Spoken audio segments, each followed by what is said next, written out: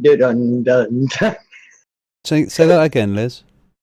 Beta cock, ooh, ooh, ooh, beta cock, dum, dum, dum, dum. So that's the sound of our new intro on the open house. Welcome everyone. We're back, or at least back from last week, and I can hear the sound of the thing happening. Say that again, Liz. Yes, I can hear it. I can hear myself now. There we go. Okay. So that's the sound of our new. Why is that still going on the open house? We're doubling up. We're doubling up. I paused the fucking thing, or at least back from last week. Right, I'm confused. There it is. There it is. There it is. Okay, so professional as usual. How's everybody doing? Anyone have any idea as to what I'm going to be doing with this particular show? Do you even care? Do you even care? Nope. Yeah, I care. I tend to try to stay on topic. So you try to care. I thought you were just procrastinating again orally. Yeah, well, there was that. I thought that's the title. Oh my god, I've been reading that all wrong. No. Oh my god. It's not procrastination, it's protectionism. I know, but I did look. I saw the tweet from Robin. We will be starting in 30 minutes, and all I could have thought of is that word for some reason, and now I just saw the P at the beginning, and yeah, that's the title. So yeah, what I mean is when I'm talking about protectionism is because I'm a musically minded sort of a person, and you know what titles are like. So it's really about a lot of things. What I've noticed is that I don't know if you guys remember a little something called Gamergate. There was a small media grassroots movement, tiny. Nobody's heard of it. Yeah, a little small incident there. And about all of those people who felt as if there was a certain Zoe Quinn was being attacked. Remember that? Yeah, remember how I've heard that maybe. Yeah. Remember how It was just angry and overreactive said folk were. I'm beginning to see that coming around full circle this time, but from another direction. Anyone notice this? Slightly. Maybe. Nah, you must be bullshitting. Would it have anything to do with some larger YouTubers? Would it? Would it? Ooh, perhaps. Well, which ones? Well, there's somebody who rhymes with Leggy. Oh, that felt so good to call him a fucking cuck, finally. And people loved me finally calling him a cuck as opposed to standing up for him. That I have to tell you to let that out after all this time of going, Edgy, you are a fucking cuck. You can fuck the alt right off. I got a fucking chubby. I was at half-mast all day. Sorry. So you had a girl on? Yeah, pretty much. Nice. She means to say she's easily aroused. No, I'm not easily aroused. Not like that. That had me leaving snail trails. I was happy. Damn. To finally say that and not get lambasted across the internet because I had provided the proof thanks to Uzulu and Spino. Thank you guys very much. And also Cyril, which I missed what you were trying to tell me because the screenshot was really tiny. But yeah. You don't pay attention to me, I know. Yeah, so I couldn't see it. Yeah, just for a bit of context to any of my audience that actually has a life. What happened exactly, Liz? You made a video about this, didn't you? Alright, Edgy had been infiltrating, quote unquote. That's Mr. Edgy Sphinx. Just for everybody's information. It's Edgy Sphinx, Mr. I'm going to be, everything is just a meme. Every time somebody called him out on him saying something extremely racially charged towards the white alt-right movement. Dog whistling would be the best term there. Yes, and through time, people got really sick of his shit, he decided he was going to get quote-unquote bored with YouTube because his words weren't making an impact, aka we were seeing through his bullshit. Yeah, I had a feeling it was a lot to do with the fact that Spinosaurus was basically on his case. So then Kraut got on his case because Spino turned him around. Was like, yeah, you might want to take a look at. Oh shit. He did And use a fair number of views. fair. And Carl says, edgy Sphinx, the whitest Arab he knows. Yes. the next little bit of joy was as on his way out the door. As soon as he saw that Bering's channel ended up with a kerfluffle, I think that he used that opportune time to garner sympathy to become either A, a martyr, B, get the last laugh, C, prove to everybody that they weren't skeptical enough. He posted a thing saying that the ADL has threatened me. That is the Anti-Defamation League run by the Jewish Society to prevent defamation against the Jews. Threatened him, and so he has to delete everything. He deletes everything and goes silent. At this point, people are worried about him. It comes to light that he lied about that. We expose him for that. Then Spino and Kraut expose him for him trying his white nationalisty bullshit, trying to infiltrate the quote-unquote skeptic community. I told him to go fuck himself. The end. Not necessarily in that order. Not in very close to that order. It all happened at once. Yeah. My video was released 3 minutes after Kraut's was. It was kind of timed that way. I told Spino I was releasing it. They released theirs because they knew that everything was getting compiled. Oozaloo released his, and it was done. Yeah, Spino. Oozaloo is. Yeah, I'd like to get Spino in here if anyone can give him a ring. Yeah, Spino, from what I understand, was on Edgy's case for quite a while, and had been sort of like what's the word? Forming a little portfolio about him and his conduct and his actions. And he was talking about people who are actual Nazis. Mm-hmm. I think Edgy could feel a hand on his shoulder in that sort of sense. Shit, my dogs. I'm sorry. But I get the feeling that he wanted to bail before he ended up having to basically go through the whole process of, answering for himself, that sort of thing. Yeah, responsibility is a horrible thing, isn't it? Look at Angus Deaton. Hello, Thoggy. I watched your show the other day. I thought you were quite good. I actually gave him a little share. Who? Production quality terrible, but your content is quite fun, yes.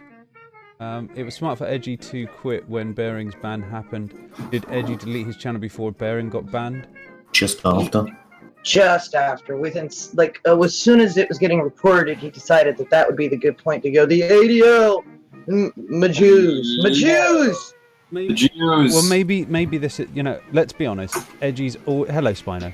Edgy has a tendency to seek fame. Yeah. And recognition.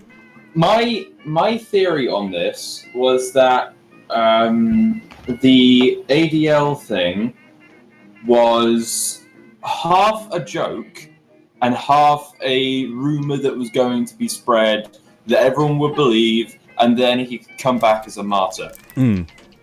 That's exactly what I thought. By the way, the chat is not working, and the live chat that you like to present is not working. Yeah, it is. I can see it. It's coming up. I cannot see it. I'll try to refresh. It's slow 30 seconds. A mild delay. It's not. Oh, there it is. Okay, so I had to refresh. I'm sorry. Hello, Matt Schroeder. Hello, Schroeder. And if you have not gone to Thoggy's channel yet, everybody, go and look at Thoggy. He's got a terrible drawing style, but he's quite funny when he's actually talking. I think that's the idea. Subbed. And Maggie thinks it's cute. Okay, the timing fits the theory of Edgy using Bering band. Thanks. Yeah, like I said, It would if the Bering ban actually came after Edgy deleted his channel. Edgy did delete his channel before that. He did? Did he? Yeah. Edgy deleted his channel during the period of time while Bearing's channel was still up, but had the 3 warnings Strikes. count as 1. Yeah. So he could have still been riding the freak out wave. Oh, I'm sorry. I thought he genuinely deleted his channel just after. Me too. I thought so, because that's how No, I he saw it. he deleted it. I think that was just a lucky accident. Yeah. On Edgy's part, given the fact that he was, according to other people, and this isn't, and not just, and this was before this whole drama even started. Edgy was considering just disappearing and didn't have any desire to make videos and all of that shit. So I personally think you may have knocked the wind out of him. I may have. Yeah, it seemed that you were on his he case was somewhat. approaching. Yeah, he was approaching burnout, and it appeared that I wasn't helping. He was getting Yeah. less and less views since We'll you go started with going that. after him. Huh? He was genuinely getting less views since you started going after him. Yeah. And then there was that last tweet. I think was the thing that ended up destroying him. Was the one where I called him out for the whole "I hope you get raped and murdered" tweet. Like the second that happened, I think he was like his potential plans to delete his channel and shit. I think that ended up just going. I think I triggered that when other YouTubers started taking issue to him. Then, where I think it was Shoe on Head went after him for it. What was that whole shit with, fucking Armored Skeptic going after him for hitting on his girl or some I shit? don't know. It seems to be him being a protective boyfriend. Yeah, I mean, I get it to an extent, but just the fact that Shoe is Shoe and she probably gets 10 million flirts an hour. Yeah. Online, I can understand why that might over time grate on him, and then and then he might snap at someone every now and then. Yeah. So I would cut him some slack for that. The whole thing that I was just wondering about that was because Johnny Fox released a video calling him basically a child, and the one thing I disagreed with him was when Armored was being snappy at Edgy because Edgy had been being a prick right before that tweet, and it's sort of to be fair, Edgy was pushing him over the limit and then trying to Edgy was pushing his buttons, and I'm like, other than that, you're right, he was being Armored needs to chill the fuck out and grow up. Okay. And I liked that video, which shills it out on Twitter. Armored got pissy with me over that. Yeah. And I'm like, I'm nobody, dude. Look, I'm nobody. Go eat a dick. But I was really nice to him. I'm like, in all honesty, this is what I typed him. You do need to chill out. Are you okay? You seem really uptight. Mm-hmm. I'm asking him nicely. Are you okay? And I saw that. And in defense of Armored Skeptic, he did get one too many people, just random people on Twitter, telling him don't be a cunt or you should be nice. Oh god, yes. I think that fueled his pissiness, let's say, a bit. Yeah, I can understand why that might end up doing it, given At the end, no one get to tell anyone randomly don't be a cunt or you should always be nice with random people. So yeah, that's one thing to say. Yeah, one of the things that I noticed, and one of the reasons that that I have to respect that is respect the fact that people do sort of overreact every now and then. They just snap, is because I have snapped on people and then sort of realized I snapped. Yeah, I've snapped at people before. after they've been getting on my shit. And Yeah, like every now and then sorry, I just having a bad day. I'll get like 30 Nazis like trying to defend white genocide and like screaming incomprehensible dogma at me, and then I'll get one person who'll shitpost something that's almost identical but ever so slightly more retarded, and then I'll sort of snap at them and call them a fucking retard, and then they'll be like, "Hey man, I was just joking. This was I was supposed to be poking fun at them," and I'll just yeah, I've done that before. I've done it with SJWs as well. It's everybody has their quote unquote trigger, and I've had this happen too in Armored's defense. Maybe he'll calm the fuck down. Where a bunch of people were getting shitty with me because I had a shill stream and then I was vacant for a couple of days because I was dealing with Pimp Monk being here. I was dealing with a whole bunch of shit. And I released a couple of videos where, just not a lot of shit, but they all like got shitty with me for quote unquote being a shill. I took that personally because I try not to be a shill. And I took it out on a couple of people that were making fun of that. And I'm like, oh, I'm sorry, guys. I took it personally. You guys got to forgive me. I'm going to go fuck off now. Bye. So, yeah, this is why I've called this stream Protectionism. Because I wanted to sort of like point out how protectionist many of the fans of these YouTubers have been over this. Yeah, I like when I posted the video when Kraut posted the video that I made. A lot of people were like there was two kinds of people. There was one who was saying, "Oh my God, you're just being like really hyperbolic about what Edgy did, and you're chasing ghosts with his fascism. He's not really a fascist." Like what evidence do you really have? Just me. And then the other half of the comments were, "Oh, it was obvious he was a fascist. It was obvious he was alt-right.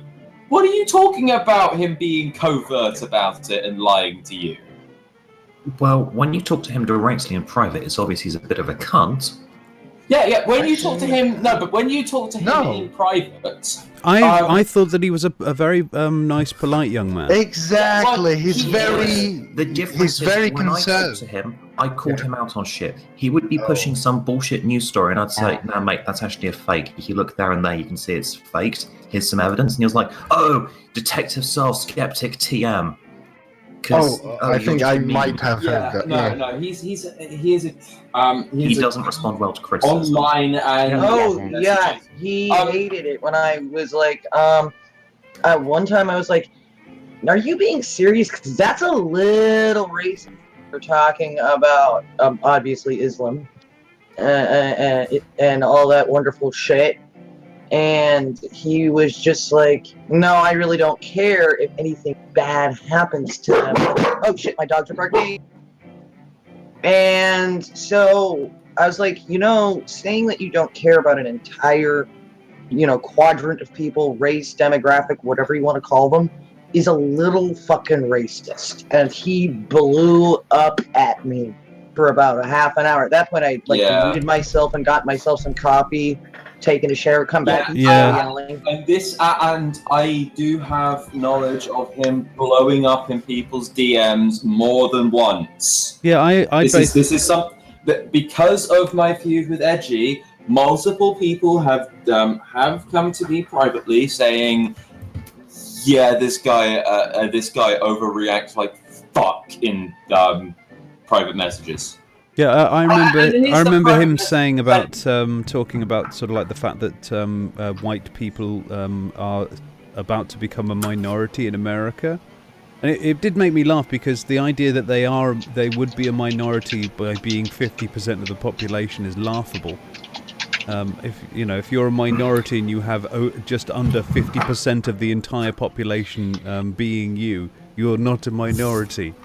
Well, yeah, that's like owning 44% of a company in stock when the other people own 21 and 15 respectively. technically you own a minority of the stock then, but you are the majority stockholder. So Precisely, technically you're yeah. now a minority of the population as a total percent, because you're no longer the majority percent, but you're still the majority group. Yeah. Exactly. You still have way more sway than, and I Yeah. just said to him. So, and he, the thing is, he was sort of, making this out to be some sort of bad thing, as though. And I'm sitting there, kind of going, "So what? You mean America is just going to be destroyed because you don't have enough white people? Now can I call you racist? It's Now? just another way of saying the 14 words, though. We must secure an existence for our people and a future for white children. That is literally what he's saying with that. No, but the thing with and the other thing with Edgy is that he is the most disingenuous piece of shit I've ever seen.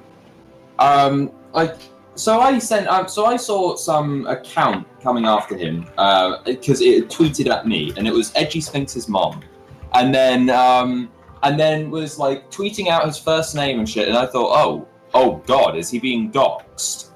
So I sent him, hey, this account is tweeting out your first name. Is it? And I asked, is your first name public or is this doxing? And then he responded, oh no, my name's public and all of this shit. And this is months after we've had our feud and all of that shit. So like, I didn't have to do this. I could have just ignored it. I could have fucking retweeted it and not cared. But I went to him just with that concern. And his response was, yeah, okay, don't worry about it. And I sort of like responded, like, stay safe. Because like, no matter what happens, I don't actually want any genuine physical harm to come to him. So, like, even now.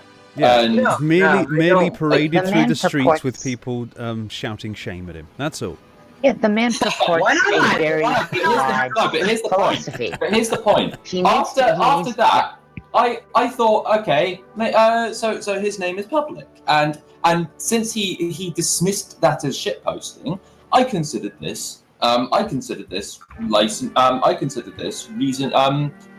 complete license to shitpost, given that he was then retweeting the account I'd notified him of, and other people were also using his first name, and I thought, oh yeah. And then I saw someone tweet it. They started coming up with this song, Kevin the Pale Skinned Arab, and so I made this song.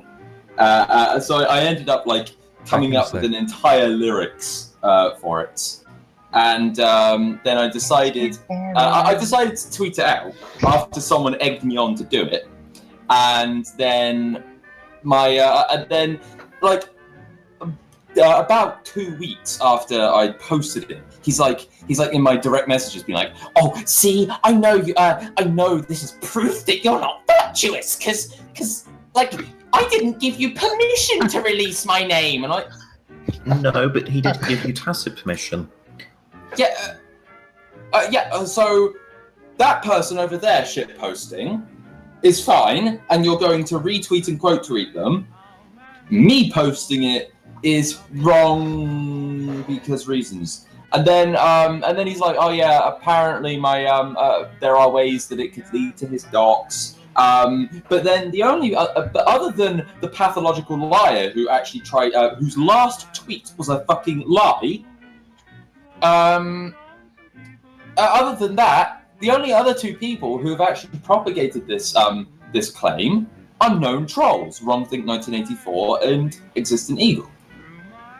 Like, why would I believe a word any of these people say?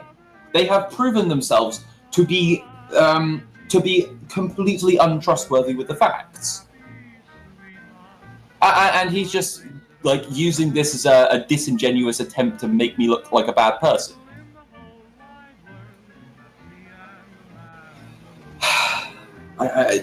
So this guy has no moral. He has no moral code. It's only make the other people look bad, make the enemy look bad. He is really the example of what virtue signaling is, because no one else uses the word virtue as much as he does. Devin Tracy uses it more than him, but Devin Well, I is don't give a funny fuck when about he Devin. uses it. But I yeah, don't know Devin. I don't give a fuck about Devin. yeah, but well, in fairness, Devin actually used it as a joke. Yeah. Yeah, Edgy thinks he's making a point, or like a winning argument when called something virtue signaling, while it has nothing to do with virtue. How very virtuous of him. But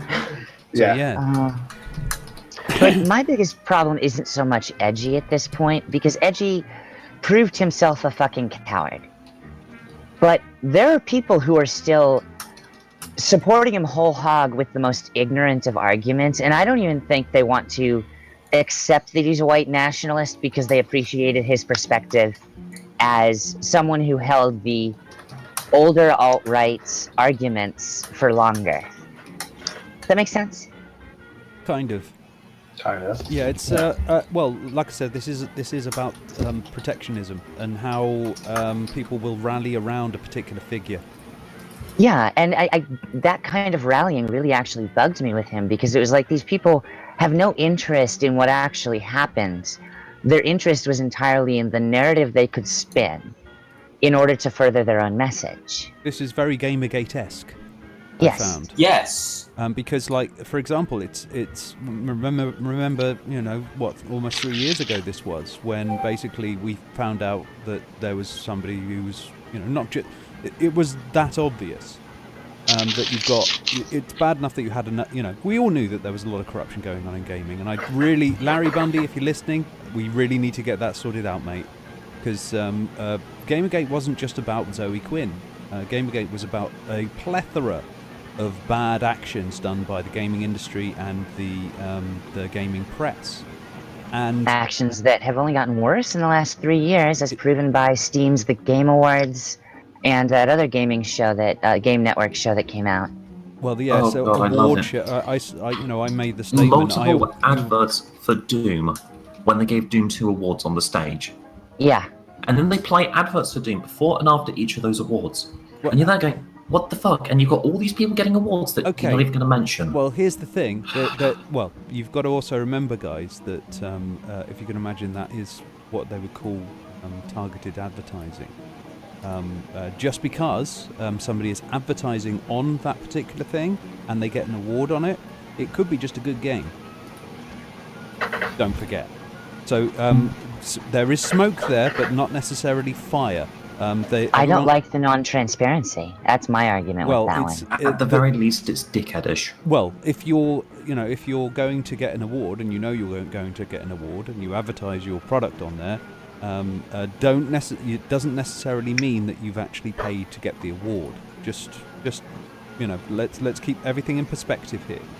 I wasn't even bringing up the fact that money might have been involved. I'm more concerned about the fact that the decisions are made behind the scenes for that kind of stuff. I've played Doom.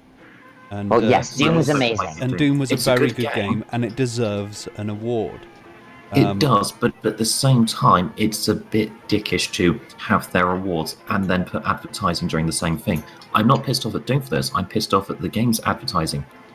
Well, once again, like I said, that's not really the smoking gun in my. No, it's the game show just cutting off chunks of the show to have adverts there instead. Well, mate, listen, comrade. We still have to sort of like keep turning over. Sorry, but people my got to make idealism. money. I know. Hush. But yeah, they kind of had to do it this year. They had to. Internal advertising this year in order to create a base for advertising next year.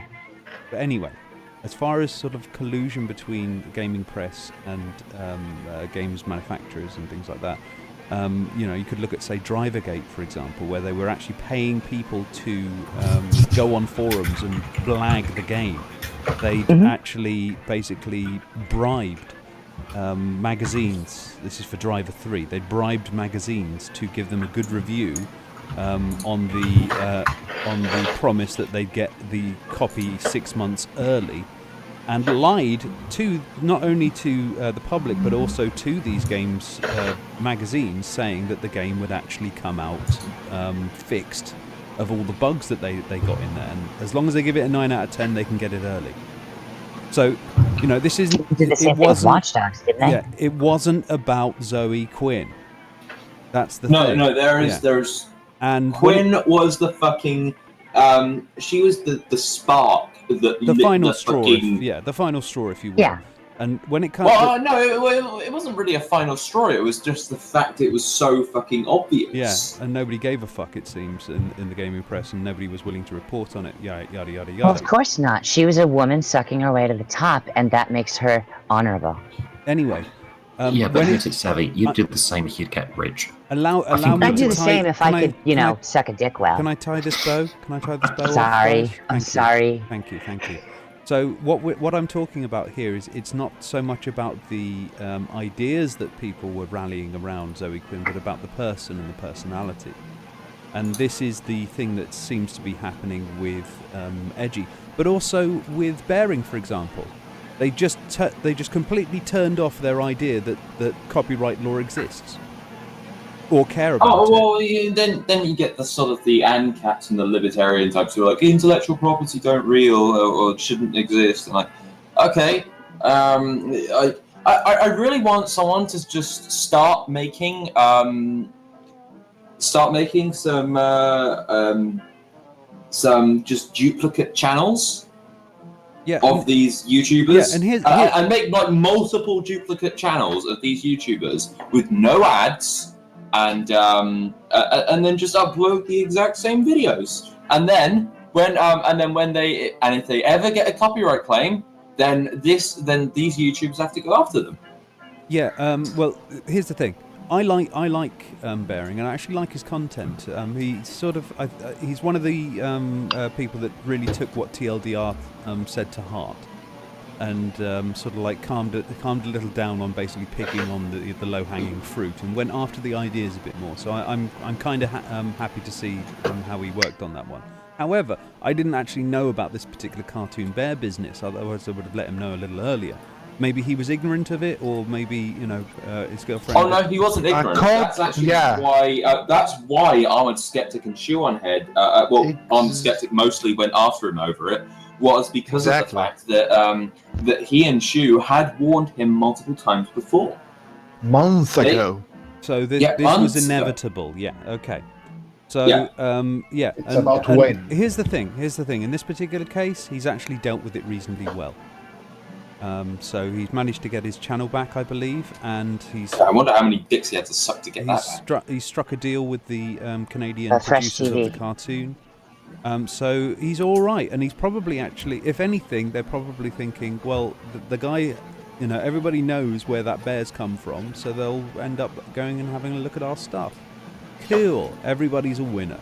So it's not all bad. I checked out an episode of the show. Yeah, it's not that good. It's not that good, but you checked out an episode of the show, and that's what they're interested in. So it's a win all round for everybody on that sort of front. So even though there was a copyright strike against him, even though there was, he'd obviously, done this himself, and props to you for actually manning up on this one and going through on this Bearing. Good lad. Bad boy for doing it in the first place. You should have thought about that when you got big, but I suspect he probably never thought that he would get this huge. So, a lot of these smaller channels that do this, where they have basically some sort of copyrighted imagery or whatever like that, because they've got like about 20 people, nobody gives a shit about them really. But when you've got 200,000, it's a thing. So, that was always going to happen. My interest lies here with those who actually went on the protectionist route of turning off their rationality and not understanding that there are rules in place in order to protect content creators. Someone brought up ANCAPs a moment ago, and I don't think it's ANCAPs. I think most people are just remarkably ignorant of copyright law, trademark law, the flaws and benefits that come with it. No, I don't think it was that either. That's what I got. Well, see, that's what I got from reading a lot of the stuff in Bearing's comments and the tweets. Because I did not see a lot of people arguing well for either side of copyright. That's right, and the reason being is it's not so much about their ignorance towards it, but it's really to do with the fact that they are looking to rationalise getting their favourite toy back up. That's the motivation behind it. It's not that they completely were wholly ignorant of it. They're just hoping the rest of the world won't notice. And what really bugged me about the whole bearing thing, like I haven't tweeted anything regarding that or retweeted. I didn't want to do anything. But what really got on my nerve is people saying, well, why are you still angry? He owned up to it. How? How did he own up to it? He admitted it because, well, there's nothing else to do, but did he really own up to it? Like, I'm not sure. The video on TJ's channel, he owned up to it. Well, he profited from a stolen artwork, so is admitting to that really owning up to it? Well, I would say owning up would be saying I'm going to give proceeds from these T-shirts to perhaps, all that that's sort of a thing. start. So this But is the this is agreement with certainly Fresh TV was yeah. to give the proceeds to charity. This is certainly, and I hope this is a word that you've that you're going to take on board, Hazam. Contrition. Yes. Okay. He does show contrition in his actions. I what- can accept that. Yeah. Yeah, I thought I'd give you that word. I hope that's a new one for you. Not exactly new. Damn Yeah. it. Ah, well. Sorry. I like to give people new words. That's all. Anyway, a new word for you, Robin. English arrogance. Just because he's brown, it doesn't mean I- he doesn't know words. you Actually, fucking racist. I'm I'm sorry. fully aware of that. Well, seeing as English is, I believe, your third language, isn't it, Hazam? Second, but I thought yeah. I thought you'd say German would be your second. No, it's English. How could it be German? I thought you were in Germany. Yeah, but that makes German my third. Wait. He learned English in Syria. Oh, They right, do have okay. schools there. I was unaware of this. That's all. Anyway, yeah. Wait, hold on. So hold on. I came to Germany, learned German, and then learned English. That's a very odd process of thoughts, Robin. I don't know how. Okay, never mind. Continue, please. Continue. Well, I would have. He hasn't been in Germany long enough to learn. I was assuming that from practice rather than from basically how long you've been there. I was thinking that you being in Germany that long, you'd be a lot more practiced at it than say with English. Yeah. But anyway, You're adorable, Robin, and we've We weight shamed also- you enough. thank you. We also all assumed that as a true German, you spent your entire life practicing Germany, waiting for the war to start so you can be a refugee there. Anyway, once again, we're talking about the fact that Bering has actually shown quite a lot of contrition with this, and he's also, like I said, made a deal with these people who actually hold the copyright to this. So this is a win all round for everybody, I feel. So those who are obviously defending him, feel as if they've got to win. However, I don't think they had anything to do with this. This is really more to do with how Bering has acted and reacted to the situation here. So, I suppose it's probably, if you have a look at the background of Bering's fan base, 200,000 odd people, isn't it? Plus. And 230 some odd thousands. And if you maybe compare that to the likes of, say, Zoe Quinn, who has a smaller fan base, of course, but has contacts within the media. And that's how she played it, and this is how he played it. And he's got what he wanted, and all he had to do was basically kind of go, yep, sorry, yeah, hands up, I done fucked up. I didn't, I honestly don't think that he realised that he was going to get that huge. And once you've actually got that huge, it's a bit late to suddenly start changing things. And especially because your hands are going to be full with a number of other things to be doing. Yeah. So at this point, you're then a little sort of like you're worried if you change the thing, everyone's going to wonder what the fuck. It's all going to be a bit different for folk. He's going to have to do it anyway. I think he should. I know that Shukasitz was looking to make a new avatar for him, or that sort of thing. I think go for it. You might make it your own for crying out loud. You might as well. The new drawing that Tits did looks really nice. I've seen the new drawing that Tits did. It's a lot curvier. Yeah, I mean, it could there's be. a lot more personality in the face and neck. I like that. Yes, please. Oh, I thought you were assuming. I'm in a very assuming mood today. So yeah. Yes, you are. Am I allowed to use RoboCop? Yes, I've talked to the producers of RoboCop, and they have said that it's perfectly fine. 1 second. LT down. LT asa. Water asa. Oh, shh. Okay. My dog is getting food, but she is so excited she doesn't know what to do with it. Bon appetit. Donka. And are you just speaking to it in random different languages? Yeah, I teach my dogs in multiple languages. Okay. Any particular reason for that? Well, I usually start with the least a least spoken language that I speak in the area. So while I was in Western Canada, it was French. And then I came to America, and so many people were speaking Spanish that I no, actually, I just got lazy, went to English, and she learned Spanish while I was homeless. Oh, okay. So yeah, this is the thing that I've seen. We've seen this with Sargon as well, where people have tried to take him to task on certain issues. And to be honest with you, he does a pretty good job defending himself anyway. But you do get a lot of people coming in and defending him rather than his ideas. Yeah. And it's I mean, that does end up complicating issues when certain people are attacking him. They're attacking him as a person. So, for example, when the alt-righters were going after him for soliciting child porn, and that it was all fake. Well, I think they were trying to take him down, weren't they, in some way or another? Yeah, they were, and they did, and they succeeded for a while. They managed to get him shadow banned for only up until recently. No, I think that was him throwing multiracial porn over Twitter, I believe. Well, that requires reporting, doesn't it? That's. But that's what these protectionist groups do. They will mob together and contribute their part in taking someone else down for the sake of their favorite content creator. Or really, on an ideological basis as well.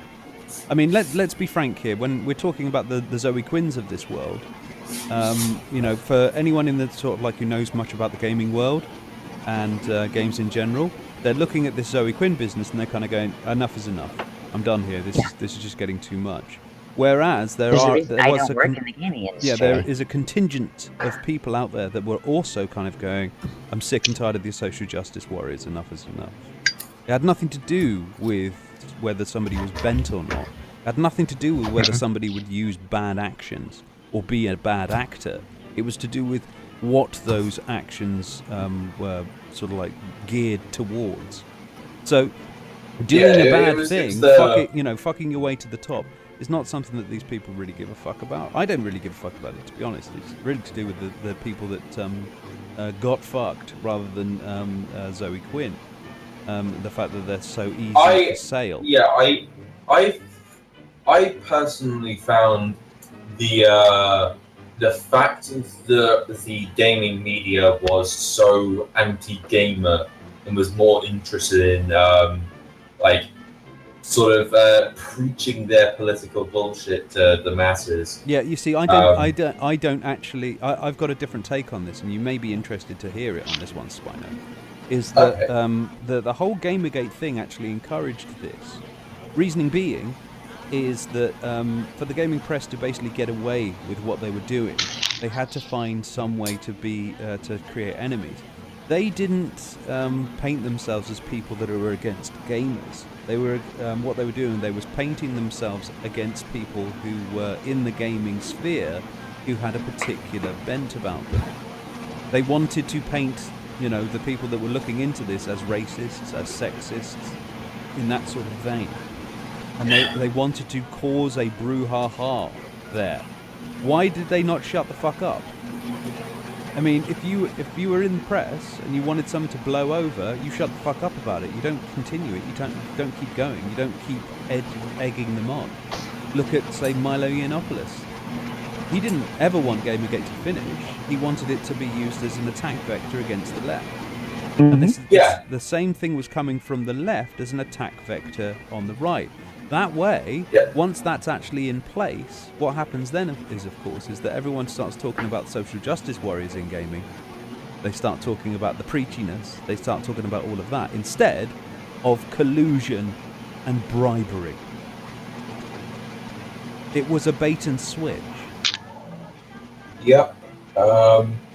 Collusion, bribery, and straight up nepotism. Yeah. That all paled into insignificance, of course, because there was all this business about people spreading their own ideas. I mean, you know, the press spreading their own ideas using their platform to say political business. Oh my God, that's unheard of. The press having their own ideas is an oxymoron. Yeah. The other thing that I ended up noticing was the constant false smears on Gamergate ended up sort of leading towards what's going on now with the alt-right, where it's being sort of over defended by the sort of anti-SJWs. Well, let's have a little chat about Star Wars. Let's have a little chat about Kellogg, shall we? Yes. Actually, I was considering doing a video about the Star Wars thing. I'm hoping that you'll use that that intro that I sent you. Oh, actually, I was thinking about it, but then someone sent me a message on YouTube, and I don't check my YouTube messages very often. But they just sort of reminded me that the bearing thing could happen to me, and any bit of sort of copyrighted stuff could happen. I think it would likely come under fair use. Yeah, it would be considered transformative. It's all right. Yeah, I'm just worried that I get frivolous takedown notices anyway. That, no. I mean, this is the thing. When you're talking about bearing here, he's using somebody's image as a constant. If anything, you're more you should be more worried about, say, Ray-Ban. You know, because sunglasses. That's about it. You know. My point is that that someone could falsely copyright strike me for that, and YouTube it would be a is struggle. Unusually draconian. Yeah, it would be a struggle for that one to ever get through. I wouldn't have done it for you otherwise. Speaking real quick of edgy, before we go back to this, Robin, I need to get that animation that you did with Icon with the 8-bit fucking glasses, so I can say I want to bring it back to the skeptics for taking it away from the alt-right, the glasses. Okay. Yeah, I got to do it. Okay. Porch monkey. We're taking it back, yo. Yeah, we're taking back the douchebag glasses and the Ray-Bans for Spino. We're taking back the glasses. We're getting it away from the alt-right. We're taking it back, bitches. Yeah, so it's ours. So let's talk about. Let the alt-right have the deal with it glasses, and we can have aviators. I'm going to be a total vagina and tell everyone to shut up so Robin can talk. Thank you. So yeah, let's have a little discussion about Breitbart and their relationship with the Kellogg's cereal brand. Has anyone followed this particular thing? No. Their current boycott of Kellogg's? Well, they're not boycotting Kellogg's. Well, I mean, their promotion of... Yeah, Kellogg's boycotted them because they had the audacity to cease advertising on the site. You know, I'm scared of saying it, but entitlement. On Tuesday, the Kellogg company pulled their adverts from the site, saying it wasn't aligned with our values. Recent inflammatory stories like birth control makes women unattractive and crazy, data, young Muslims in the West are a ticking time bomb, and would you rather your child had feminism or cancer? Wait, Kellogg's, the company made by a guy whose intention in designing cereal was to prevent people from masturbating? Kellogg's? Made by, but that's like the Republican Party used to be the liberal progressive party. Yeah, but I would love for someone to tell me, then what are Kellogg's current values? Who cares about their current values? It's their advertisers' current values. This is the I whole guess point. so. Yeah, they're basically kind of going, you guys are too much. And you know what? That is their right. Yeah, do you guys remember? Guys, do you guys remember? Do you guys remember? One at a time! Yeah, and it's my show. Do you remember, of course, with this business with YouTubers suddenly not being advertised on because they were talking about sort of content that isn't necessarily advertiser friendly. This is exactly the same thing. The thing I didn't like about that advertisers though, get to choose. Advertisers are the ones that get to choose where they advertise, not you. Yeah. The thing I didn't like about that though was the the extremely vague guidelines and the lack of communication that YouTube ended up having. And that's 99% of my problem with everything YouTube does. Yeah, I mean, if they don't tell you anything, and they don't when they do tell you something, the information just it's basically telling you nothing. Yeah, that's YouTube. We all know YouTube. We know. Yeah, and there's no way to clarify. There's no feedback. You know what would have been very nice is if in the YouTube hero system and the content creating stuff, they gave you the area for tags, and they were very, very serious about it, and were like, okay, so you have to mark the tags of what your video contains. To dishonestly mark your video means the video will be suspended and all advertising on the video will be stopped. YouTube heroes are allowed to add tags to videos based on the contents of it, and have to quote a timestamp for that content. But anyway, back to and then the going subject. Forward, have Google AdSense going back to the subject at hand, folks. Okay. Thank you. I know we love to tangent here, but I'm trying to keep us on some sort of message. We have, here's where things get weird. I'm just going to basically say boycotting Gawker News for presenting mainstream America ideas as an act of discrimination and intense prejudice. If you serve Kellogg's products to your family, you are serving up bigotry at your breakfast table. Did you notice that I swapped Breitbart News for Gawker News? Yes. Yeah. Because there's no difference at this point. No, there isn't. They insult our incredibly diverse staff and spit in the face of our 45 million highly engaged, highly perceptive, highly loyal readers, many of whom are Kellogg's customers. I mean, my point in bringing up Kellogg's values wasn't actually to attack Kellogg's on their values. They and the people they pay to manage their advertising have every right to choose who they advertise through. My issue is that I don't think corporations should have political perspectives as such. Well, of course they'll have political perspectives. I understand of course they do, but they've created this. They're alienating themselves from audiences. That's right. And that's right. And some audiences they're is, not interested in.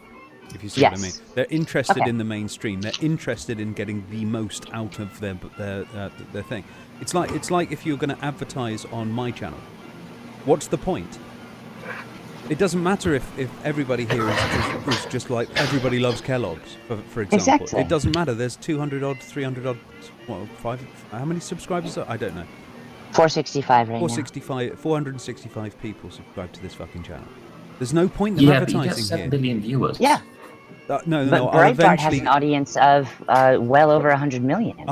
Yeah. However, 40, they say 45 million, but they're talking about how many hits they get. Yeah, that's not. I do calculations. I do calculations the old way, where you do a month, you average it out, and you take 2 days to measure an approximate of their user base. But yeah, this is the thing. The idea that advertisers don't, you're saying, advertisers shouldn't have, say, a political sort of position or whatever like that. Yeah, so they shouldn't advertise on political sites.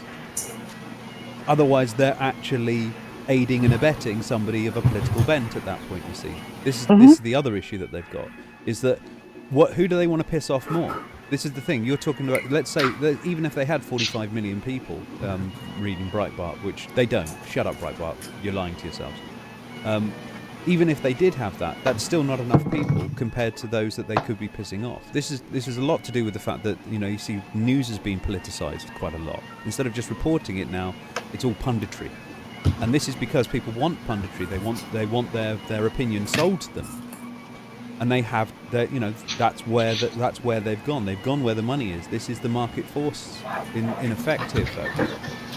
So Breitbart kicking up a fuss about this and basically leading a charge against them, I believe has actually cost them more advertisers. Yeah, it has. And I'm mostly sitting here playing devil's advocate. I'm on your side in Yeah. this. It's just more fun to argue than agree. No, Yeah, we're not here. We're not here to say debate good- really. good More job have a to conversation. Breitbart. Yeah, it's a conversation here. I'm glad Breitbart is losing advertisers and fucking dying. They can fall apart in their own ineptitude. Remember in Gamergate when some sites attacked their like Rock Paper Shotgun did, and Kotaku? They attack their advertisers. Yeah. Remember how they lost several times more advertisers with the Gawker from attacking their advertisers than they ever did to the email campaigns? Mm-hmm. Yeah. But Well, advertisers don't want to be attacked. Yeah, and they certainly don't want to They be like shamed being into invisible. things. Yeah, they just want to place their thing in a thing, make sure that people see it, and that's it. They're not interested in getting involved in all of this bullshit because they're going to piss off some people and keep other people happy. And the thing is with Breitbart is that that's their entire shtick. Here's the other thing that really rubbed me up the wrong way with Breitbart. Apart from the fact that I knew Milo Yiannopoulos was a fucking a complete cowardly and shyster is probably the best way to describe him. Hey, I resemble that remark. Yeah, you resemble that remark. Okay. Okay. In the sense that we're talking about somebody who was an absolute opportunist, and everybody knew this, but they were like kind of going, no, we'll let him have it in there. And so I'm sitting there kind of going, so we're railing against opportunists in the gaming while press. defending an opportunist. Yeah, and using this opportunist.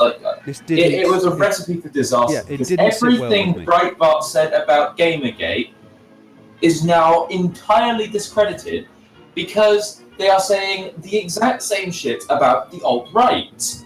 Okay, yeah, that's absolutely true. And so now, when they were saying, when Milo said that Gamergate wasn't a right-wing, racist, sexist hate group, they were actually liberal egalitarians.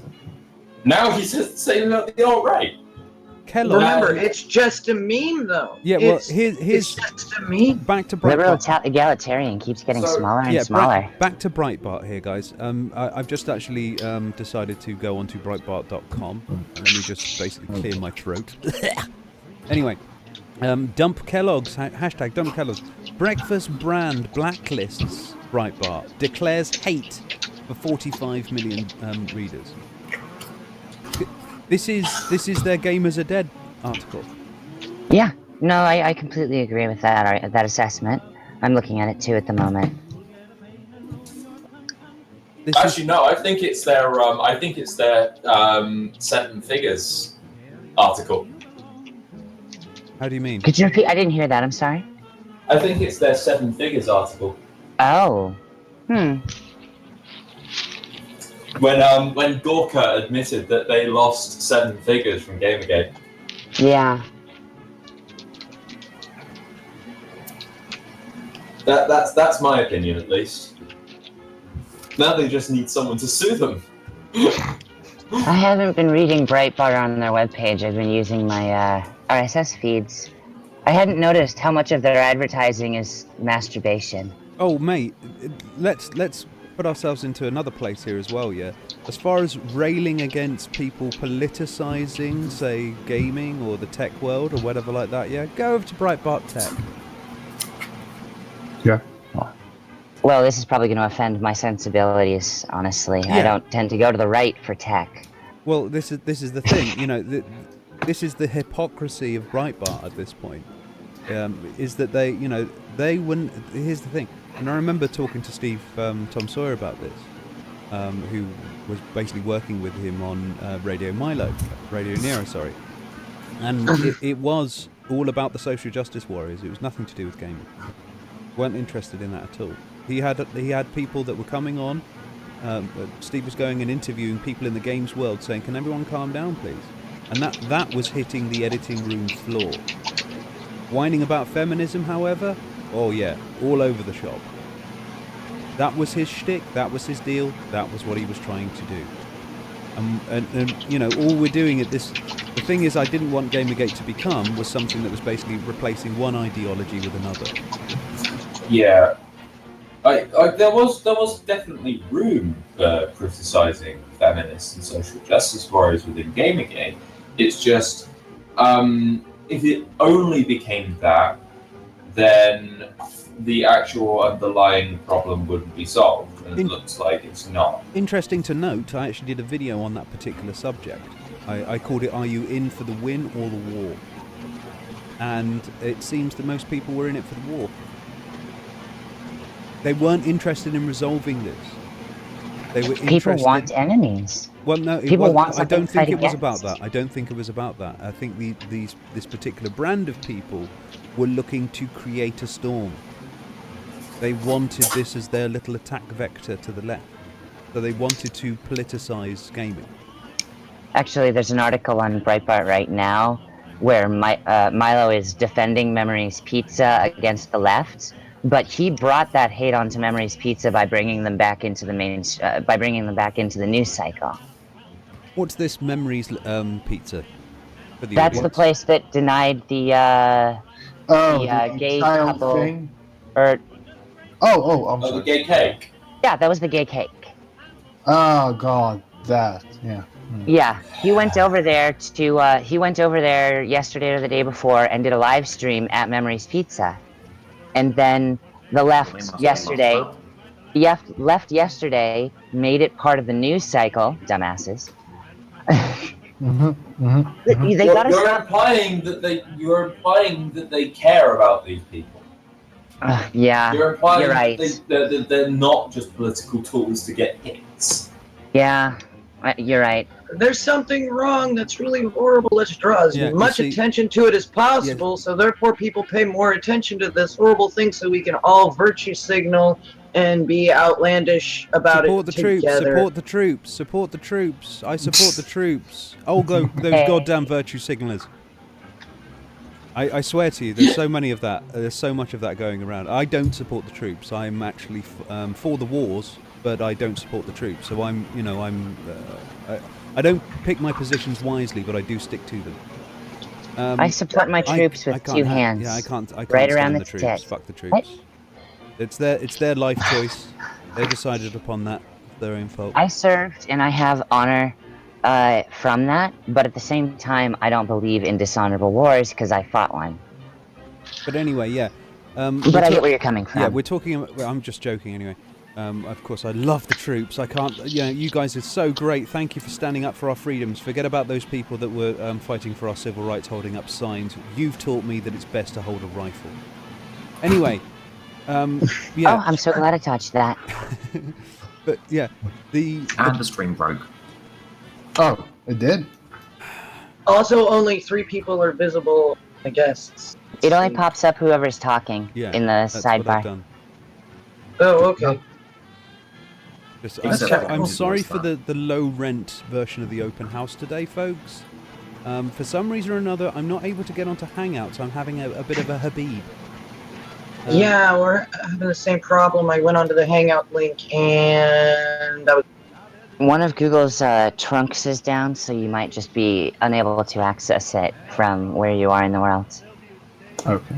Oh, well, Google Trunk is down. So this is still an open house. Are people still able to come in? I can make arrangements. Yes, that's not a problem. Is this what is this not live anymore? It is live. Closed house. It is live. I'm watching it right now. But anyway, yeah. Back on subject. So we're looking at my sort of point of view on this is that we only had a certain amount of people that were actually interested in depoliticizing gaming, for example, by comparison to those who just basically wanted it to not be bent and just report your shit, rather than basically try to, there's a lot of things that people do. For example, they will fuck with a game that hasn't advertised with them. And they'll give better reviews to games that are advertising with them. Things like this. There's all kinds of different things to do it. It's got nothing to do with political bent here. However, you do have a contingency of people who, it's not so much that they didn't like politics being put into the gaming world or politics being put into the tech world. They were just disinterested in having left-wing politics being introduced into the gaming world and the tech world. They were perfectly happy for politics to be inserted, only as long as it was theirs. Well, yeah, Those of course you people, like your yeah. politics. Those people there, yeah, they were the ones that attacked me over my video. Because I basically made showed how you can inch your way towards being in this particular way without even realising it. Incrementalism. You know, we talk about the SJWs, we talk about the gaming press, and then we talk about the SJWs, and then talk about the SJWs, and then talk about the gaming press. Well, We talk about the SJWs and talk about the SJWs, talk about the SJWs and maybe about the gaming press. And it slowly edges its way towards it being about the SJWs rather than the gaming press. The gaming press is really no more guilty than the advertisers. I mean, remember Kane and Lynch? Second one. No, they are more guilty than the advertisers. The person doing the bribing is less guilty than the person taking the bribe. At the same time, you can't take a bribe you're not offered. That's the Kane and right. Lynch case, it wasn't bribery, it was extortion and blackmail, whereas companies that gave them a bad review were, well, they just pulled all the adverts if you gave the game anything but a 10 out of 10. And they only told people this after they started advertising with them. And this wasn't just an ad campaign, this was a lot of money for adverts at the time. In the gaming sphere, it is getting to the point, and I can cite you the game once again, Driver 3, that advertising is now being spent inordinately more than the actual game production itself. And this is a worrying point at this point. If you imagine Driver 3, yeah, that was going to be the one that GTA San Andreas would be... Sorry, no. The original GTA would have been up against that, wasn't it? Or was it SA? I'll have to double check on that. The original Saints Row. No. Grand Theft Auto would have been in direct competition with it and compared to it. And what happened with Driver 3 was, and this was Reflections. I don't know if you know Reflections, guys. No. These are the Shadow of the Beast people. Oh, wait. Yeah. The game? No, the producers, the people who produced Driver 2, Driver 3, these are the people, the same people that made Shadow of the Beast. Used to publish with Psygnosis? No? It's mind-blowing. I had no idea that was the same crew. God, I'm old. Anyway, yeah. No, I know Psygnosis. Yeah. I owned Lemmings back in the early 90s. Yes, which was made by DMA, who actually did the original GTA. Fascinating. Yeah, Didn't realize that. So Psygnosis, if it wasn't for Psygnosis, you would never have had GTA. You would have never had, Driver, all that sort of thing. Anyway, yeah, Driver, they spent more money on their advertising bill, and I can confirm this by the fuckface that lives above me, who basically was in charge of the advertising. So I know I've already talked to this person. Not only is he bent, but he's also a bit of a psycho. And yes, that's what they like in the advertising world. Anyway. Well, you kind of have to be. The nice people are driven out. Of course they are. They don't get anywhere. Anyway, yeah, when you're spending more money on your advertising, not only does that affect the production costs, but it also really pisses off the people doing the producing. Mm-hmm. And when you're telling somebody that you're going to have to cut your budget because we've overspent on advertising, yeah, that's gonna piss a lot of people off. I realize this is going to come as a surprise to all of nobody, but EA does that shit with FIFA every year now. Since FIFA 13, they spend more on advertising than they do on production. I knew the systems engineer, the head systems engineer. He was my boyfriend while I was in Canada. Well, you know FIFA. You know what FIFA is. It's a teeth-cutting exercise for teams. Right. Yeah, they get the cheapest possible people that they can for the FIFA soccer series. Yeah, but there are developers on those teams that are completely trapped by EA in that situation. Yeah, but it's the principle for EA in they're kind of going, what, people are going to buy it anyway. But it doesn't give us any incentive to try. It doesn't give us any incentive to get a decent team on here or a well-established team or anything like that. So that's sort of, it's like work experience for a lot of teams. That's where they cut their teeth. There's it's a good thing and a bad thing in a way, because it obviously gets some of the new bloods in, and gets them paid so they can do other things. Same thing with when it comes to Call of Duty, because they know that they're going to sell a lot. They know that they're going to have a lot. They bring in a lot of people in to do this. And a lot of those people that work on Call of Duty games and things like that end up going off and making their own games. So I'm very much forgiving of the Call of Duty series and about a lot of these big titles, because it actually does put a lot of money into the pockets of various developers who end up going off and doing their own indie games. I would say that EA's doesn't put much money in the pockets of developers, because most of those developers usually stuck at that company working just about the same position for 5 or 6 years before they can see an option. EA is somewhat exceptional in this case, definitely. But you can always quit. Well, that's what I got my boyfriend to do, and he went insane, and that's how I ended up homeless for 3 years. Oh, well. Yeah, now she lives with me.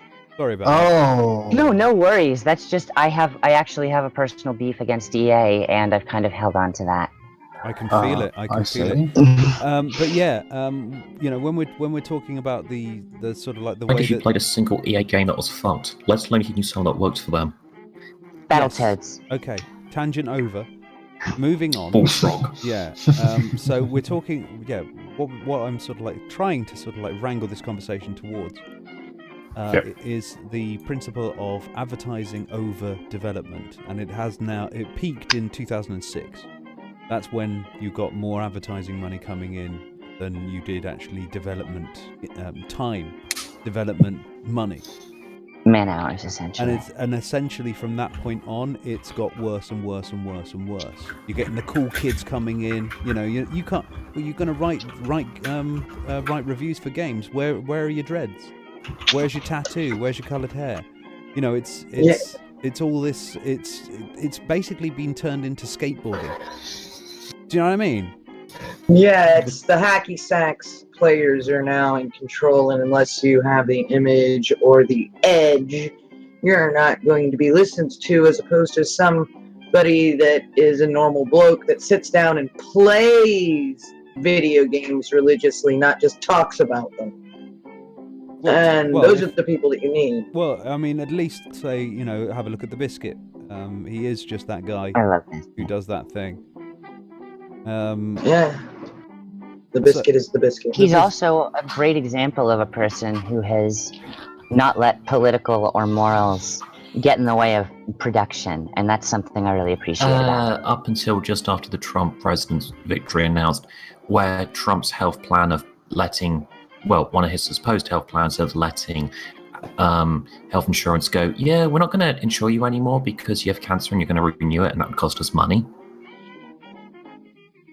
That affects me too, and I got to go listen to exactly what he said about it, because he tends to be very litigious in his wording.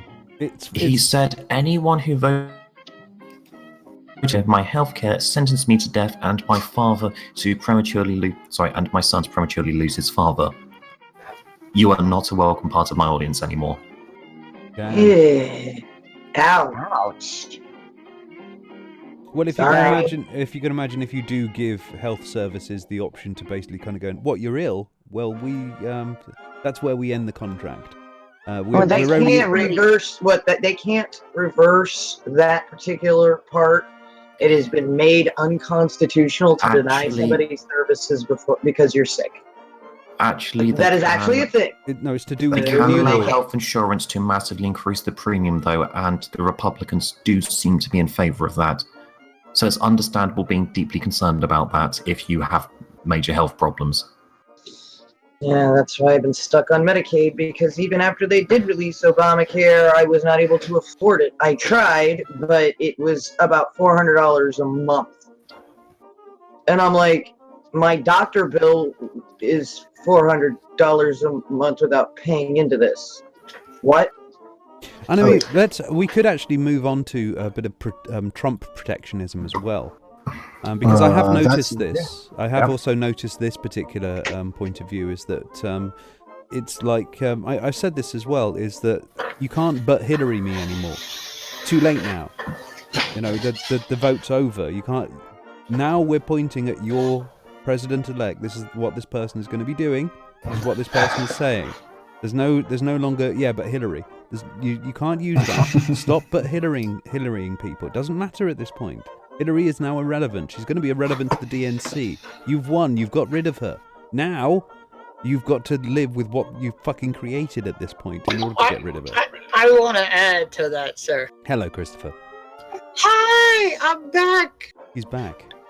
I am. Boom is no longer. Add to it. Boom is no longer with me, so I'm free. Good for you. I hope he's not listening to that. Anyway, what did you have to say, mate? Echo. Yeah, and before you start, Chris, get some headphones on. 1 second. Thank you. Dear God, every time. Right, so as we were, did you know that actually the free trade from being able to trade with China and then make your plastic trinkets for less than you possibly can in America actually makes the lives of poor people better, because the amount of people that would be employed to make those plastic trinkets versus the saving of the general public is such an overwhelming saving in comparison to that. The American public is saving so much money compared to the tiny, tiny handful of people to make it in America that it's actually a good thing in that respect. It's a good thing in that respect, but in the economic greater scale, we're losing so many people from our work. Well, we're losing our entire workforce. So while that specific position might not be the best choice, we do have to bring some of those jobs back. I don't necessarily think that your workforce was interested in doing those sort of jobs anyway. I don't care if they are. It doesn't matter if you're interested. Right now, people I've wiped the asses of black men who can't handle their ass for free. I know. Yeah, let's not bring anecdotes into this. If you can imagine, if you're happy to wipe the asses of black men, would you be happy to work on a production line for 16 hours a day to earn similar money? I've been there. But like I said, would you prefer that? You're asking the wrong person. I was literally homeless until 2 weeks ago. I'm talking about preference here. I'm not talking about whether you and I both understand. But in preference to what? Well, preference to the job that you would want to do. Look, the job I want to do is kind of alienated by the number of people who have turned it into a social nightmare for me.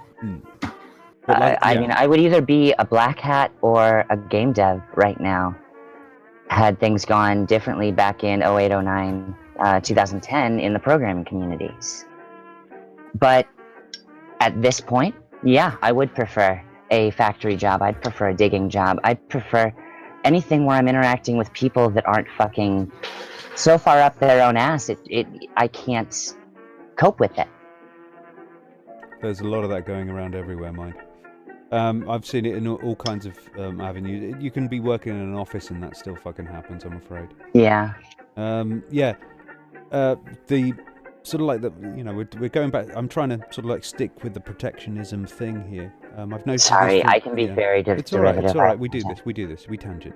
But we're talking about sort of like the trumpets of this world getting very, very upset and very, very requiring a safe space almost. Over a lot of the things that's been happening with Trump. One of the things, of course, is being that he's gone back on a lot of his promises. One of those is starting an investigation up against Hillary. I believe he said that was just basically I can't remember his exact quote, but he was just basically saying I was just saying that because you wanted to hear it. Well, I believe his exact quote at the time was he would start a special investigation against Hillary and an executive order to have her arrested. And didn't he include it in the 100-day plan too? It was on day one of that. Originally. I wanted to add for another 20 days or 50 days. Okay. Can I add, Robin? Yeah, go for it, mate. Yeah, so apparently, WikiLeaks, of course. Apparently, Hillary, I don't know if you guys know, but she was actually, in the emails that were hacked, one of them had contained a conversation with a military commander, and her, apparently she was asking whether or not it would be okay to assassinate the owner of WikiLeaks with a drone strike. Yeah, but this was. Yeah, I've heard of that. It wasn't an email. You've got this incorrect. This was actually a excerpt from a. This wasn't even from WikiLeaks. This was from an anonymous source in the Defense Department, who was basically saying that she was joking about sort of drone striking the guy, and she just didn't do the joke particularly well because she carried on going, and it just weirded everybody out. This is of course from an anonymous source, so we don't necessarily know any of this. It's not confirmed. What I was talking about is the fact that we're talking about protectionism and how basically people protect their particular person. I think everybody knows my point of view when it comes to Hillary Clinton, of course. She's basically Kissinger in a dress. It's a great mental image, by the way. Indeed. I'm sure there's photos of him like that. But anyway, we've actually had during Trump's been going around the United States right now with a victory lap, which is the most craziest thing I've ever fucking heard for an American president who's just been elected. Is that this, instead of like preparing for the job and thinking to themselves, holy fuck, I've got an entire world to be thinking about, even though you really shouldn't, America, stop. No, what I'm going to do is I'm going to go on tour. And just basically, I think that's where he really enjoyed it more than anything else, was going out in front of thousands and thousands of people and yelling, and everyone. And at this point, can I now compare him to Hitler? Now can I? Can I now? Himmler maybe, but not Hitler. No, because that was where he did his thing. That was where Hitler did his big thing, was going out in front of people and just rallying them. Yeah, but so did Teddy Roosevelt after his win. He did that we well. just got... What the fuck is wrong with Americans? When we got trains in this country, we wanted our presidents to come see us. How egotistical do you have to be, though? It's part of their culture. We have to be so egotistical that we can sum ourselves up as America, fuck yeah. Okay. American education produces the highest amount of people that believes they're good at maths out of every country on Earth. I've heard this, and China produces the lowest number. Whereas if you grade them on how good they actually are at maths, China's up there in the top 5, and America's... Right. America is comparable to Islamic nations that don't even have education anymore. So I'm glad I wasn't educated in America and instead taught myself. Hasim. No, don't apologize. I mean... I know you used to have schools there. Yeah, well... Yeah, actually, yeah, we used to. Like, let me remember. Aww. 1.5 years ago, my high school was basically ruined. Okay. Shit. Yep. It was let me remember. How much was it? Maybe 100. No. I can't exactly remember the type of explosive, but it was a really big explosion, basically, like a huge truck filled with explosives. But yeah, that was Anyhow, it would be very, very nice if the world police would go in there and be very peaceful and try to win hearts and minds and help rebuild. They told me I'm not allowed to own a gun anymore, so... Wait, they did? Wow. That's kind of what they do if you show skill, but they can't use you anymore. Anyway, as far as Trump... You're not allowed to own a gun anymore? For example, Trump, just to get back on topic again, Trump has stumped himself recently by basically going out in front of this bunch of people. Remember we were talking about the fact that he was going on tour? Yeah? And basically said to them is that we're not interested in that. We're not interested in going after Hillary. We're not interested in going after doing an investigation on her now. Yeah, it was all hyperbole. He literally admitted it was all just hyperbole.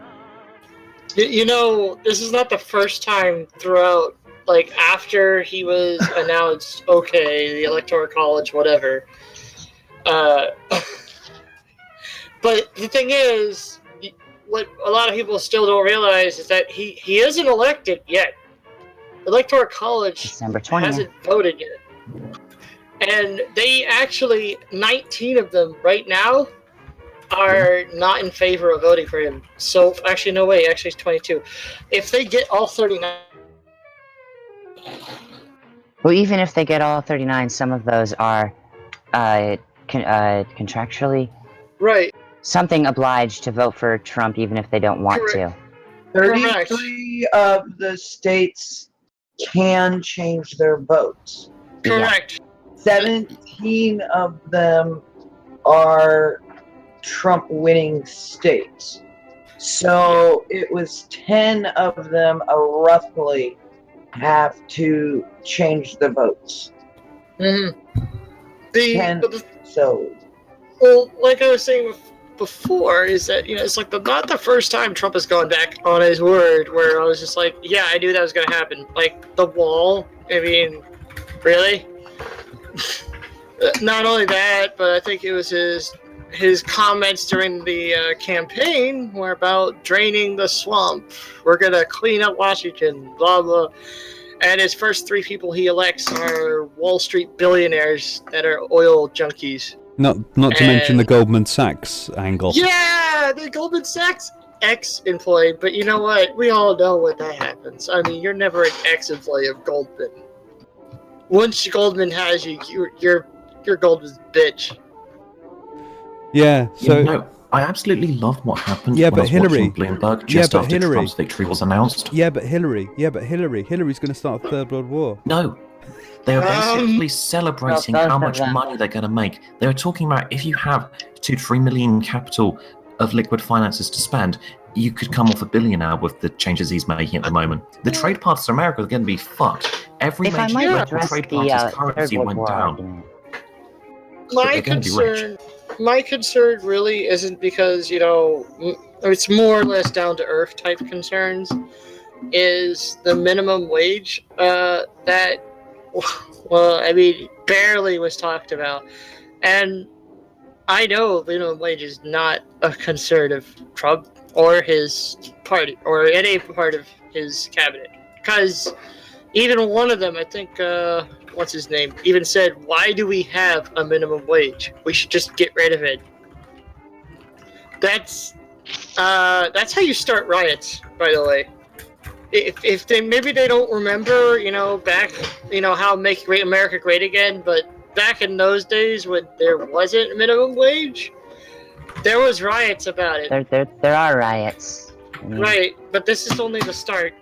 People think that the current riots are bad. Wait until they do that shit. We're going to be entering a war within the next 5 years either way. Clinton or Trump. It's either going to be Russia or China, and right now it's China. China doesn't like Unless the you fact attack Russia, they're not going to go to war with you. Have you been paying attention to Aleppo and the UN? Yeah. It's not about Russia not going to war with you, and it's not about China not going to war with you. It's about the world basically being divided on a discussion about whether or not we even have the right to be protecting these, protecting, quote unquote, these people in a nation we have no vested interest in, when Russia and China have vested interests. Yeah, that's another thing about the Taiwan deal. I guess, I understand America wanting to strengthen ties with Taiwan, but that's like putting fire under the rug for China, you know what I mean? I would say that the 34 warships, 400 U.S. Civil or military bases, and like 200 aircraft circling China at all times. I think that was. That's a little bit. Yeah, I know. That's been going on for what now? Since the 50s? It's a touch, and I'll understate it by saying it's a touch antagonistic. Yeah, we're asking for it, and I'll be the first one to say it. I sat there and gone, yeah. And But now we're come at us, taking bro, away shut a up. piece of land that they believe is part of their sovereignty. Yes, but China believes the whole of Asia is part of their sovereignty, including Japan. It's true. China's China. They got a big sack and they need a stool to support it. They got a big sack, but I'll tell you right now, those aren't great swimmers. People like to overestimate the value of the Chinese army. Well, they do. What they make up, they do make up a lot in quantity over quality on that front. You know, Yeah. I mean, they do have a Unfortunately, with lot. modern military, a few jets can win you a war. Well, not only that, but They do have a few I jets think- too. Yeah, we sold them our crappy old broken jets. That you didn't replace. Exactly. No one ever said it was a smart sale. Man, You know, it's as bad as the English. I mean, we were like, I'm we don't sorry. really need a new aircraft for the next 10 years. No one's going to go to war with us. well, yeah, considering, what was it? It was a fucking chart that was released anyways. It was the 2016, I guess, spending budget, whatever. So, how much we spent projected on military, infrastructure, social security, things, basically every single aspect. Doesn't the military dwarf everything by a few trillion? Yeah. But the problem is here, they don't even. There's no actual number. They just put a number there to kind of represent it because there is Militaries are no supported by limitless black budgets. Yeah. No. But the problem is that one of the problems that I see with the argument, Republicans and Democrats alike, Democrats being Hillary, she's more Republican than Democrat, but whatever. We have a term for that. It's called blue dog. Yeah. The problem I see with this whole situation is that their narrative was that socialism programs are what's driving this country into the dirt. People who use socialist, like Social Security, Medicare, Medicaid, other, government benefit programs, some food stamps, things like that, are driving this country into the ground. When that's like 32 billion? I don't remember the exact number. I think it was something like that. And then you got the military over there with $780 billion. They're just like, ugh! It's Wow. important to also recognize that we're basically doing what England did 120 years ago by having a military basis ready for the two next largest economies to attack us. Yeah, the Where's bigger your problem... empire that's currently in a state of truce and a war with those two empires? Yes. I wonder if America has ever heard of the, what's it called? The Great Empire Rome? Perhaps they have, because, What? We don't teach history in America. What are you talking about? There's a great similarity here. No, there really is, and I'm completely aware of it. Rome had a huge army. They invested shitloads into their army, but they kind of neglected the people, and that's you see, poverty. Well, look and at the other side of that. investment in When the military- Gracchi brothers came to power in Rome, they the action of turning the populist what was the role? The populist consulate, the consulate? I can't remember the exact title. The title that Tiberius Gracchus II and Gaius Gracchus took in the Roman government, where they basically riled up the core of people, which people could argue that Trump has done as well, and basically, overthrew and destroyed a lot of the standing law of Rome, creating the kind of fractures that would allow Rome to eventually fall as it did. Fractures along the lines of the role of dictator going from a publicly supported and senatorially elected role to what it became toward its end. Yeah, and the thing is, I'm sorry, I've been doing a lot of Roman history work recently. Yeah, I'm not as versed, but I mean I know enough. The thing that concerns me really is that Where's your empire? we want to place blame on everyone else for our problems. You know, it's kind of funny because Cuba does the same thing, in a way, if you think about it. But that's besides the point. So America likes to blame its problems. You know, a lot of its economic problems and its war and terrorism, all on everyone else. But you know, I mean, I don't know about you, but if somebody was invading America continuously, killing their people, wouldn't you want to do something to stop that? Who's invading you? I'm just saying. Let's reverse the roles here.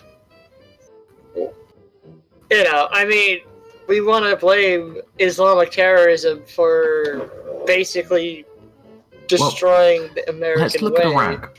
We had a dictatorial country that's Well, if we're going to talk about Rome. its neighbor of Iraq did a terrorist attack against America, and then America brought Iraq freedom, and now Iraq is full of thousands of terrorists against America. Being free. But Yeah. you know, we were the ones who trained the. Yeah, we trained the Mujahideen in the 80s. With the weapons, we provided them the rocket launchers, the bicycle bombs, everything that made it possible for them to fight Russia. Pyramid. Yeah, back to protectionism here again, isn't it? It's interesting that we all defend our own actions, or at least those that we... I'm not trying to actually defend my actions. I accept No, I'm not. But I also want to say that every large empire has made its mistake by going into the sandbox and trying to fix it. Yeah. Let's be honest, the English Empire only made one mistake.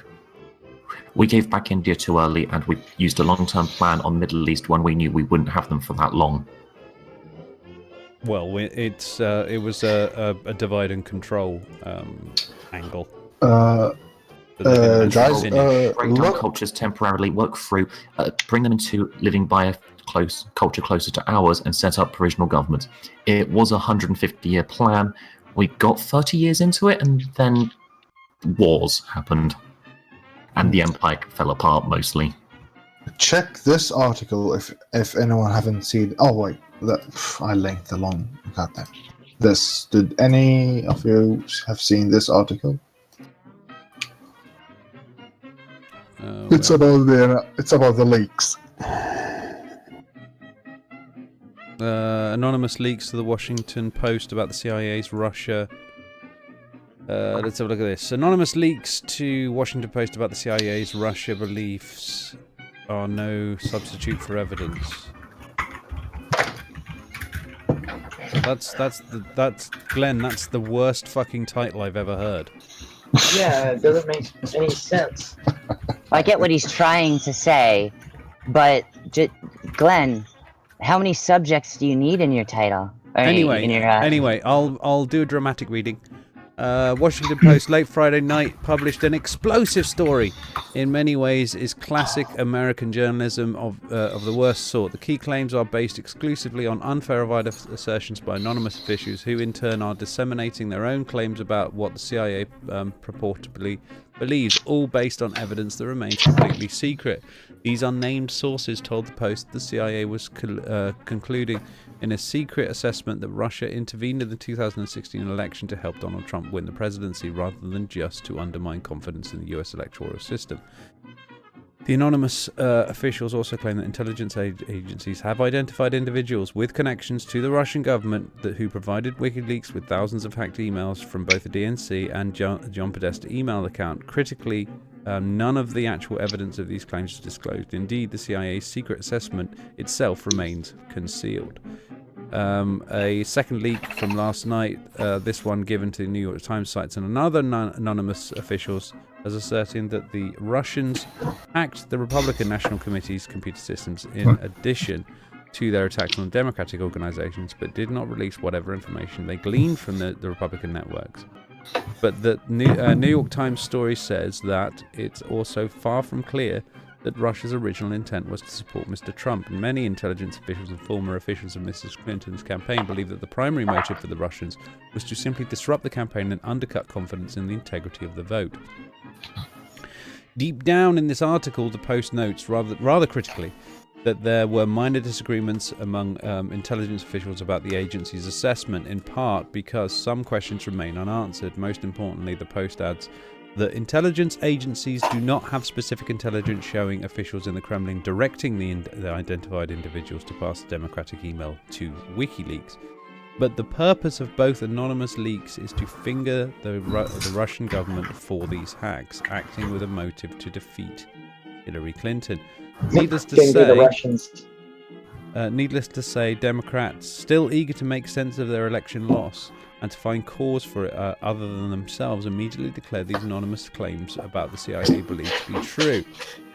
With a somewhat sweet religious-type faith, treated these anonymous assertions as proof of what they wanted to believe all along, that Vladimir Putin was rooting for Donald Trump to win and Hillary Clinton to lose, and used nefarious means to ensure that outcome.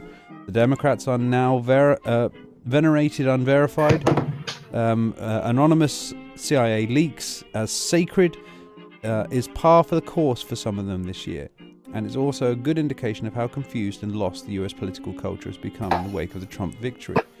Given the obvious significance of this story, it is certain to shape how people understand the 2016 election, and probably foreign policy debates for months, if not years to come.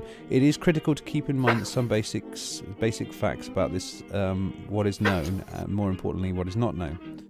Number one, nobody has ever opposed investigations to determine if Russia hacked those emails. Actually, that's not true. One of those people is Donald Trump. The source of contention has been quite simple. No accusation should be accepted until there's actual convincing evidence to substantiate those accusations.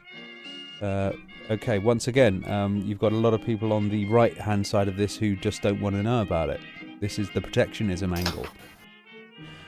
Imagine if it were to come out that this is true. They would not be interested in listening to that and would basically like to pass that down. The same thing would happen if it was the other way round. If, for example, the Republican committee had been hacked and all of their information had been released, they'd be fucking up in arms about this and willing to go to war, I would say. There is still no evidence for any of these claims, but we have instead are assertions disseminated by anonymous people, completely unaccompanied by any evidence, let alone proof. As a result, none of the purported evidence still can be publicly seen, reviewed, or discussed. Anonymous claims leaked to newspapers about the CIA believes about what the CIA believes, do not constitute proof, and no need for comma with an and, mate. Fuck's sake. Fucking Oxford comma twats. And certainly do not constitute reliable evidence that substitutes for actual evidence that can be reviewed. You've used evidence twice in a sentence. Get a fucking grip, Glenn. Have we really not learned this lesson yet? Well, Glenn, here's the thing. You worked with and for WikiLeaks. And that's all they do, is publish leaks by people unverified. You've no idea who's giving you this sort of stuff. They've been unlucky with people actually admitting that they'd actually released some of these documents. But most of the time, when you're doing WikiLeaks, here's the thing: there's something to be said about Russian interference in political campaigns all over the world, just the same as it can be said for American interference of political campaigns all over the world. They do this all the time. Sorry, but you do. You can't admit that you do it. Why would they admit that they do it? And let's be frank here. You can look at all those Podesta emails, but guess what? Nobody in the DNC has actually confirmed that they're true either. Did anyone know this? Nobody has confirmed this. Nobody has confirmed that all of that stuff in the Podesta emails and all that sort of thing is true. Nobody. All they've said is that they've been hacked. That doesn't mean that what's been released is true either. But hey, it's not like anyone's being picky with what they believe is true and what they believe is not true. Hey, the reasons no rational person should blindly believe anonymous claims of this sort, says the guy who's released thousands and thousands of anonymous emails, even if it is pleasing to believe such claims, should be obvious by now. Somebody's not really got a mirror, have they, Glenn? And but mirrors are expensive. This is the thing. This is the thing I've seen. It's like, I mean, what do we want? Do we want anonymous leaks or do we not want anonymous leaks? I mean, it's weird to me. Recently, there was somebody who posted in The Guardian, wasn't it? An anonymous source who basically said that they felt like Breitbart was turning them racist, and that hanging around in the alt-right was it started to make them feel, as though there was some actual racism going on. And we've talked to the alt-righters, we've talked to the edgies of this world, and yeah, there are some racists. We know this. Now, when that was posted in The Guardian, all of these pollsters, all of these people who the Chan culture warriors out there, they're all sitting there kind of going, well, it's anonymous, I don't believe it. Like, you people, man, this sort of irony is delicious to me. It's like kind of going, I thought it was about the ideas, guys. Doesn't matter who said it, isn't it? I just wonder one would go about verifying if WikiLeaks was true or not. I was trying to say that my internet cut out again. Yeah. It's like, how the do only you prove it? the only verification WikiLeaks does is its own. Yeah, so it's like the people that hacked this could have taken it, rewritten it, used a little Photoshop, and sent it on its way very easily and gone, these fucking people. They're going to think it's real. Let's go give it to the leader of WikiLeaks and have a good day. They'll publish anything, yeah, that's the thing. So, I'm not saying that it isn't true. I'm just saying that it hasn't actually been verified any more than this particular leak that's come out of the CIA. That's the thing. I'll continue. Beyond that, what makes claims from anonymous sources so especially dubious, dude, is that their motivations cannot be assessed. Who are the people summarising these claims? Mate, I mean, okay, I'm going to read this slightly differently for Glenn's benefit, and if you are listening, Glenn, and you probably are, beyond that, what makes these claims from anonymous sources from WikiLeaks so especially dubious is their motives cannot be assessed. Who are the Russian people summarising these claims? What motives do they have for skewing the assertions one way or the other? Who are the people inside the Russian government who fully ratify these assertions, and who are the ones who dissent? I can easily do this with exactly the same thing with pretty much anything that's ever come out of WikiLeaks at this point, guys. And this is coming out from Glenn Greenwald here. This is the thing. I'm back. You either accept the fact that some sources are going to be anonymous and do your very best to try and actually get some sort of verification out of it, or you basically kind of go, well, it's anonymous, fuck it. But if you're going to, as far as, he's talking about people beating their chest and saying, Putin, this, that, and the other, it's going to go, well, they've got as much assertion as the actual emails themselves. Did someone say beating chest? Yeah, nobody should need an explainer. An explainer. God damn it. It sounds like something Trump would hire. Yeah, it's why it's dangerous in the extreme to accept such inflammatory accusations on faith, or worse, based on anonymous assurances of intelligence officials, in lieu of seeing the actual evidence. This is coming from somebody who basically was working with WikiLeaks. Well, the main reason, and this is from my understanding, why WikiLeaks and things like this are just revealing, or basically trying to bare everything naked on the table here. Well, this is because... alleged, Chris. This is the thing. This is the point that I was trying to make here. Is that this is still an alleged thing. You can look at all of those emails from WikiLeaks, and if you use Glenn Greenwald's logic, you can discount all of it. But I understand that, and it's really retarded. But what I'm trying to say is that the reason why they're doing this is because these politicians are not willing to say, "Hey, I fucked up. This is what I did." Blah blah blah. Actually, come forward with it. Instead, they continually lie and try to cover it up. Okay, I'm gonna call bullshit on that, because that is exactly what happened with Clinton. She basically said, "Yeah, I signed on for the Iraq War. I made a mistake." And do you know what happened after that? Everybody fucked her on that. She was like kind of going, "Wow, you're just a fucking hypocrite. You're this, you're that. You cannot please people." That's the thing. Here's the thing that everybody seems to forget when it comes to politicians. Yeah, politicians are the responsibility of not politicians. Politicians are the responsibility of the electorate. Right. If somebody says, right, I done fucked up, and you basically turn around and kind of going, well, then you're a hypocrite, or you're a fuck up, then what's the point in them saying it in the first place?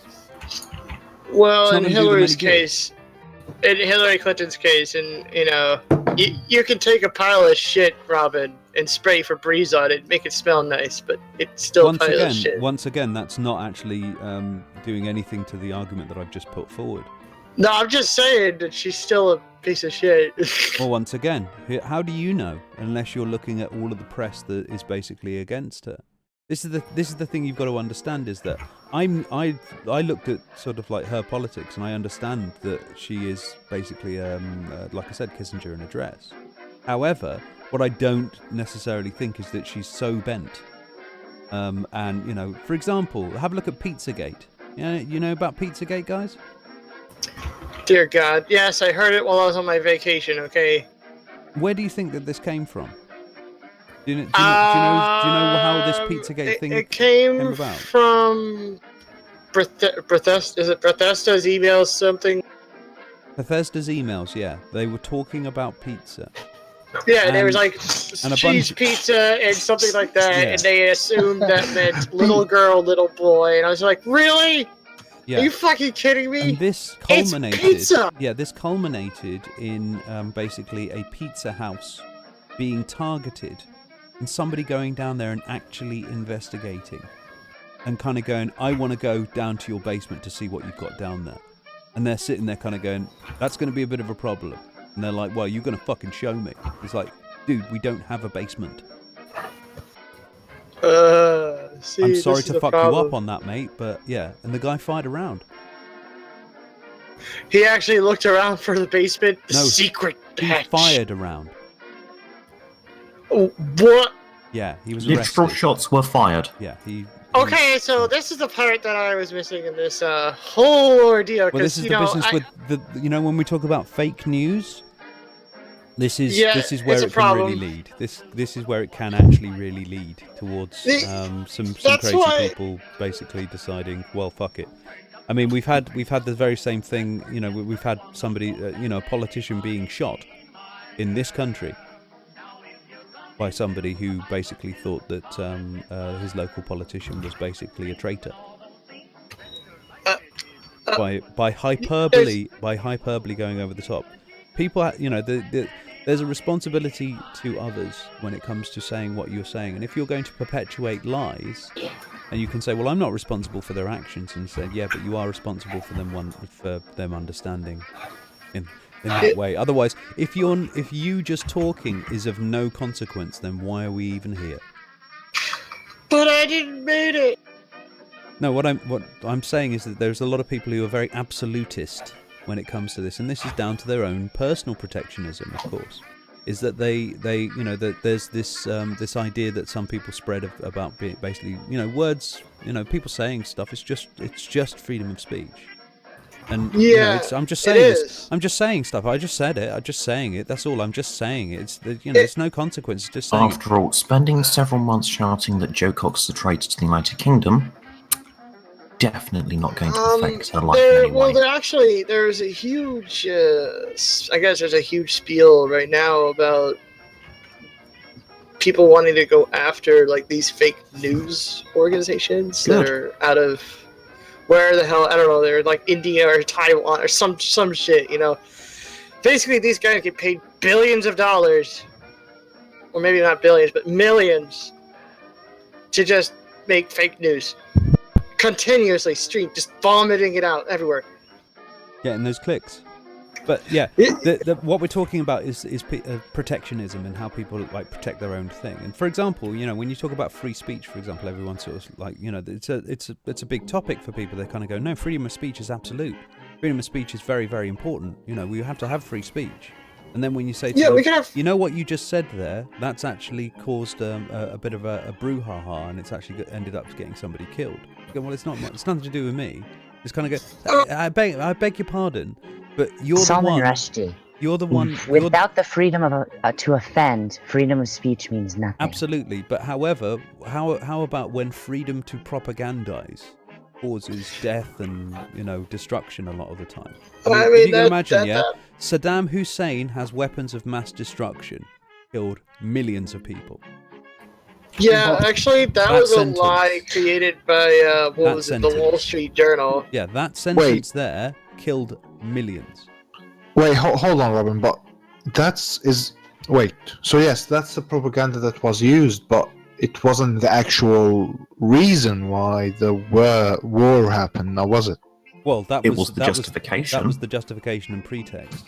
Without that, you would never have got it. If you say we want to just go into Iraq and basically do regime change, that is not good enough as far as the UN is concerned. If you point to them and go, they're selling oil in euros instead of dollars, and that's going to hurt the dollar a lot, you know, because all of its value comes from the oil trade, essentially. Yeah. But what I'm saying is that if free speech is so important, there's a reason that it's important. And for people to turn around and say, well, there is no consequences for me speaking. There is no consequence to me speaking at all. Whatever I say here doesn't matter. You're lying to yourself, and it is merely your own self-preservation that you're actually going in with this. I feel like there's a distinction between. I think there's a lack of distinction that people take between speech and action, because freedom of speech can, be, something very simple, but when it comes to political action and you have support, you do have to consider what you're saying for its ramifications. Otherwise, well, to put it simply, you're Milo Yiannopoulos. Yeah. We are talking about, this is the thing, is that, his whole spiel is, I'm going to wind up these people and then I'm going to record their reactions and then say, see, no dealing with these people. They're unreasonable. And I'm sitting there kind of going, no, you're being unreasonable, and then recording the reaction of them being unreasonable back. You take no responsibility for your actions, but you wished other people to take responsibility for theirs. The same thing can be said for, say, Sargon, who doesn't think that self-reflection is important for people in the skeptic community, which is the most asinine thing I've ever fucking heard anyone say. Wait, that's where it's most important. Literally? That's Liz, you can confirm this as well. He's remarkably anti-classical liberal. Classical liberalism is in part based on Voltaire's introspections. Well, this is we remember. I don't know if you remember this. People did a video, challenge to each other, and it was called a message to skeptics, message to feminists. Oh, I remember those. And everyone jumped on board. Great fun, isn't it? Oi, you over there, you people talking, you need to have a look in the mirror. You need to have a think. You need to reassess yourselves. And Liz, when I was actually doing her sort of like the model for her thing, she decided to do something called Message to Skeptics. And she was basically, while I'm doing sort of like fixing up her thing so she can do it and do the animation for it, that was the audio that she was recording. And it was basically just saying to the people in the skeptic community that if we are prepared to do that ourselves, then we can definitely say that to other people. But if you're, it's maybe we should do one ourselves, for us, to ourselves, people in the skeptic community, to basically, say, maybe we should rethink this, or I did this once and I've made a mistake, or that sort of thing. Is to, and I encourage many people in the skeptic community to do that. Do you know what they did? They didn't do it. No, did shut up. They didn't. Yeah, I remember. They went into You, Liz. Who else? Who did it? Who did the skeptic for message for skeptics? Who did it? Kazumi, I think, as well did one. Oh yeah. So it was a very small amount of people, and it wasn't to do with the lack of awareness either.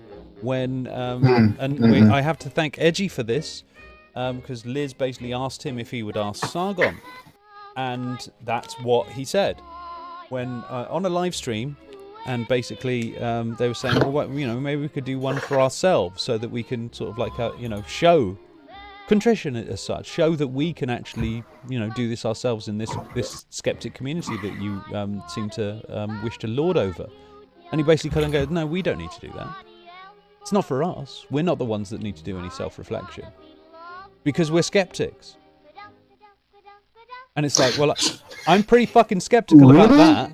Yeah. Oh, hold on, that was his reaction. Oh, this is one of the reasons why I'm sort of over Sargon at this point. Well, okay, fair enough. I am over him for my own reasons, but I mean that reaction just doesn't make sense, honestly. Like, how? Well, like I said, this is the hypocrisy that comes with groupthink, is that you assume that you're the right and they're the wrong.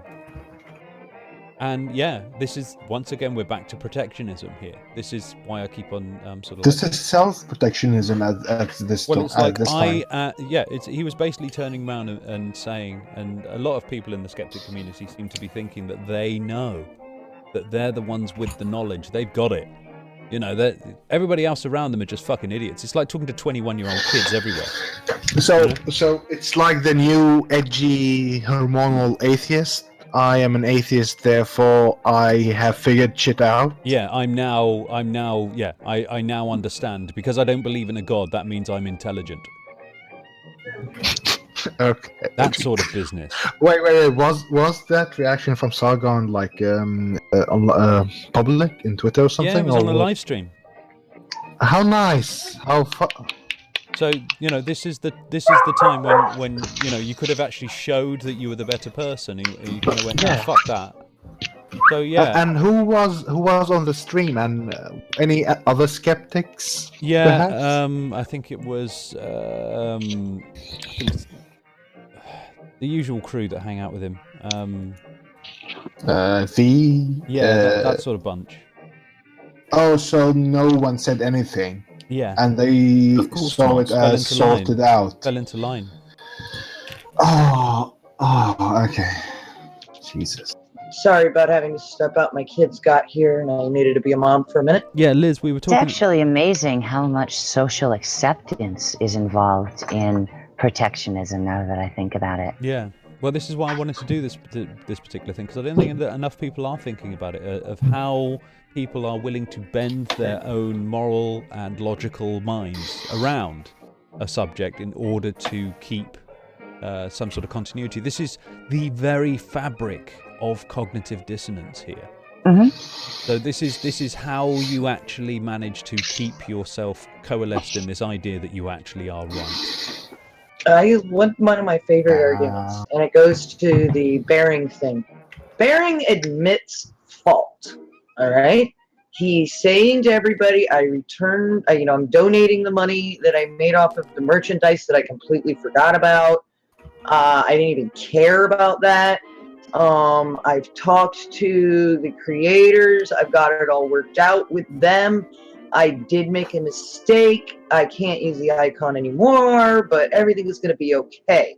And people are all like, it's the SJWs. Yes, one SJW. One. With this name that's AXD. It's like, I think it's the same Axifer guy. I'm not sure. What about him? He's the one that started the campaign to start writing to Fresh TV to get it. It's ASD something. It's all a bunch of letters. I'll have to pull it back up. Okay. And AX something or other. And he's just a bunch of random letters. He has a YouTube channel that is bullshit. He is the one that called it in to Fresh TV. And so did this guy that I referred to, Harry Potato. He followed suit. Apparently they're friends. And so people are trying to start rumors, including suit yourself, that this guy is secretly Jenny McDermott, which is fucking hilarious. But it doesn't He's matter. not. It doesn't matter. The thing is, none the of thing this is matters. that okay, That's the the whole thing. Yeah. thing is that even he has said it doesn't matter. I made a mistake. This was inevitable. Yeah. And when I realized the mistake was there, I tried redoing the icon. It wasn't enough. I have to redo everything. What do you guys think of the new icons? I'm back as long as, they slap my pee-pee and I'm okay. But now people are still on a blood rampage that they've hurt our content creator, even if they would have taken his channel away. Yeah, snitches The get loyalty stitches. of his fans. They're not. The loyalty of his fans would have brought him back to where he needed to be in about a month or two, and he would have been fine. But this is What the fuck, guys? Drop it! This isn't. Yeah, the thing is, this isn't about the right and wrong of this. This is about snitching. They're not sitting there kind of going, oh, the SJWs have made some sort of concerted effort to take down thing. What they should be seeing is that this was inevitable, and basically the guy was on a hair trigger as far as copyright law was concerned. He had been warned by various sort of other people about this, that it will bite him in according the to ass. people, yeah. So it was going to happen anyway, eventually. And if you're going to put yourself in that sort of position, you're almost asking for it. If you're going to antagonize somebody and you're going to give them basically an avenue to go after you, then they're going to take it. And you did that. You And can't then he turn is around. the only one that's been acting like an adult. Yeah. Which is fucking sad that the one person that is dealing with his problem, he's the one that worked it out. He doesn't have his content up right now fully because of it. It's going to take him a while to redo his work. But you know what? He has not gone, donate to my Patreon. People are going against me. He's been, I've got to deal with this problem. I'm going to go deal with it. Hold tight, guys, while I deal with my problem. I messed up. You know what? Good on Barry. He did the right thing. Yeah, and people will not stop. Audience, it seems bigger than just Bearing. It's as if they're trying to take their frustrations off YouTube out, with Bearing as the center of the narrative. Yeah, Bearing's way, or not YouTube's way of guilty until proven innocent sucks. But at the same time, I can kind of see why they do that. And that is have a choice. Which is that if somebody is honestly making any money off of something that they're not supposed to, they are held liable just as much as the other person unless they take action. So they kind of have to shut things down. And so in this regard, YouTube didn't do nothing. It was not YouTube. YouTube was following its rules as soon as the content ID strikes. The DMCAs were lifted willingly by the company after Bearing talked to them like an adult and worked it out like an adult. If you search Twitter for YouTube taken down, you can see a long history of this exact same thing happening over and over and over. These people just want rules to be broken for the sake of their entertainment, I guess. Yeah, and it's like, I like Bearing, and I've met Bearing, and I've met Sugar Tits, and Sugar Tits has been on my channel. They are both actually very nice people, and they can admit when they fucked up. And then they deal with their own shit. Will the Twitter, all of Twitter, if you're watching, we know you are. Calm down. Shut up. Go back into the back of the bus. You just asked Twitter to shut up. Yeah, she... And then on Monday, we see that Twitter's stock has dropped entirely down to 1 cent, and no posts all weekend. Yeah, it's. That would be beautiful. And everyone gets a good night's sleep. It's basically nobody tweeting, except Except for Trump. Yeah. Trump is in. anyone there? Bob Dole's here. Oh yes, Bob Dole's here. Bob Dole's your friend, Trump. Don't worry. Bob Yeah, Dole. so Bob Dole and Bob Trump Dole's are the gonna only say- two people tweeting alongside, At Jack. they're tweeting at Jack, and Jack's like, I have no idea what's going on. Why do you guys want me? Fuck you, Jack. Fuck you. By the way, You're a very naughty boy. speaking of Twitter, I did start something because Skepo released a video that almost made me want to throw up because it was beautiful and sad. Of take the kitty porn down Twitter. This is a hashtag. Take the kitty porn down Twitter, and I've been tweeting it at Twitter support and Twitter Trusted Safety Council, trying to get them to stop fucking allowing, taking down the alt-right, but leaving up the kitty porn. Good job, guys. Good job. Just saying. There's kitty porn on Twitter? I thought that wasn't allowed. It gets put up all the time, and the accounts just they haven't touched it. They've barely done anything about it. Maybe They because take them down, but they don't even report them to the police. They just shut the channel down. Yep, that's it. That's it. And so the person just goes off, and if they have to, they'll get a dummy phone and do it all over again 3 times, and then they'll go get another dummy phone and do it 3 more times. Because you can only do it with one phone number 3 times before they shut that phone number 3 down. times. The Yeah, problem is, it's really hard to tell where these dummy phones come from. Walmart. But you could very easily report the phone number or whatever you could, at least to the police. There are ways of also taking those photos and backtracking them through IP. There are ways of doing it, and they're not. They're just not doing anything about it. Just pay me to do it. You pay her to do it. That'd be great. And so, that was my own little Twitter tangent. Other than that, we'll go back over to the whole situation. Twitter, shut the fuck up about Bering. You guys are embarrassing me. I think you're embarrassing Bering as well. Yeah, you guys. No, maybe this is why Armored Skeptic is being such a cunt. Maybe it's because he's just absolutely embarrassed. Again, there's so much right excuses to be cunt. You can't only imagine.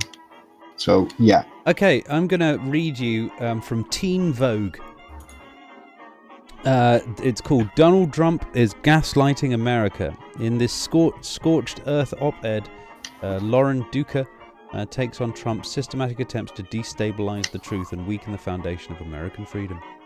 The CIA officially determined that Russia intervened in our election. The president-elect Donald Trump dismissed the story as if it were a piece of fake news. These are the same people that said Saddam Hussein had weapons of mass destruction, his transition team wrote in a statement. The election ended a long time ago, and in one of the biggest electoral college victories in history, it's now time to move on and make America great again. It wasn't one of the biggest electoral victories in history, so presumably that's another red herring lie to distract from Trump treating the Central Intelligence Agency of the United States like it's some rogue blogger to be cast to the trolls. A foreign government's interference in our elections is a threat to our freedom, and the president-elect's attempt to undermine the American people's access to that information undermines the very foundation upon which this country was built. It's also nothing new. Trump won the presidency by gaslighting. His rise to power was awakening. To be honest with you, she's right. Trump won the presidency by gaslight. His rise to power was awakened a force of bigotry by condoning and encouraging hatred, but also by normalizing deception. Civil rights are now on trial, though before we can fight to reassert the march towards equality, we must regain control of the truth. If that seems melodramatic, I would encourage you to dump the bucket of ice over your head while listening to Duel of the Fates. Donald Trump is our president now. It's time to wake up. Gaslighting is a buzzy name for the terrifying strategy currently being used to weaken and blind the American electorate. We are collectively being treated like Bella Manningham in the 1938 Victorian thriller from which the term gaslight takes its name.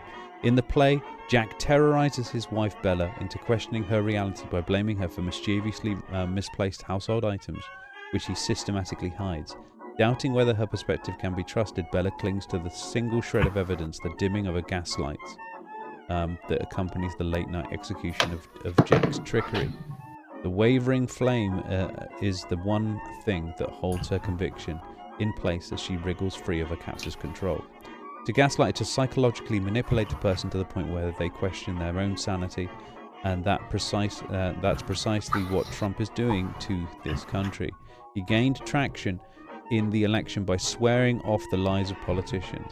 He constantly contradicted himself, often without bothering to conceal the conflicts within his own soundbites. He lied to us over and over again, and then took all accusations of his falsehood and spun them into evidence of bias. At the hands of Trump, facts have become interchangeable with opinions, blinding us into the arguing amongst ourselves, as our very reality is called into question. Long list of receipts when it comes to Trump's lies. With the help of PolitiFact, clear-cut examples of deception include Trump saying that he watched thousands of people cheering on 9/11 in Jersey City. Police say there's no evidence of this. That the Mexican government forces immigrants into the US, no evidence. There are 30 to 34 million immigrants in the country. There are 10 to 11. That he never supported the Iraq War. He told Howard Stern he did. And the unemployment rate is as high as 42%. The highest reported rate is 16%. That the US is the highest tax country in the world, not true based on a metric of consideration. That crime is on the rise, it's falling. Too many other things to list here because the whole tactic is to clog the drain with an indecipherable mass of toxic waste. The gaslighting part comes in when the factions are disputed by these fictions are disputed by the media. Trump doubles down on his lies before painting himself as a victim of unfair coverage, something even threatening to revoke access. You know, this basically he's Zoe Quinn. Well, but for that argument, the article is arguing that it's Donald Trump's fault. With all due respect, no, it's our fault as a people. Each of us as individuals have let ourselves go to our fears and our concerns and our feelings and our safe spaces, and it's on both sides of the aisle. It's on the top and the bottom. Everyone's guilty. We can't blame Trump. It's our country. He is the result of it. He is the symptom, not the disease. Hey. Sorry, I voted for him, so, I mean, I take responsibility for it, at least. Check out these cojones. Well, it's interesting that, you know, I wouldn't necessarily protect him on that, I'm afraid, because he, you know, you can blame the public and everything like that, but I have to I'm I have not trying to say say this to protect him. I'm saying that we as a people are going to keep doing this until we recognize our individual faults and see how easy it is for us to be. Trump has certainly ramped this up to 11, and what amazes me really that he actually managed to get away with it, and that is certainly a detriment to the American people, who seem to be very, very polarized and have been polarized for decades now. Almost 2 decades at this Trump point. has Since attempts to undermine the press, including such well-respected publications as the New York Times. He has disseminated the wealth of unsubstantiated attacks on the media through his baseless tweet from April. Pretty much sums it all up. How bad is the New York Times? The most inaccurate coverage constantly, always trying to belittle. Paper has lost its way. As a candidate, Trump's gaslighting was manipulative. The president-elect's deliberate attempt to destabilize journalism as a check on the power of government. Yeah, I mean, we are talking about a guy who actually invited all the press in there and just basically called them a bunch of fucking liars and pricks. As though that's well, the Fourth Estate has had problems, way more problems than Trump. But if you can imagine them going up against the presidency is their fucking job.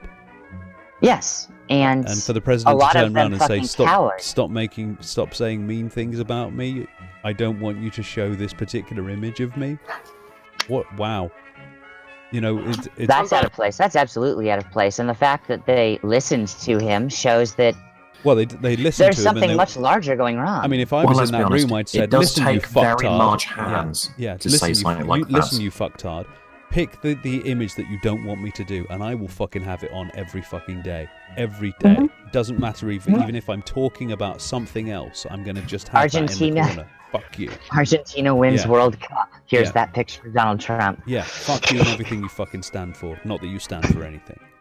To be clear, this us here is everyone living under Trump. It's radical progressives, hardline Republicans, Jill Stein's weird cousin. The President of the United States cannot be lying to American electorate with zero accountability. The threat of deception is not a partisan issue. Trump took advantage of the things that divide this country, pitting us against one another, while lying his way to the Oval Office. Yes, everything is painfully clear in hindsight, but let's make sure Trump's win was a LASIK eye surgery we all so desperately needed. The good news about this boiling frog scenario is that it's not boiling yet. Trump is not going to stop playing with the burner until America realizes that the temperature is too high. It's on every single one of us to stop pretending it's always been so hot in here. Hey man, it's cool in my bedroom. How can there be global warming? Do you know this is Teen Vogue? That's the part that's blowing my fucking mind. Yeah, it's a beautiful article, and I agree that Trump did this very weirdly. It's almost a shock to me that it is a shock to me that he won, and I'm partially responsible for it. But at the other hand, one thing that they do not mention in this article is how badly the other side did to allow this. It's not even the other side; it's everyone. Because it's not like Hillary wasn't jumping on the SJW bandwagon and trying to make sure everyone was voting for the first woman president, completely ignoring the fact that she's not a valued woman to be our first president. Why wouldn't she say vote for me president. because I'm a woman? There is a genuine sisterhood of people that will genuinely vote for someone based on the fact they're female. It's seen in every single election. You say And you're it's pro-women just as and you get manipulative. extra votes for it. Why wouldn't you do that? It's just as manipulative as gaslighting the fears of lower-class Americans. One was just more transparent than the other, and people approved of the transparency. No, one People of them was completely liked different the to the other. fact, at one end, people appreciated the open-faced liar because he was so bad at lying. They're like, oh, we'll be able to tell when he's lying. On the other side, they're like, is he lying? Have we forgotten the 1992 election? Yeah, I lied. So what? Bill Clinton, the man who got us into the mess with Iraq in the first place by fucking up the Gulf War 3 times. Actually, that was Bush who started that. Well, Bush started it, but Clinton's actions in Gulf War II, Operation Desert Shield, and Operation Desert Fox were atrocious. Yeah, everybody likes Trump or Clinton for fixing a lot of the economy, but what they don't realize what he did is that the trades that he was doing at the time caused the fucking war to happen. In part, 9/11 is to be blamed on international policy held by Clinton. Well, I'm not going to defend Clinton here. I'll just say this: it's got nothing to do with Clinton. It's got nothing to do with Bush.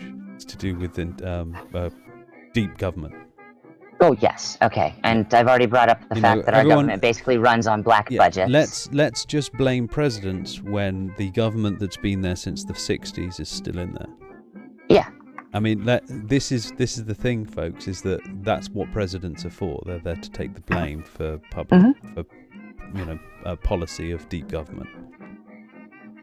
I think it was Bill Hicks who said it best when he was talking about it. I think that what happens is when a president gets elected, they take him into some dark, smoky room, and somebody goes, "Roll the film," and down comes this sort of like this little shutter with a white screen on it, and then this projector kicks in, and you get to see basically the Kennedy assassination from an angle that you've never seen it before. And then the thing comes back up again, and they just look at this new president and kind of go, "Any questions?" It's like just what my agenda is. That should be a sketch somewhere. It is a sketch. It's a Bill Hicks sketch from 1988. Yeah. Brilliant piece too. Yeah, precisely. Okay. Yeah. I'll remember that for later. Thanks. Yeah. But this is the thing. You can say, "All right, this president did this president did this president did this." It's kind of going, have a look at your army, guys. Have a look at your army. This is what. Well, look who got the position of not National Security Director, but second in command of the military, second to the Commander-in-Chief, is now General Mattis. Mad Dog Mattis. Mad Dog, yeah. Yeah. A man who is very well known, at least within the military, for not giving a fuck if you chop off an infidel's head to get rid of some stress. But yeah, how nice. It's not helping, folks. How nice. It's not helping. You know, You actually call people in the military their Mad Dog.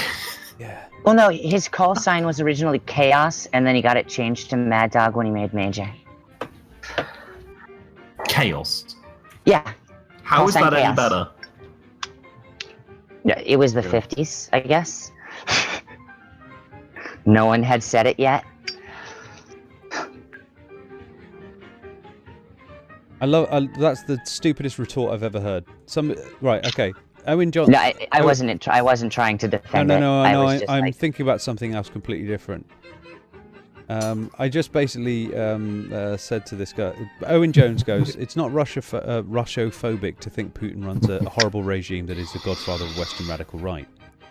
And somebody comes along and goes, he's practically a dictator of a country formed in the crucible of a socialist revolution. Shouldn't you be supporting him?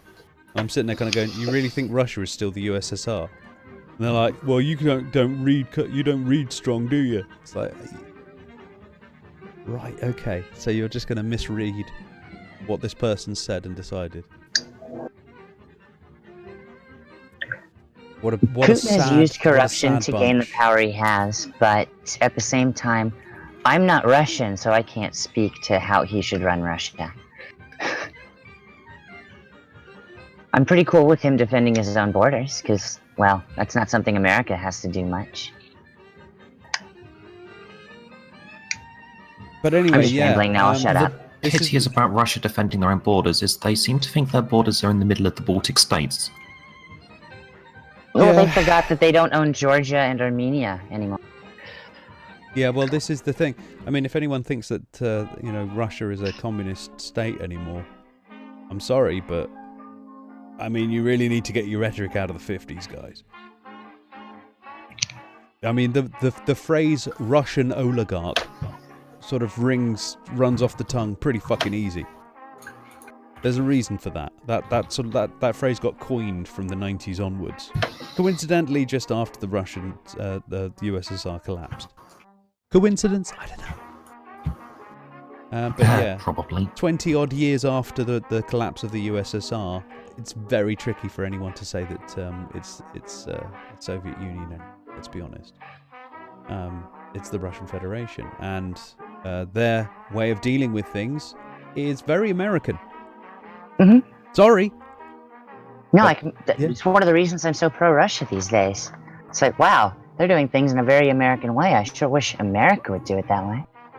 What you mean? You mean going into countries and supporting their dictators? Yes, we at least made money back when we did that. I'd rather be the bad guy and have a stable country than be the good guy and watch my country die. Well, if your country's wealth depends on tin pot dictatorships, then fucking stop us, please. No, I don't think it's the responsibility of everyone else to stop you. Come on, Seth. No, it's definitely. I mean, let's face it. We want to call my country. We want to talk about the president that I voted for as Hitler. Then please make a tribunal and take down my fucking Reich. Yeah, well, we have to wait for him to actually gas some Jews first. That's true. That's true. Well, they won't be Jews. They'll probably be Palestinians. I thought it would be Mexicans. Haven't you chosen yet? Come on. Oh, look, bless them. Anyway, yeah. Sorry. Looks like I've got Hannah's attention. Hi, Hannah. Hannah. Okay. Hi, Hannah. Wait. What's funny? Goddammit. Oh no! I was just responding to somebody, and Hannah just comes up going, "Is Robin fucking Gething?" Like, yeah, go away, Hannah. Okay. Go and complain to your boyfriend. Ooh. Anyway. Oh wait.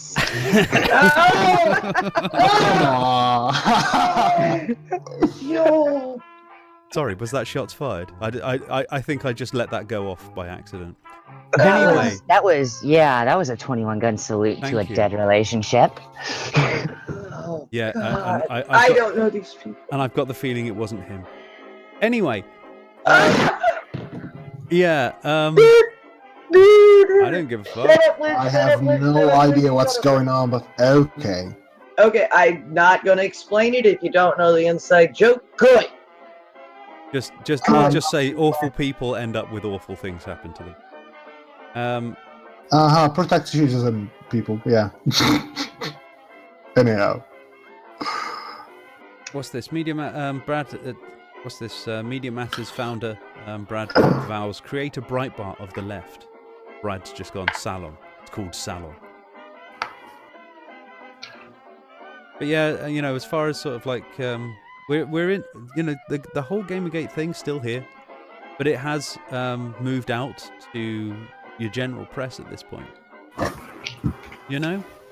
You can say, you've got obviously a lot of leftist press basically still putting the whole Gamergate thing into it and saying that this is Trump got elected by Gamergators, which is bizarre to me because apparently 2 years ago you were saying that it was basically about 8 people with sock puppet accounts, but now they've got enough. Yeah, they've got enough swing to be able to swing 300 million population. No, it's just the same 4 people with sock puppets. They have a. Oh, so there was obviously voting fraud then. Oh God, yes. I mean, 4 people elected the president after all. Yeah, we've got even Catherine Valenti says we basically elected Gamergate president, and he's filling his cabinet with YouTube's top commenters.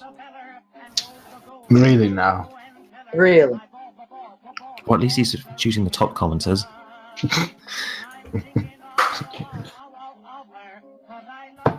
And it's apparently she's Catherine seems to think that come on son, let's get Zoe Quinn to kill herself was from day one, which means that one little twat, because he said that in poll, that's it.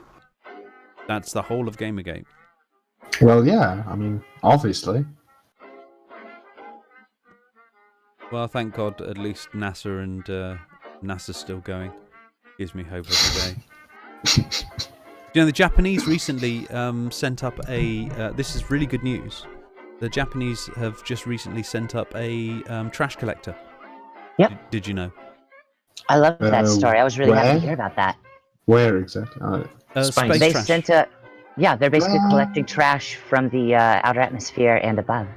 Now, okay, tell that to the flat earthers. This is a significant thing, you see. This is, as far as timing is concerned, you can understand that if you imagine this thing's going to take forever to finish this job. It's never going to finish, really. There's always going to be new trash coming around, so it's going to keep doing it.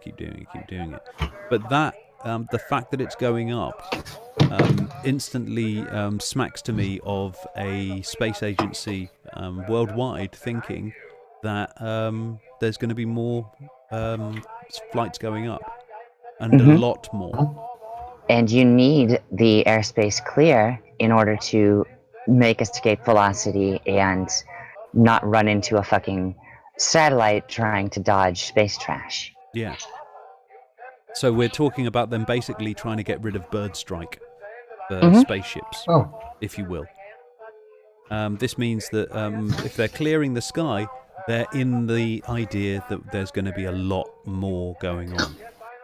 And we've got commercial objectives being placed ahead of us with SpaceX looking to get... Virgin's competing now, trying to make the hotel. So it's all kicking off.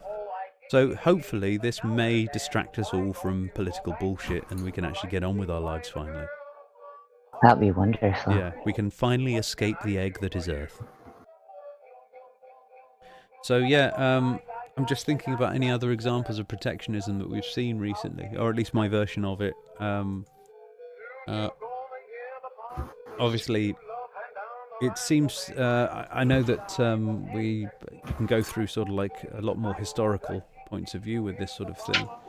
I want to go back to the business with Zoe Quinn, actually, and how that sort of almost normalised that way of dealing with things, I feel. I'm looking back at other times, and I'd never seen it so so strong. And it's different from say some little YouTuber or whatever like this, because this is somebody who had the press at their back. And I mean, I think this was the final straw, not only for us when it comes to the gaming world, but for a lot of mainstream press as well. Because we saw these people just basically just suck this up and just spit it out there as though it was fact. And, you know, I'm in two minds about this, whether they're actually about protecting somebody or whether they're just dupes themselves. This is the thing. I mean, you look at the mainstream press and you think to yourselves, well, these people have got, you know, they've got all the budget, they've got all the time, they've got all the energy, they should fact check all this bullshit. But that's not really strictly the case anymore. You're in a 24-hour news cycle nowadays. You've got a lot more people diversified as far as the actual press is concerned. So even the big names don't necessarily have as much time as they used to have. Do you know what I mean? So my question is that is it just the press? You know, I've often sort of like wondered this about, you know, look at Alex Jones, for example, who's been basically pro-Trump, and now he's in a very, very difficult position because now he's the establishment. He's now the establishment press. Not bloody time. He's got somebody in the president's seat who's been on his show, and by the looks of it, is into his shit. Yeah. Trump has never been the smartest of cookies. I mean, you've seen his opinion on vaccines, haven't you? I haven't. The way go ahead, I'm sorry. He has on multiple occasions tweeted out and said in speeches that he has seen repeatedly innocent little babies going into the doctor's office and they'd come out mangled after receiving vaccines. Mangled? Yes, and they'd come out deformed with problems such as autism and other learning disabilities, as vaccines are a poison. That's something that if Trump tries to push any of that shit and deals with any lawmakers trying to deal with that shit, we got to stop him. Basically, Trump, I know you're not listening, but we wish you would. If you try to do anything stupid, you're going to have a shitload of problems. Well, of course Trump's not listening. We're criticizing him.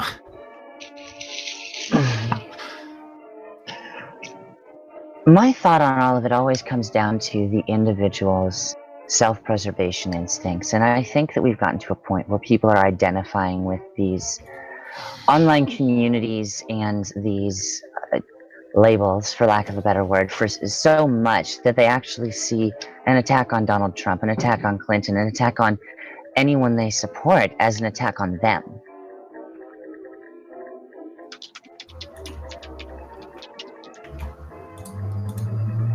Yeah, and the problem is right now, did vote for Trump, or the people that supported him.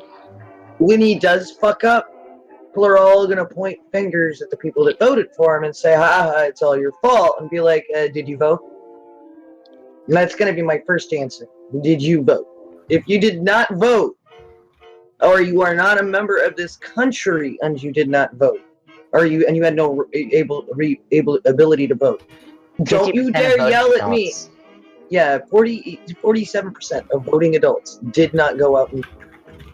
Even my husband, who doesn't like to vote at all, went to vote. And the reason why we had to vote was that they were legalizing medical marijuana, which they did do in my state, which is a fucking miracle. I've been pushing for that. I got blisters on my feet from getting the petition signed to get it even on the docket. I'd like to say I had something to fucking do with that. I got thousands upon thousands of petitions in.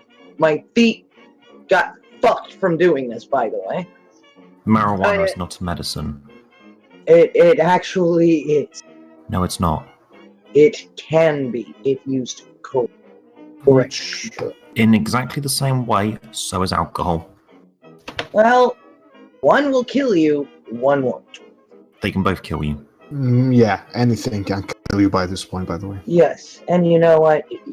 if you were to see what happens to MS patients that smoke out as opposed to taking the very dangerous opiates and what it can do for their quality of life, then I'll talk to you.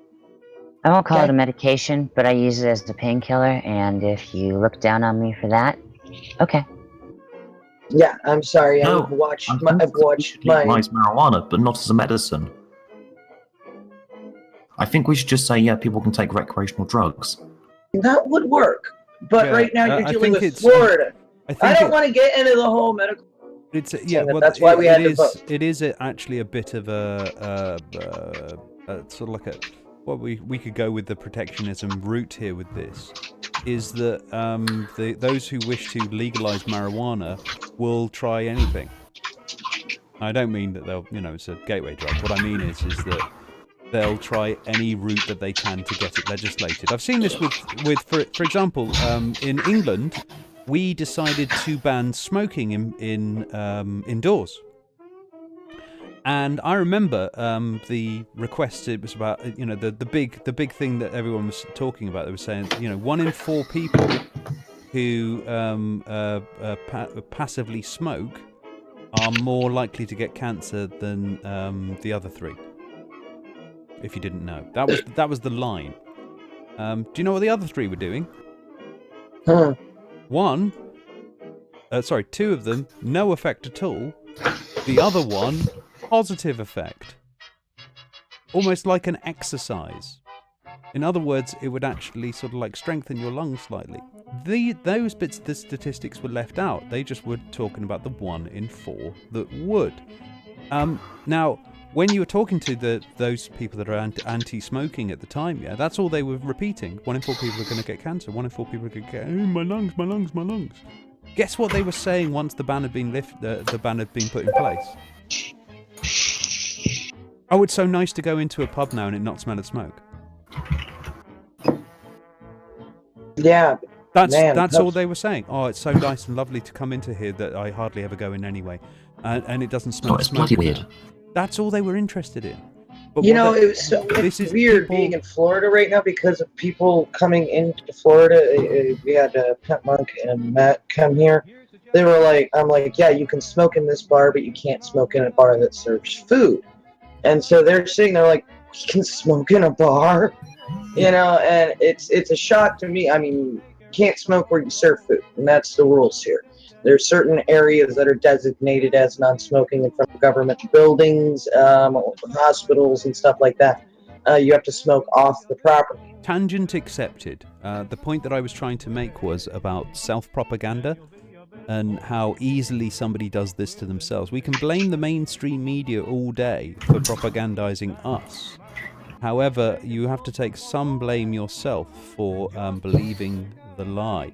I have noted from many people, you know who you are, Shrek, who will absolutely deny anything coming out of the mainstream press when they disagree with it. And they'll say it over and over again, you don't want to believe the mainstream press. But the moment that very same mainstream press comes out with something that they agree with, they kind of go, look at my source. That's too common, actually. Like, fucking common. And this is the thing.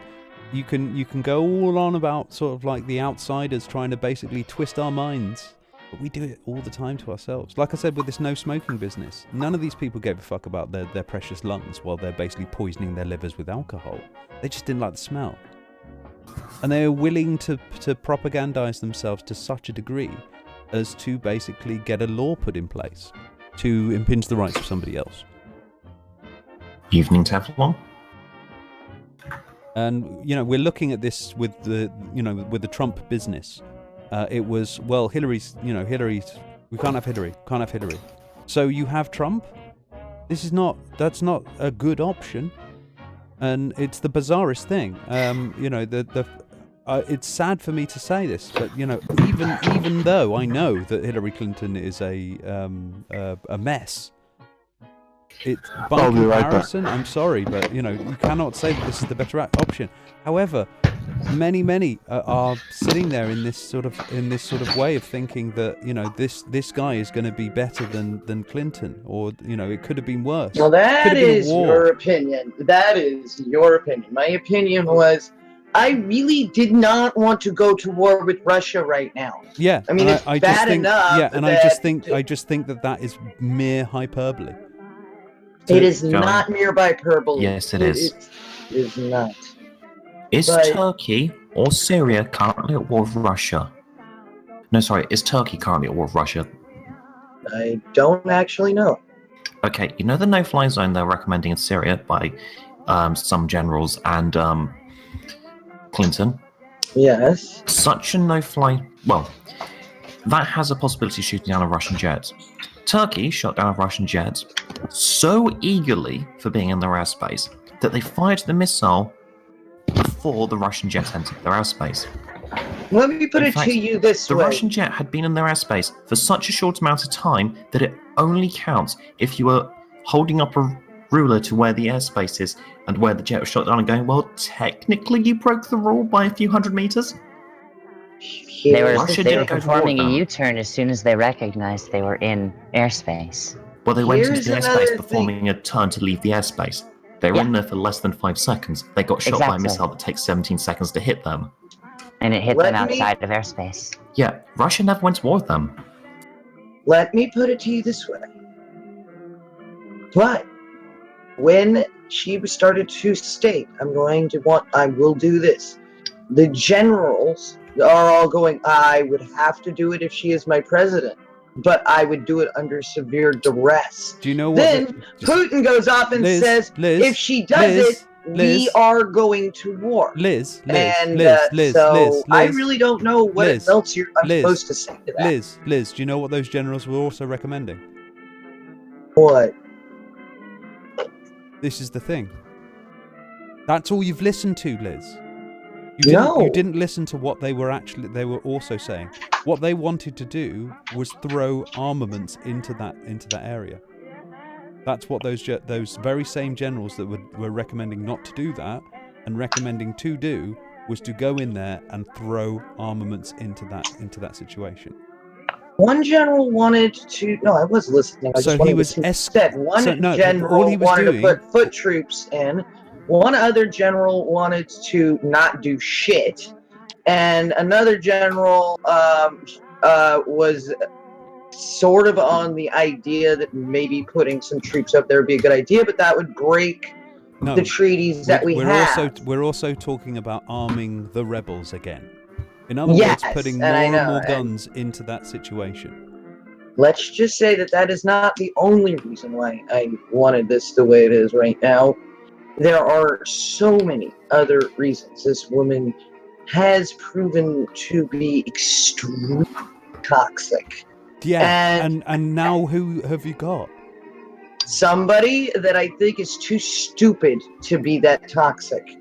And I know that's the ridiculous thing I've ever said in my life. But never underestimate the power of ignorance.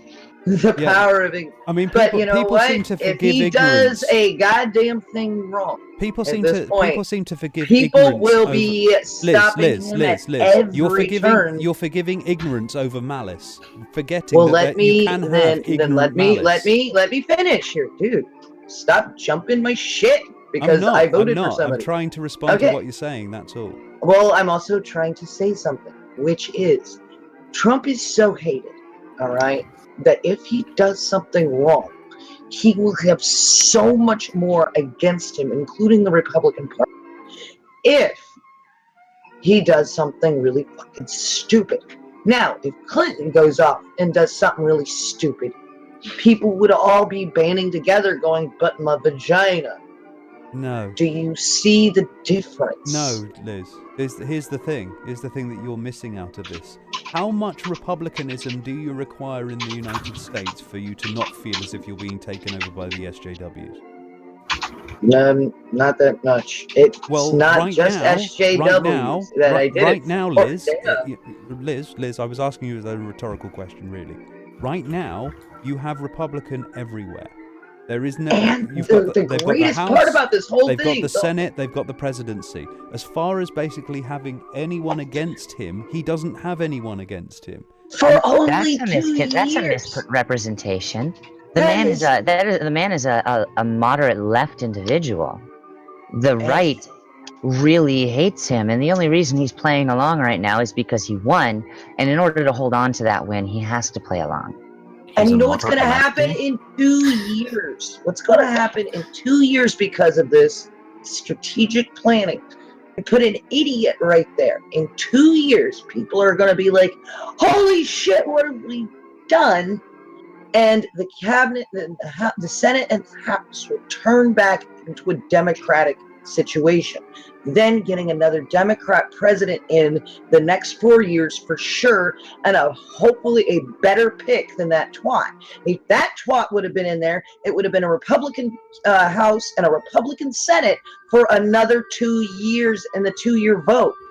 Am I making any fucking sense, Sebi? Can you explain that in big people words? No, you're absolutely right, because the United States doesn't operate where the houses and the seat of power move on the same schedule. If you want to see what's going to happen, you have to wait until the senatorial election in 2018, the House election in 2018, when we see all of this hatred that people have turn into candidates fighting against Trump directly. And they will not be able to get shit done, and we will get the DNC will have to get off their ass and stop fucking around and give us a better candidate. If they don't see their errors and what they did by lying, manipulating, and fucking us so bad out of Bernie, that they've now paid the price. So they have to clean up their act now. They are going to be forced to give us the candidate we want. I is really the doubt that. I strategic really planning doubt that. I see. I really doubt don't. That. Here's where I see this. Here's where I see this. Then you're just as dismissed about the integrity of the vote as Russia. Hear me out when I say this. Sorry, go ahead. I'm talking about metrics. When you look at Donald Trump, for example, and everyone kind of goes, we want Donald Trump. That's what they're going to look at. They're not right now, 35% grades. 18% now, I can feel your strategy here. The problem is that they don't think in that way. This is true. This is like you basically saying, right, I'm going to go buy something, this product that is fucking awful. Why? Because I'm going to hope that these people that I really want to make a nice product are going to make a product that's better. Have you not ever seen how the candidacies ever work to get a bad president in? Okay, Obama got into office, right? And everybody loved Obama, and he got everything that he wanted.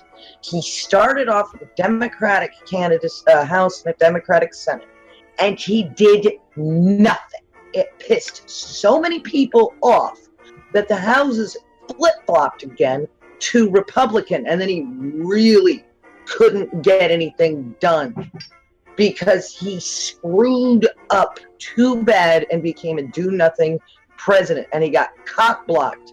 Actually, no, he started off with the Republicans, and we was like, oh, we got to change it. That's right, okay.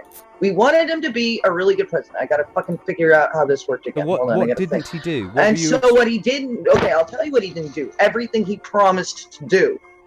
He did not fight for even the health bill. He could have fought a lot harder to prevent the Republicans from putting in the pork belly additions to it that made it shit.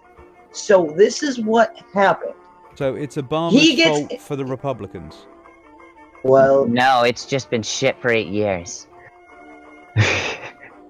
He did not fight hard enough for the issues that people were screaming at him the loudest at all. That's Democrats across the board. That's not, that's what they do. That's not always Democrats across. Yeah, absolutely. They've got this terrible method of trying to build consensus, whereas the Republicans just kind of go, no, fuck you, no, fuck you, no. So here's the deal. When Obama was got into office, it was Republican-run House and Senate. It went over to the Democratic side because everybody's like, oh, we've got to give Obama a chance. He gets the chance during that 2 years, right? And he did nothing. And then he moved into second election mode, which runs 3 years, unfortunately. It runs up until a year after you're elected now. And then he only had 3 years to make changes that he wanted to make, and he didn't really accomplish a lot of those. He got Supreme Court gay marriage. One second. Sorry, go ahead. I'm just going to ask about the first 2 years of this presidency. How many votes does it take to pass legislation? 50, unless it's vetoed, 66. I believe it's 60. 66. 60. This is in 2008, folks. Yeah. It would have been 66 votes, not 60. Right, okay, so there weren't enough Democrats to be able to do 66 votes. No, but there were enough moderate Republicans like Rand Paul, and he couldn't even convince them. No, Rand Paul, moderate Republican. I'm sorry, but I'm not. He's a moderate Republican. He's an insane libertarian, but he's a moderate Republican. See, the thing is that is the strategy. A lot of people. That's why they voted for Trump the way they did. So what and it's a way that they don't want to really admit it. I think through the next 2 years, Liz, you've been sold here. You've been sold. I have not been sold. If you do not know how chess is played, then you're an idiot. Excuse me, but what I'm saying. Well, then don't sit there and say that I've been sold. Okay, then, Liz. Go and prove to me that there were more than 66 Democrats in the House during the first 2 years. That he was able to actually get that through. Go and prove that to me. Go Google it your fucking self. It was a Republican-run House and Senate at the time of his election. He couldn't do shit. Every time he tried to pass something, it would get cock-blocked. That's what happens. So, what is going to happen with Trump, since he has the Republicans there, but the Republicans hate him. They cannot stand him. He will not be able to get very much done at all in his first 2 years of presidency. Then it should flip back over to the Democratic side. He still won't be able to get shit done. People will be tired of him, and we will be finally given the president that we will hopefully be pushing for. We need to find a candidate in the next 4 years that we can stand by. No, this isn't what I was talking about, Liz. I was talking about the 2008 Senate elections.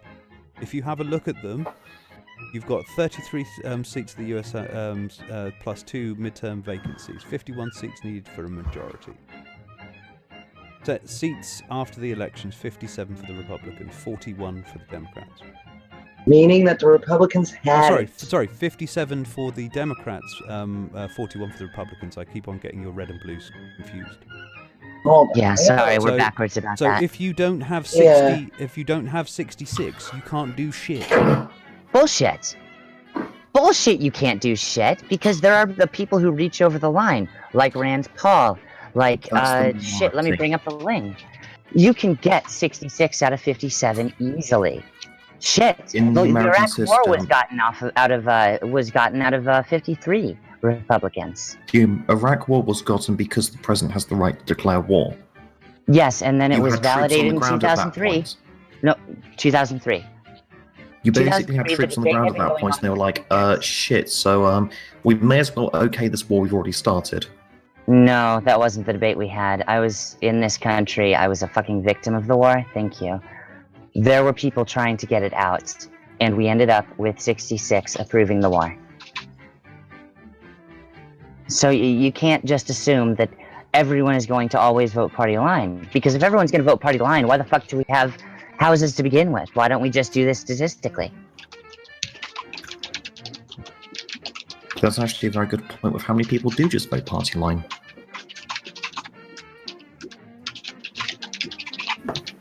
I mean, you are talking about the Republican Party, who basically very much coalesced after the Obama presidency. No, they coalesced under the Bush presidency.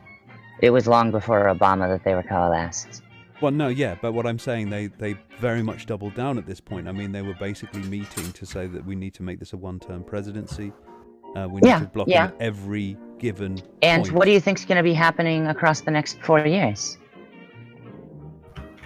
The liberals are going to be pulling together. Guys, it's going to be the same on I'm either not talking side. about Trump here. I'm talking about what happened in 2008, because you were basically whining about the fact that Obama wasn't getting anything done.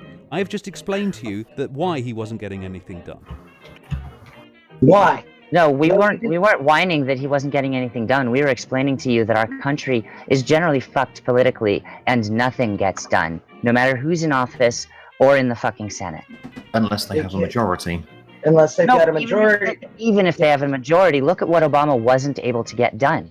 Look at the number of things that Obama talked about even in 2012 that he wasn't able to get done.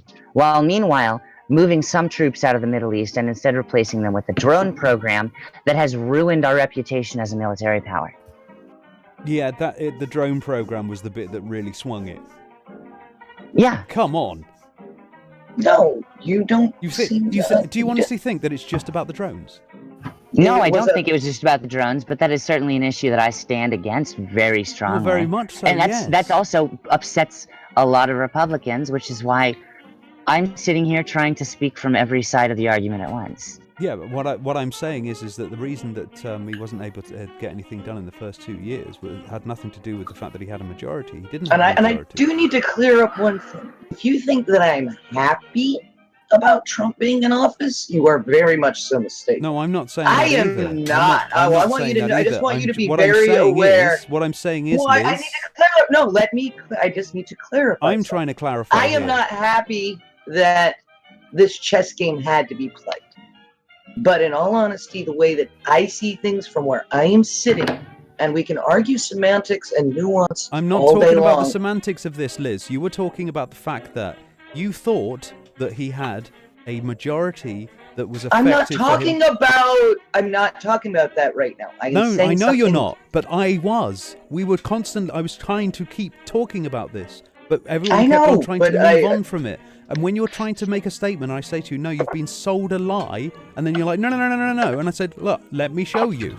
And I am trying to show you. Well, and then Sebi is saying, no, I wasn't sold a lie. Well, I'm telling you both. You have sold yourselves a lie here. The seats for the Senate were 49 before the 2008 election. They were 57, 41 and then 57, after 41. That. Yes, that is having more than the other, but that is not for enough for you to be able to get things passed. Damn years. Yes, and it's not enough for you to get things passed. And the 4 years following that, he's had You're not Democrats. listening, are you? You're not listening. And he hasn't gotten shit done elsewise. Sevi, I'm you're still not listening. trying to say that your argument... I am listening, and I'm telling you, your point misses the entire logic that builds the American system. If you're going to say, talking from a perspective if you're going to say that he can just American do history. whatever the fuck he likes because he has a majority, and then I'm going to No, we're not saying that at all. We're saying the exact opposite of that. We're saying he's not going to get anything done. I'm talking about the 2008 presidency. I'm talking about what Obama was doing. Because that's what you were talking about, and I'm we talked about it for 5 seconds, and we were trying to clarify something with the way that the Senate will go through. I need both of you to be quiet for just please be quiet. You are yourself selling yourself a narrative of what we're doing so that you have a strong argument, Robin. And I love you to death, but I'm actually going to start screaming, so I'm going to go. I love you, bye. Fair enough. Like I'm saying, and I'm going to still double down on this, I'm afraid, if you think that Obama had a majority in the Senate for his first 2 years, you are incorrect. He did not have enough people to be able to do this. And that's what we were saying! No, you weren't. We were saying the first 2 years he didn't! I have no idea what I just walked into. Robin doesn't seem to understand. We were saying one thing and we were... Check the title. I'm done for a few minutes until you're done talking about this too, because you're pissing me off a little bit, Robin, because you won't shut the fuck up and let us clarify anything. Look, if you're going to basically say things that are false, I'm going to point out that they're false. What you've said is that he had the majority in the She's Senate. gone. Well, this is the point. This is the point you've got to make. And I'm sorry, but this is what people do when they try to defend their position here. That's a lie. It's not true. They've been lied to. I'm not saying that they're liars. I'm saying that they've been lied to, and they've decided to believe it. In the 2008 elections, they did not have enough majority to be able to do whatever the fuck they wanted to do. 2010 elections, they still did not have enough seats in the House for Obama to be able to do what he had to do. So you can't necessarily blame him for not being able to get legislation through that basically the Senate has to sign through for, and then him sign on for. That's the thing. So when somebody kind of goes, well, we're all pissed off with Obama, it's like, why? That's the thing I don't get. Meh. That's my only. So yeah, well, this is the thing. Those guys are going to get all angry about this, but I'm trying to basically state to them that they've been sold on a lie when it comes to Obama. Obama never had a majority that was enough for him to be able to just walk through. Bush did. Yeah, and now Trump has the majority, but who knows? Can you hear me? Yes, we can. Oh, finally. Yeah, it was misbehaving on you. You were popping up, but nothing was really coming out from you. Right, yeah, no, I know. All right, listen, let's put it simply. I'd rather take the tyrant I don't know over the tyrant that I know. Period. Why? Well, because I already know the bullshit that one of them's going to pull. I don't know the bullshit that this one's going to pull. I can gather intelligence and make a better decision the next time around. With the one it's that better to gain the knowledge than to not have any knowledge at all. But with the one that you already know, you do know. Hold on. No. Let Habib speak, mate. With the one that you already know, you already have the intelligence. That's called complacency. And complacency does not breed evolution. Complacency would be to basically jump with both feet first into something without having any knowledge prior to it. I mean, no, complacency is to stay where your comfort zone is. If your comfort zone in this position is to stick with things that you know, I'd rather not stick with things that I know. I'd rather move on to something different, something that I don't know, something. I don't think you know what the definition of complacency is if you think that jumping headfirst into the unknown is complacency. No, hold on. Teflon. Do I call it Teflon or do I call it something else? Teflon is fine. Teflon is fine. The thing is, no, like, I don't. Yeah, jumping into the unknown, I would be fine with that because I've done that in my life, in my professional life, so many times before. I've never experienced, being a part of a political movement. Any voting is so alien for me. I live in the Middle East. So, yeah, it's just something that I never really take part of. What's our elections?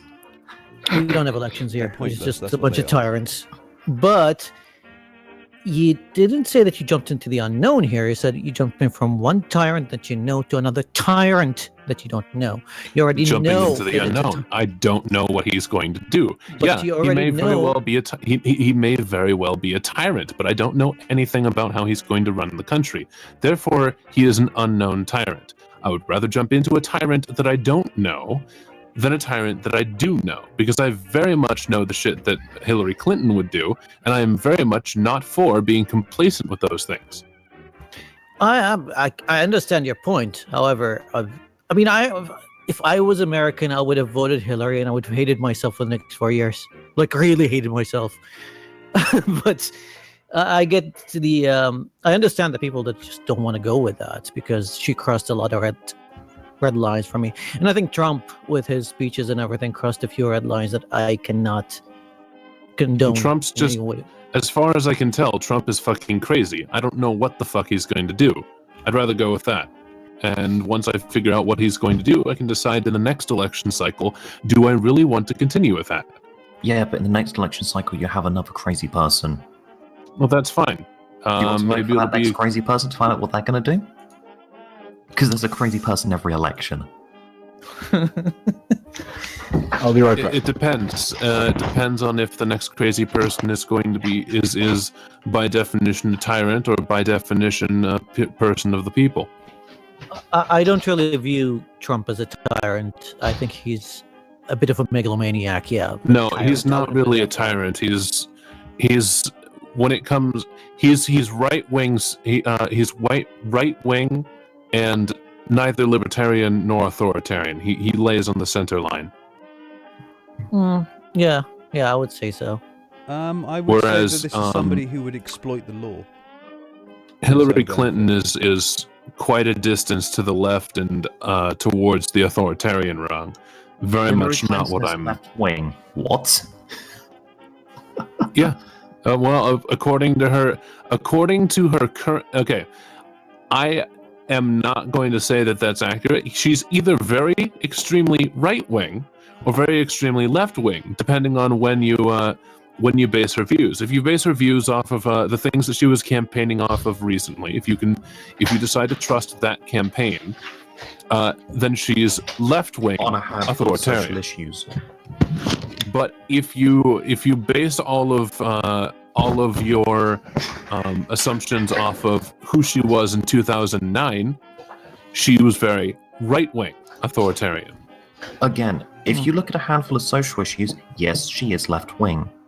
If you look at everything else, the overall picture, she's exactly the same as everyone else you got to choose from, except for Trump. Do you want someone to represent the oligarchy? Or do you want the oligarch? I'm assuming in this instance, representing the oligarchy is Hillary. The oligarch is no. Representing the Trump. Oligarchy is everyone but Trump. Right, and the oligarch is Trump. Yes. Well, you know what? Cut out the middleman. Okay, I would rather have the oligarchy instead of an oligarch. I'm cutting out the middleman. Yeah. You're also cutting out the rest of the oligarchy. That works well when you're buying a car. Checks and balances is sort of like a really big part of the American sort of constitution, that sort of thing. I would quite like a dozen oligarchies. Well, sorry, a dozen oligarchs competing and trying to make their shit appealing to people, instead of just one of them in charge. You know what I hated the most about this election, and even the post-election atmosphere, whenever we talk about the American politics, is that whenever you want to talk about how Hillary is just a shill and bought and operating for the welfare of the establishment, and you go like, you must be pro-Trump. And whenever you point out the idiotic things that Trump keeps saying, the people go like, you must be a shill for Hillary. And I'm just going like, this is why I did the video on protectionism here, because this is exactly what's going on here. We were going around sort of like, talking about like the edgy business, talking about the bearing business, and how people sort of like, instead of focusing on whether something is true, false, should be, shouldn't be, that sort of thing, they focus on the personality behind it, or the person that they're talking about, as though that actually matters. I mean, the reason that I'm not a big fan of, the reason I'm not a big fan of Hillary is exactly the same reason as I'm not a big fan of Trump, because they both exploit the law for their own benefits. Just Trump's a lot more obvious about it. At least that I think that transparency has some form of merit. It does.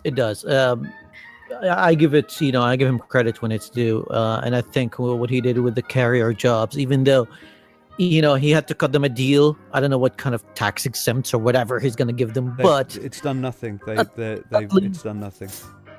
Look into it, Habib.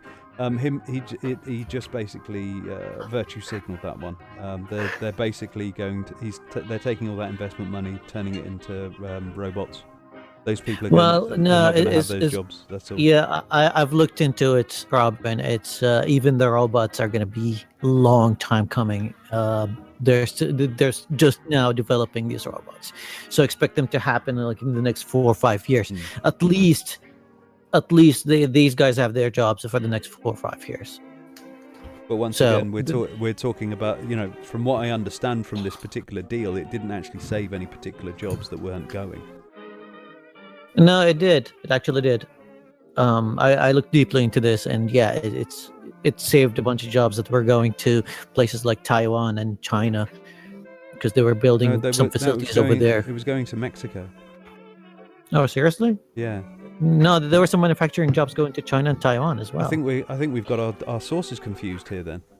All right, maybe. Check your sources. I'll tell you what, we'll have to have a look into this one and come back to that. But I'll look into it. Maybe just share your sources with me. I'll look at it again. I mean, I'm just looking through, just various sources here. What the information is coming to me, what I can verify. But going back to your main topic, I've been having a lot of fun with that. The whole thing with edgy and bearing, because it showed how much we are so deep into, this cult of personalities, that we are so blind of what's right and what's wrong. Like I still have a bunch of edgy's fanboys coming after me. I don't right know and wrong why. isn't really the issue for this lot, is it really? Or for a lot of people, I was talking about self-propaganda being the big thing. I think it is that people prefer to propagandize themselves rather than mainstream media. You don't need the mainstream media to do it for you. Mainstream media facilitates that. But it isn't the actual root cause, I feel. I feel it's the audience that makes them like this. Yeah. And, with the whole thing with Bearing, I mean, I watched a couple of his videos, and yeah, he owned up to it, at least. So that's good. Even though some of his fans are still going after whatever that name of the company is. I mean, like, why did you... Yeah, they're just at this point perverting copyright law. Yes, there was some social justice warrior that basically went out there and made them aware of it, but they would be made aware of it eventually. And it would have been just an even bigger stink. Better sooner rather than later. So, this gives him a chance to reformat, and really, I mean, he's a bear.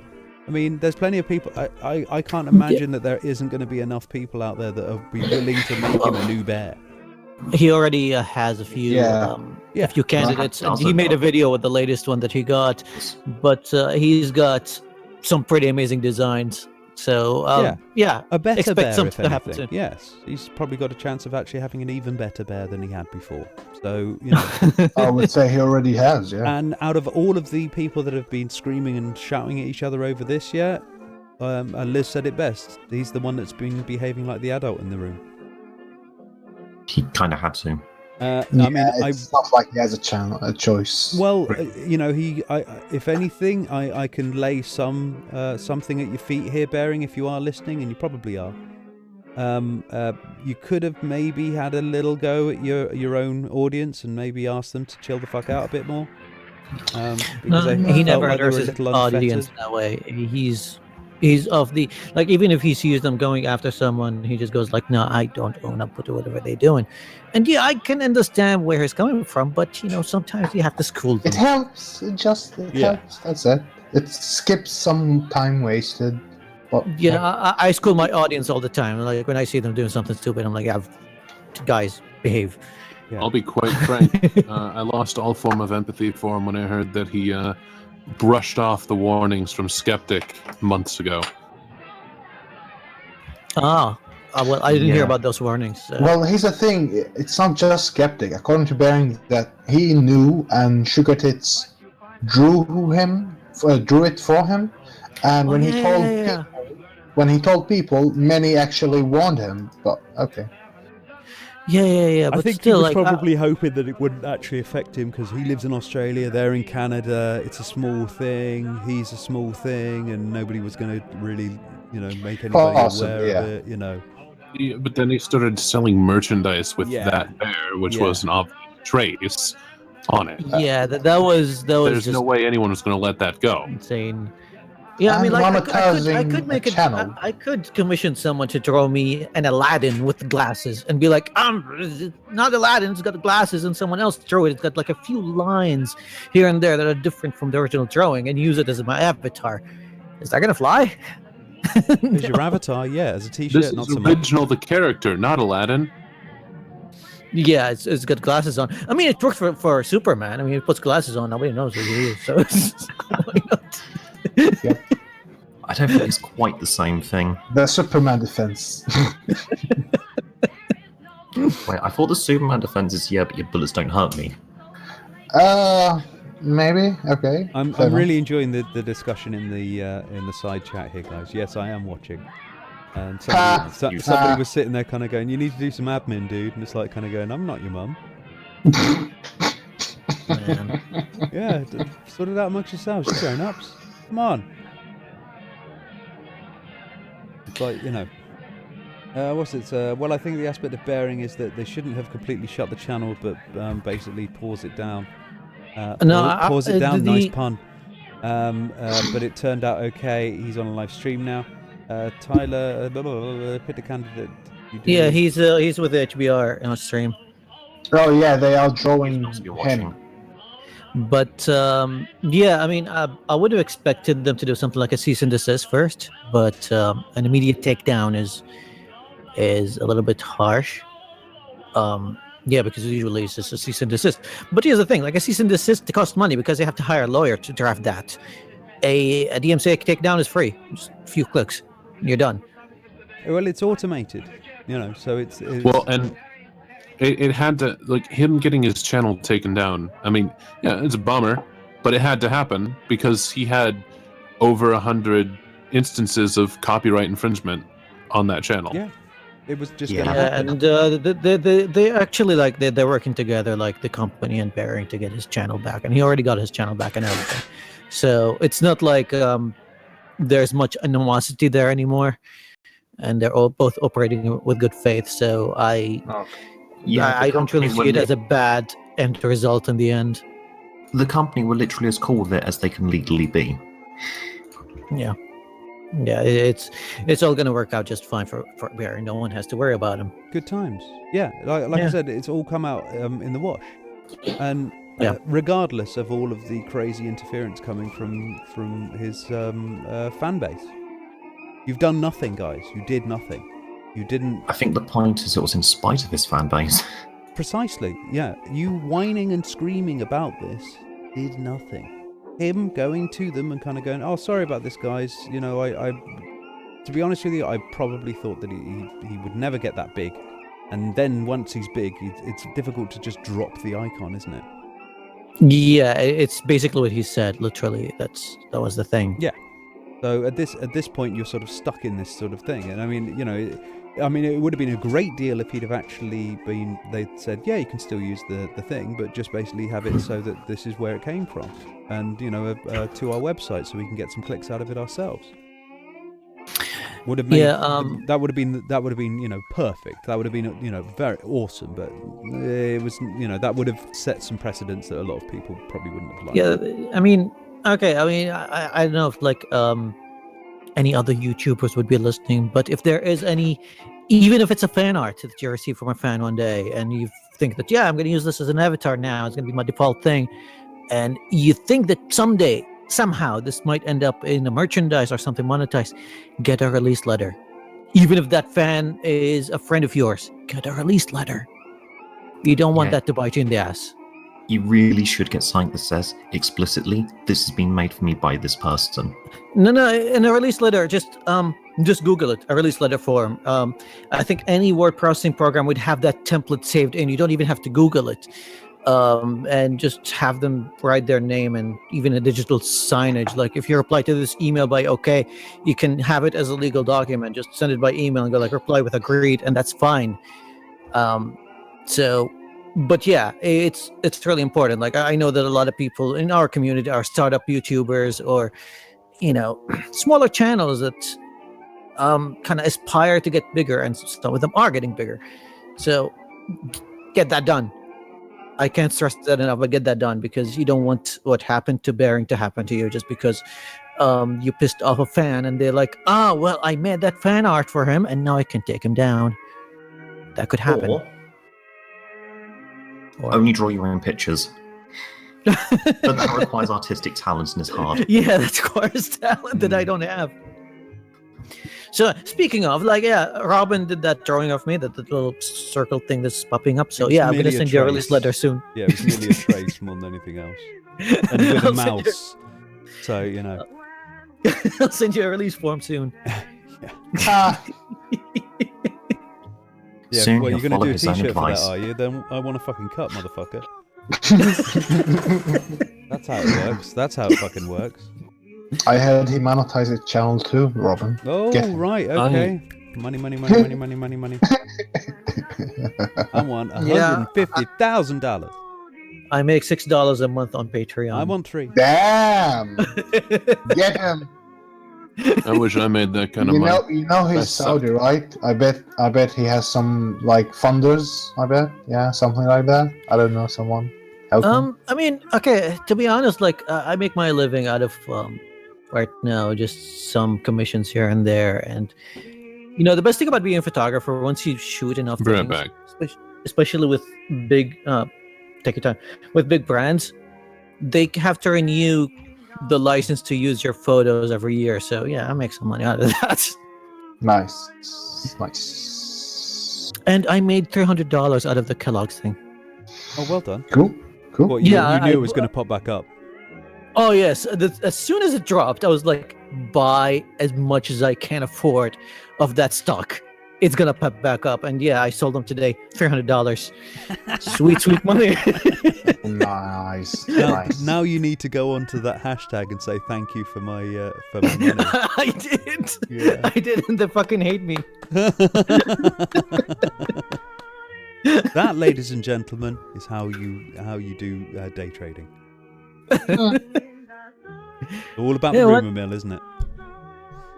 Yeah, and they're still, by the way, they're still circulating that image from the first day when they dropped the stock by 1.5%. And right now it's even higher than when that campaign started. And Brexiters are still spreading the image of, the day after the election when there was that tiny jump up in the pound, they're still showing that. Oh, come on. Growth. No. Oh, come The funny on. thing is, when the pound dropped, the price of stocks went up because it costs more pounds to buy stocks in It's companies. called inflation. And people are They're like, still showing "Look." that as well. And people look, they're like, look, the economy is doing well. Here's the thing: the same people that were looking at Kellogg's and they're like, they dropped their stock by 2.5%, and this is catastrophe for the company, are the same kind of people that look at the pound dropping 17%, and they're like, this is fine. Yeah, no problems here. It'll go back up. How do you know that? How do you know that it's going to go back up? Because it will, and it's going to go up better if you guys stop whining about it. Oh, of course, economies they run on goodwill and handshakes. Yeah, the thing is, if it drops over 25%, then it's going to enter something like a spiral, and after that spiral, it's down. Yeah, it's a catastrophe. It's 1972 all over again. Yeah, I luckily didn't live through that the first time, and I don't want to live through it when it happens the second time. Yeah, it's basically because you enter the stage where you need more investors or more people in the market to get it higher, but to get it higher, you need more people. It's the catch-22, and it keeps spiraling down and down and down. Right now, you still have, like, it's still not in that zone yet. I mean, I'm not looking at it and going like, this is the worst that it could get. No, it could get way worse, but it's bad. It could be doing a hell of a lot better. Yeah, of course. But here's the thing about like I said before, like when people are one or the other extreme, you have the two parties. One of them are going like, "Oh, everything is fine," and you have some people going like, "This is the worst thing that could ever happen. There's nothing worse than this in this entire planet." And I'm like, no, it's really bad, but it's not that bad. I mean, the pound did have its share of drops before for other reasons other than Brexit, and it did recover. It's one of the largest drops in recent history. Yes, it is. In pretty much, I don't know if there's been a lower drop actually. Oh, There's been one. There's been a couple, but those were global drops. USD, I can look it up if you want. Yeah, there's one that I was looking at earlier, and it was like, yeah, it was a steeper drop. Okay, a few years ago. Does this page load? Yes, Giga, But- it's quite right. It was a pick your poison type deal. I just feel as if, I've talked to a lot of people who actually were pro-Trump and have decided to go with the most poisonous, hoping that this is somehow some sort of like anecdotal cure. Antidote. Anecdotal cure. Antidote. As though if you poison the body enough that it will suddenly, not, somehow have some sort of immunity to the poison. You usually do it in little drops, guys. Just thought I'd let you know. We've been doing it in little Then it drops works for certain years. Poisons. Yeah, I don't think the thing is. Are you immune yet? The thing is, it could be worse. You have no idea how worse it is. I was talking. Well, what we're doing is we're making what we're doing is we're making the change from import beer to hard alcohol. Indeed. Yes, Oh, boy. but it wasn't Yeah. a good idea to be driving on import beer. Yes, and also using exactly the same amount of bottles. Robin, just to let you know, yes, the latest drop that was way more catastrophic than this was back in 2008, and it lasted all the way from November 2008 until around March of 2009. It was a global drop in 2008. Yeah, but it dropped from $2 per pound to $1.35 to a pound. You might want to have a look at just before that, because I think you'll find that it went from $1.5 to $2 very, very fast. No, it did not. The one before that was back in 1992, and it was a steep drop, but not as steep as that one. No, I'm talking about an incline, not a drop. Oh, an incline? No, there's no incline. The incline was very, very slow and gradual. It lasted from 2000 all the way to 2009. So, because I remember this. Hang on. You said the drop was in 2008, and you said the incline lasted from 2000 to 2009. No, the climbing up is that an incline, right? An increase. Yes. All right. So from 2000, okay, I'm looking at it. 2000, it was 1.25. All right, and it kept going up and up and up very slowly until it reached 1.9, 2.0, and that's when the drop happened. And the drop started to happen around November 2008. By the time of March 2009, it was at 1 point. Let me just, God damn it, trying to zoom in. Yeah, 1.35. So that's around 30% drop. I take it are you able to look beyond 10 years here? Yes. Where are you looking? Because I can only get to a 10-year one. All right. I'm going to copy this and put it in the Discord chat. Because essentially, US pound to dollar traditionally was around the 1.6 margin. It's sort of like, how most people sort of like judged it. So it going up to the $2 mark, and this was weird for us. The $2 didn't really last that long, but it was meandering around the point of 1.9, 1.8. But yeah, it was a steady incline. The lowest point was around 2002, and it started climbing up from there in the span of around 8 years. I'm only getting monthlies on this. You got to be. Oh, all right. No, I'm scrolling. I'm scrolling. Okay, yeah. 72, 82, 188, 92. Well, yeah, you're going from 2002 up to 2008, isn't it? Really, but really, the big thing was 2005 to 2008. That seemed to be the big oomph.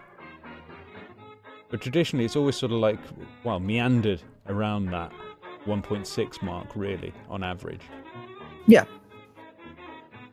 Yeah, but like I said, like that drop is the steepest drop, and yeah, you guys are covered after that. Like it's not too bad. Like it was still a healthy kind of currency. But I'm looking at this. I'm like, yeah, it can't recover. That's why a lot of the it went from the thing is it's gone from artificially high to normalized in the 2008 crash, whereas with this one, this has gone from normalized to, oh my god, what the fuck are we doing with this lot? Yeah, and we've been dumped. My point is, it's bad, but fear mongering and going like, this is the worst ever, because people from the other party like it. It's like, you don't do that. Well, it's the lowest the pound has ever been for. Not quite. Well, since It's the lowest it's been in a long 1985. time. Yeah, I did say 4 before interrupted. Sorry. Jesus Christ. Look, I'm sorry I like telling people they're wrong to the point where I won't let them finish. That's said probably like it's why a they're bad always thing. wrong, because they're just throwing out a caveat first of all, and then you're like, well, no, blah, blah, and it's like, I can't even finish a point. But anyway, yeah, it's a mess. And when we're talking about protectionism here, in the particular point of protectionism that we're talking about here, the Brexiteers, who have absolutely forgotten their just sort of fallen away from their skepticism. You got to get behind this. You got to change your mind. You've got to think in a different way. I've had this coming out of Sargon. It's like, whoa, when did you become a social authoritarian? What the fuck? I had that with a lot of people. Like, the thing is, whatever the idea is, like whether it's Brexit, whether it's how to deal with immigrants, whether it's how we deal with the Islamic problem around the world, it seems that everybody has an idea and everybody wants to convince everybody that their idea is the only one that's right. They forgot how to discuss ideas and just exchange them, because it's like, I present to you idea A, and you're like, but I've got idea B. And I'm like, no, shut up. Let me explain to you how idea A works. What wins? I'm like, no. That's the thing. What wins? If I just keep talking over you and over you and over you, everyone listens to me. If I let you talk, then somebody might listen to what you have to say. Because the idea that people from this quote-unquote skeptic community want to discuss ideas, they don't want to discuss ideas. They're like, no, my idea has to be the one that dominates. And I've seen this, I don't do debates, but every now and then when I get dragged into a debate, it's like, when you don't agree with an idea, they assume that you didn't understand it. And they would be more than willing to go back to the very basics. Or they would go back to kindergarten. Speaking of debates, check the guest lounge. Who's debating who about what? Guess what? Who? What's going on? Guest lounge here in the Discord. Okay. The texting. All right. Wow, Yeah. Nice, Christopher. Nice image. Oh god. Oh my god, why did I do So, that? Mr. Red Panels, who has been saying shit like...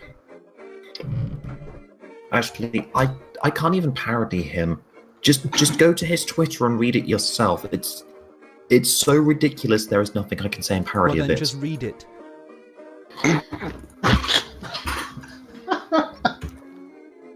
Read it out. That means looking at his Twitter again. Yeah, I've to be honest, like, I joined the stream because I was getting drunk by just looking at Twitter, and I was like, fuck it, I need to talk to people and not be drunk on my own. Welcome back, mate. Yeah. Yeah, I was covering the news on Turkey because you guys heard what happened in Turkey, right? What now?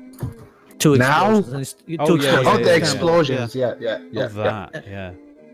And I was just Same like, old. tweeting about it back and forth, looking at hashtags, and I fell into some bunch of Kurds already celebrating because my Kurdistan. Yeah, there were a bunch of Kurds celebrating, and I was like, "Fuck no!" Just I'm not even gonna comment. Fuck this. Oh, man. Like, seriously, guys, you're not winning yourselves any allies. I understand, yes, the Kurds are oppressed. The Kurds are fucking being killed by every single regime in the Middle East. But with this kind of behavior, you're not winning yourself any allies. Look at the Palestinians when they started celebrating terrorist attacks in the West. Did they win themselves any allies? No. You're doing the same thing now. Self-propaganda, isn't it? You are the oppressed one, they are the oppressor. Talking of self-propaganda, I have a wonderful example of this, and that is a gentleman by the name of Benjamin Barber. You I've know heard this this name. I've heard this name, but I can't remember why. Once again, the open house has an exclusive. We introduced Benjamin Barber to the wider world.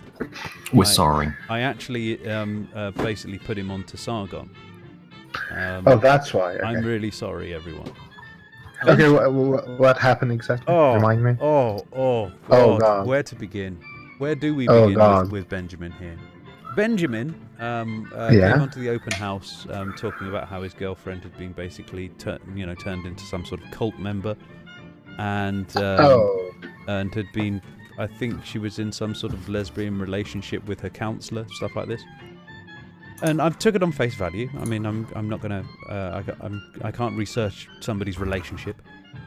And he was on board at the open house. He was a bit, what's the word? Monotone, to say the least. I'd like to say that he had a sense of humour, but I'd only be able to say it. I wouldn't be able to believe it. Will you be embracing yours? Well, I'll just give you this thing from Oregon Live. So I'm going to read this out. I'll be reading it out in a second. That's in the guest lounge right now. Oh, okay.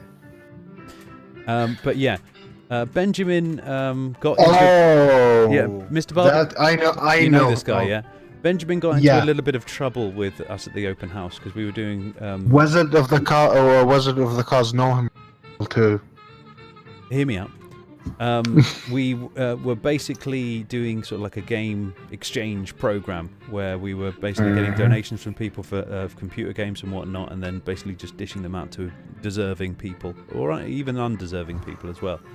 We had a little system set up. We were doing that thing. Took us fucking ages. It was a nightmare. But we did a lot of giving that day. Benjamin here decided that he was going to start up a website to facilitate this a little easier for us, and we were like, brilliant, that'd be great. He then decided, but because he was making a website for it, that he suddenly owned these games, and decided to use these like thousands and thousands of games that he was going to donate to some sort of cause in order for him to buy his way into a debate with Ian Miles Chong, I think it was. No, it was the other guy. Greasy-haired Chinese guy won that game show. I know who you're talking about. I You just know who I'm forgot his talking name. about. He's just Yeah. He's that pathetic. It's not worth remembering.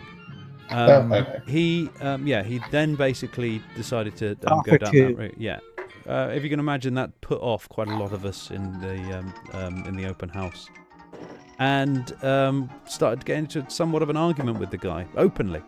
Beardmo, one of the people who was sort of like pivotal to this Beardmo, went full shitlord on him, and his girlfriend, once seeing this, approached Beardmo, and I actually have her on Facebook now. We've talked about this particular incident, so I knew about this before it came out. I didn't realise that people were going to start talking about it, so. Now it's here, we may as well put it down, so people can't say that I'm not actually. So I know this person. I've spoken to this person privately and publicly, and he ended up getting a conviction for unlawful dissemination of intimate image. He basically. He's the first case in Oregon of somebody being accused Convicted of of revenge porn. Yes. Yeah. I know his ex-wife quite well now, Jesus. and she's actually quite nice. She's a school teacher. She was actually quite sort of amicable about their relationship, in the sense that they were both quite toxic for each other, and it was better that they parted. Ben, however, doesn't seem to think so, and has been essentially stalking her for fucking years. And it has culminated in this. He took videos of them fucking and put them on the interwebs, porn sites and whatnot. She asked for him to take them down. He wouldn't take them down. She went to court for him to take them down. He got done for this. And his argument was it was a free speech and copyright issue. It's a free speech issue now, because I have the freedom to do stuff. No, it's like I was watching Mundane's Matt's coverage on this, and I was like, wait, I know this guy. And he's like, yeah, I remember him from Gamergate. I'm like, oh fuck, it's that guy. But yeah, the question that Mundane was asking, like, who owns the footage? It becomes like it's a little bit more nuanced than that, and that sets a precedence on a lot of the things. And it was like, Matt, you're he claims to know a lot about a lot of things, but he seems to forget that any footage that you shoot of someone, they have to they have to sign a release letter. Oh, Habib, he Depends on knows. the country. He knows. Look, everybody gets accused of clickbait titles. This guy does clickbait discussions. I know. You know what he was trying to do. You know he wanted to get everybody talking about that in his channel. That's all. I know, and I was like, that's a stupid thing to even suggest. Like, who owns the thing? And it was like, yeah, there was like, I remember that selfie that they took in the Oscars, like the most expensive selfie. It had like all the celebrities in them, and it was just like, and they're like, who owns this? And the discussion all boiled down to, is the Oscars, like the venue, is it a public venue or is it a private venue? If it's a private venue, then every single one of them has to sign a release letter. If it's not, if it's a public venue, then the photographer owns it. And it's quite clear. Like the media just loved discussing that ad nauseum, and I was just like, no, just look at the venue. Is it a public one or is it a private one? That's it. Discussion done. Now, this gets interesting, of course, is that part of his sentence, Benjamin Barber is also restricted from possessing photos of the victim or using the internet for non-work purposes. Yeah, for a few years, and I was like, it's But Interesting. And here's where it gets good, guys. But within hours, he apparently violated the agreement, according to a memo filed by the prosecutor. Wow. Friday morning, seeking Barber's arrest before jail deadline. oh my god. Was that like by accident or no? Yeah. According to the memo filed by the prosecutor. Atwood wrote that she was concerned Barber wouldn't report to jail, and said he appeared to use social media and post comments and links related to the case on OregonLive.com and Reddit. The links included photos of the victim as well as her name and other identifying information. The fact that the defendant engaged in this behaviour post-sentencing during the brief window of non-custodial time given to him as a courtesy of the court shows his continued disregard for the court's orders, the victim's rights, and the seriousness of his crimes, the memo said. Once Barber was arrested, Atwood requested that he appear in court again for a hearing to place stricter limits on his internet and computer use. Atwood told the Oregon Live last week that Barber's case was the first to go to trial in Washington County for unlawful dissemination of intimate image under the so-called revenge porn law. Barber's conviction is believed to be among the first in Oregon under the charge since legislators passed the law last year targeting people who publish explicit images of others without permission. Barber uploaded 4 pornographic videos of himself and the woman to 9 websites. The video was taken when the two were a couple. They were uploaded after they had ended their relationship, and he was found guilty by a jury on the 10th of November. Barber told the Oregonian, Oregon Live, on Thursday after his sentencing that he uploaded the videos in April along with all of the data and files he had on a personal server. He said that he contemplated suicide at the time and published all the items because he wanted to memorialize all things that I had done. You didn't publish all of them though, did you, Ben? Because we had a look. He said he believed he owned the copyright to the videos and he had legal authority to publish them. And guess what's happened? He's run away. Oh. Where? It's like a really shitty script for a movie. It really is. Basically, they gave him a custodial sentence with a bit of courtesy. Benjamin Barber, political theorist and founder of... What was this? Oh no, it's a different... thank fuck. I'm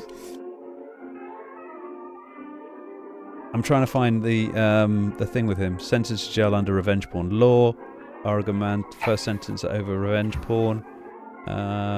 Oregon man gets 6 months. Where's the bit where he's ran? I know that he's run.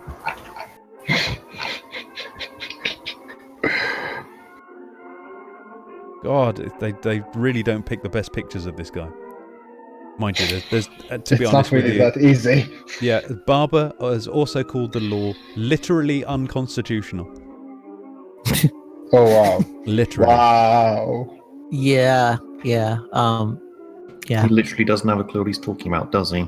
Well, like I said, this is to do with propaganda. Yeah, he's in The Guardian as well. Getting into The Guardian doesn't make you famous, let's be honest. Not look really, at Jessica, look at Jessica Valenti. Benjamin Barber 31. Yes, that's a ballsack, Magda. It's very humorous, yes. Multiple adult websites. Blah, blah, blah, the complainant reported that the videos were made with consent. And you're being charged by the person who said that you didn't. However, they terminated their relationship. Blah, blah, blah, blah, blah, blah. Literally unconstitutional.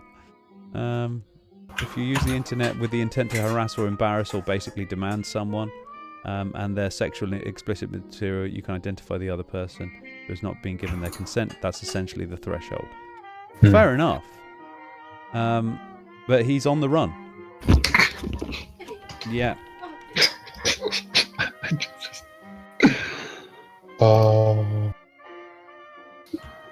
The Daily Motion, I believe, has got something. Shitlord on the run.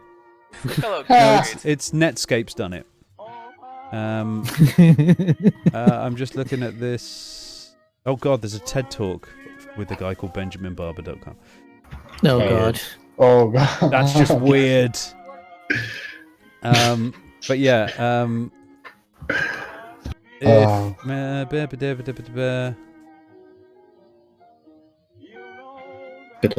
trying to find an actual something that's sort of like an excerpt, you know. Mhm. But it's basically all links to Netscape's video. Well, there's V Kotaku in action. Let's have a look at this. What they've got to say. Oh, it's gone. Where has it gone? Sorry. Oh, this is in Vote.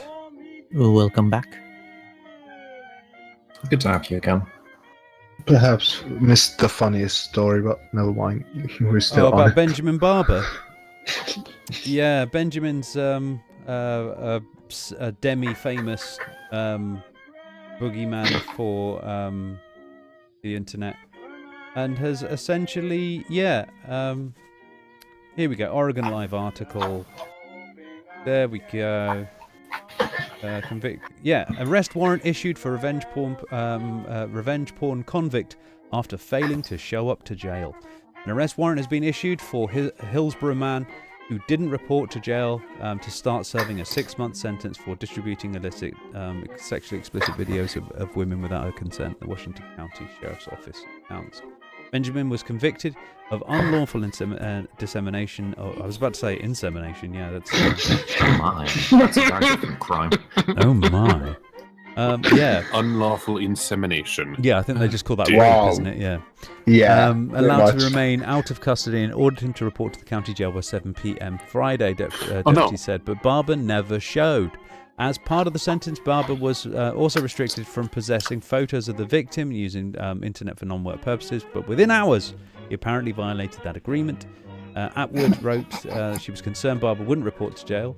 The links include photos of the victims, blah, blah, blah. Once Barber is arrested, Atwood requests that he appear in court again and basically face further charges. It's like, dude, you really want to make yourself a martyr, don't you? What a mutt. Martyr of stupidity. Oh. Wow. And his excuse, this is the thing. Look at these fucking pathetic excuses. Yeah. I mean, you know, he puts himself out as this sort of like, you know, I'm a big thinker, you know, and it's like kind of going, so what are you Really now? Yeah, and you're contemplating suicide. So what are you going to leave to the world as sort of like a memorial to you? And you're kind of going, oh well, there's these videos of when I fucked my girlfriend. Okay. That's great. Thanks. I want to be remembered. Yeah, you want to be remembered as a guy who fucked a girl once. And Well, he wouldn't want anyone to think he's a virgin. and plastered those videos all over the internet because that makes you manly. But hey, I just had a thought. Well, I did a while ago, but my thought: unlawful insemination wouldn't be rape. It's what you would call in a authoritarian government where birth rates are legally limited. An unlawful pregnancy. It's basically you didn't register it. Exactly. Thanks for It's an taking us back to unlawful China. Jesus. Speaking of Jesus, Yeah.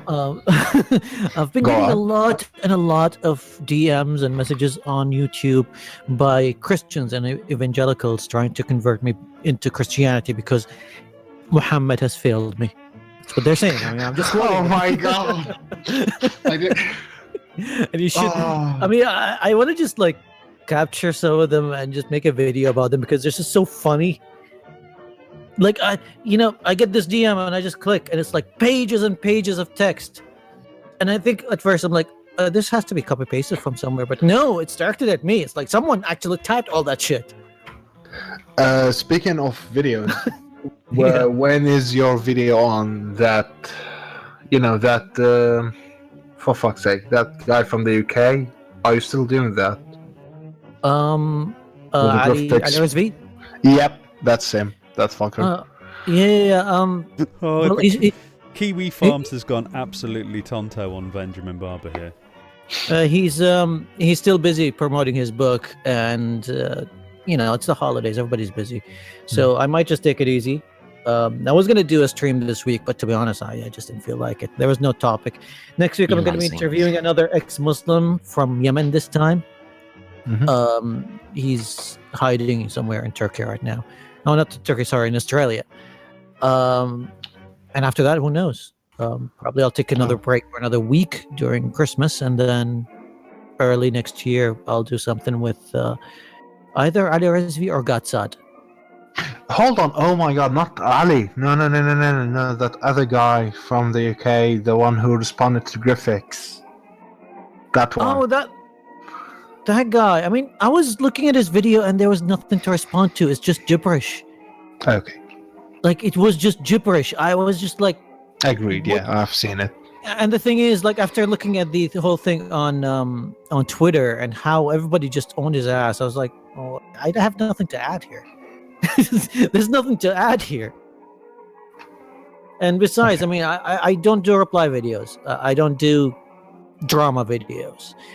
And maybe it was the heat of the moment that I wanted to jump on it. But then during working on it, I was like, why am I doing this? This is not me. Okay. Oh, this is so special. I'm just looking down the list here. Oh, the lol cowage is just, and the funny thing is that there's so much worse than this. So okay, between Benjamin Barber and Edgy Sphinx, who do you think the lol cow of the year is? Oh, I think Ben certainly takes Ben. this. Ben's Definitely. done. Yeah, I'm sorry. Edgy has nothing on Ben here. Yeah, Ben's, look, Edgy, for example, is just basically a spurky little kid trying to fucking get some attention. Now, Benjamin here has got a belief system, and that's what really matters here. Okay, this is I don't know what it is, but it is a system. You do not know how much I'm biting my tongue of what I know about this person. Oh, I know a lot. I mean, I used to hang out with you guys back then. You know, we used to have that hangout open all the time. So. Oh right, yeah. You weren't witness to that though, were you? Well, I've heard all the stories. You guys didn't hide anything from me. I mean, as soon as I joined, you guys told me everything there is to know about every single person that ever came across that hangout. You don't know everything, Habib. You don't know. Oh, okay. And I'm Well, not, there are some details that you know I am that you not haven't telling. told. No, because I've sworn an oath. Oh, I know. You Oh god. All I can say to you is that Ben is way weirder than you think. Okay, interesting. I mean, I heard a lot from other people. I'm not going to name names, but yeah, they've told me some rather disturbing things. And yeah, I'll leave it at that. Yeah, and I'm looking at all these lol cows here. They're just sort of like putting up all of this stuff, and I'm sitting here kind of going, "You don't know. You really don't know." So okay, if we were, I mean, it's the end of the year. Everybody's gonna have like their top 10 lists and everything. So if we're gonna have like a top 10 lol cows of the year, so go at it. Oh, You know, let's be Hello. honest here, guys. This was the year David Bowie died. That should have been the worst thing to happen. Unfortunately not. Mm, Unfortunately not. Have So you Jose, got? Hello. How are we doing? hello. Oh, there. hell. How you doing? You So may have seen me in the chat. we talk about the lol cow of the year, and you jump in. Yeah, it's were like, you the one that they wanted me to administer? I think he was. Guys. on You my know, dead I body. think people say David Bowie dying is the worst thing that happened of the year. I don't know. I mean, No, it so should I've have. seen It one should have person. been. I've seen. Everything. I've It seen. should Yeah. have been. Okay. Well, I've seen some people make the analytical point that Donald Trump will be the first president to to enter the White House without a pet in 150 years. That's And pretty this bad. is unacceptable. Absolutely unacceptable. Wait, yeah, a well, pet? okay, fine. Disqualified. That's it? Yeah, I mean, pet? I disqualified. said Yeah. this on a Teamspeak I was in the Oh, other God. day, and they immediately just went, "Well, he's got that old Mexican lady or something, old homeless lady." Look, at least Yeah. he probably gonna order pizza, I guess. No, hold on. Maybe Pence is gonna be his pet. Oh, I need that meme. Yeah. Well, perhaps it will be Joe Biden if Joe Biden refuses to leave. Joe Biden memes were the best thing after the election. That was beautiful. yes. That was a wonderful yes. moment. Yep. Yeah. There was nothing but saw all those Joe Biden memes. Amazing, I though. love it. I love it. Well, that was I think there was a particular sweet edge to it with the irony there that you got so many people who were like, "Oh yeah, well, all these liberals are going to be salty as fuck now," and we were just pissing ourselves in the stream chat. Just like, yeah, just imagine there's going to be some trolls turning up to go, "Oh yeah, these guys were against Trump. Let's go listen to how upset they are." And we're all just there pissing ourselves to Joe Biden memes. No, I mean, I here's the thing. I was kind of upset ever since the decision has been made. Like, yeah, it's Trump against Hillary, and I was like, yeah, that was the moment I was upset at because yeah, we have a choice between cancer and cancer. And by the time the actual elections were rolling in, I was already accepting it. I'm like, yeah, fine, we're already past that. We're gonna get cancer either way. It's just a different kind of cancer. And the thing is, I don't have any grudges against anyone who voted Hillary or voted Trump. But I think most of us here are more than happy to ridicule anyone who supported wholeheartedly either of them. Fair enough. Wait, people supported them? There are it plenty, looks like it. Yeah. plenty of people that did. Yeah. Okay. So like I said, I should have voted. By all means, I voted for Vermin Supreme. I didn't really want either of them. Anyway, Thank God someone remembered there were free ponies. I'd like to read to you the suicide note posted on Reddit by Endomorphosis. Oh boy. R. Portland. I expect there's quite a lot of those notes on Portland. Anyway, I am making plans to take my own life because the suffering I've been under has been too much for me to withstand any longer. I grew up thinking that if I only worked hard enough, that I would be able to climb up out of poverty I was born into, and thought that if I worked hard enough I could earn love from others. Instead, my progress in life has been stifled by institutions, as if it were an ant on the boot of the heel of society. This was abundantly clear when PSU lost my paperwork, right around the same time as I fought for eminent domain of my apartment complex. Hear it. After a period of homelessness, I decided that I'll try and do to fix the institutions. So you haven't got a home, and you think, you know what? Yeah, that's when we need to start fixing institutions. Not maybe I should find a home. What I instead discover is how intellectually and morally bankrupt they are. Yeah, Ben, you posted porn of your girlfriend to get back at her, dude. You know, and then tried to blag it as copyright. I don't know how intellectually or morally bankrupt you could ever be by trying to do that. Pornographers have a better grasp of the law than you. I'm sure nobody will ever mention the guy who probably prevented political parties from operating mutual funds at one time. Yeah, that's worked out really well. But I mean, we're already almost there at this point to begin with. However, no truly good deed ever goes unpunished. Yeah, because you've just been just a good deed machine. Especially when the ones benefiting are evil. What gets me is the fact that everyone is like a zombie in a zombie-like haze. To be honest with you, that's how I felt when listening to you. Distracted by the facade of the world that presents to them, so that they don't have to focus on what happens in the real world. It is any surprise that Oregon is the 45th most corrupt state? Is it? Wait, how did they rate that exactly? What's the measurement? Where's the corruption matrix? Yeah, I would love to see that one. Yeah. Also, continually churns out our undereducated children born to poverty. So I plan on setting myself on fire in a public place and hoping that the world will see it, so perhaps people pay attention to real issues instead of the whole circus that goes. You're setting yourself on fire and you're worried about people looking at a circus. I mean, if you jump through a hoop, you've basically, got a circus trick there, mate. I feel that I might be able to accomplish in death what I was unable to accomplish in life. The things to change in the country. Well, yeah, really got a self-important streak there, Ben, haven't you? People who do self-immolation, they do it for, I don't know, Vietnam War and shit.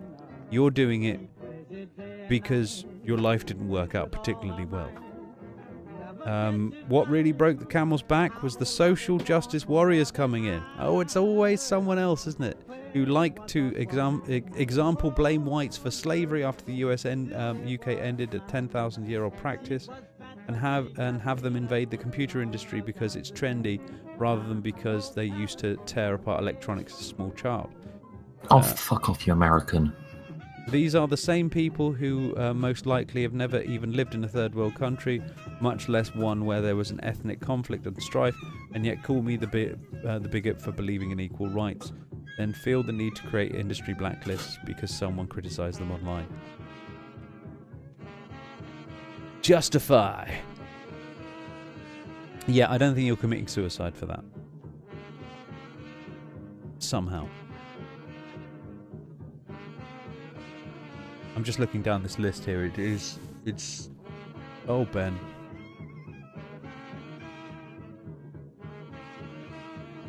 This is... Ben actually went to the XOXO festival, you know this?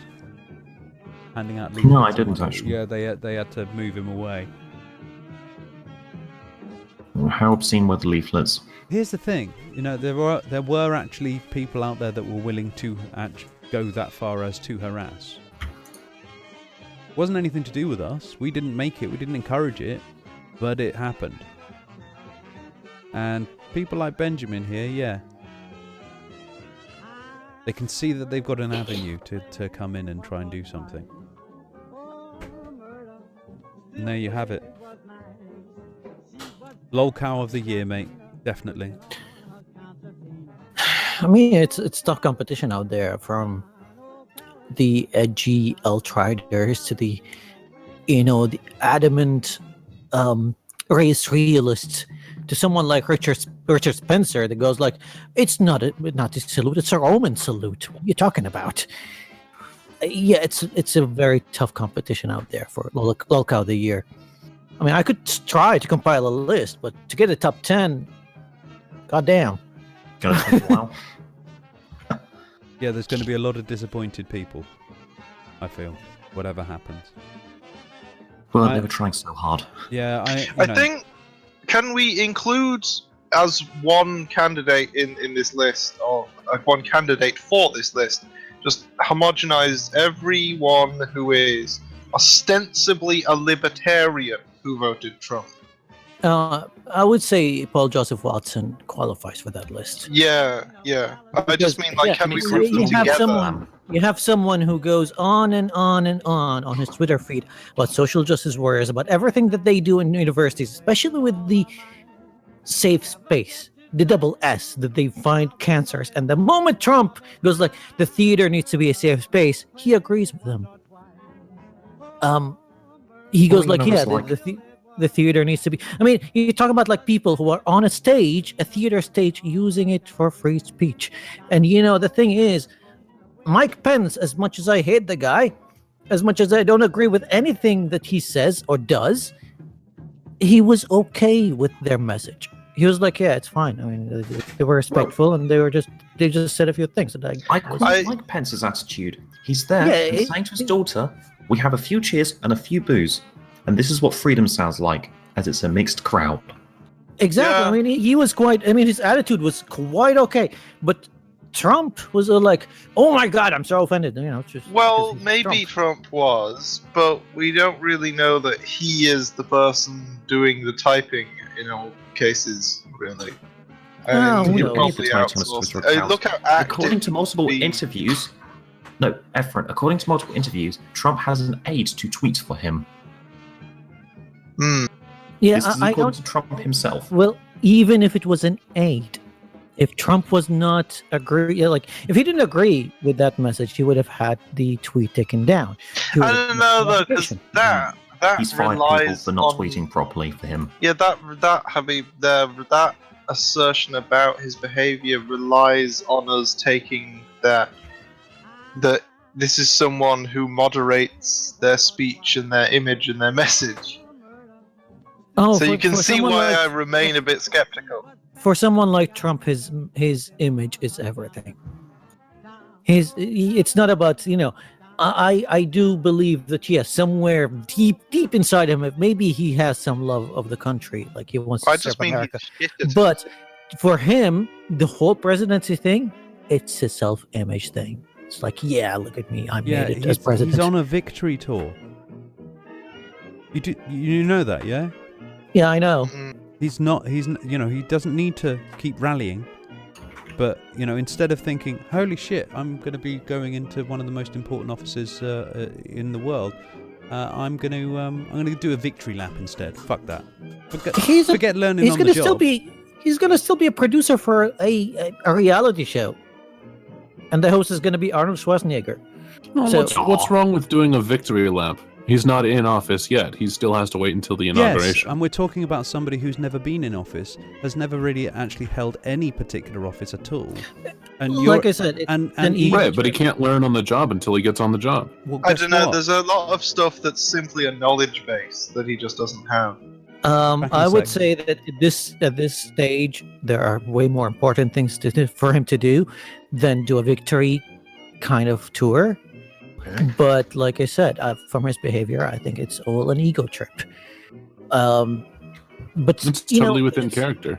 Yeah, it's totally within character. And the thing is, I'm not completely against that because, someone with his kind of beliefs and mindsets, I don't want him to achieve as much. I want him to just like keep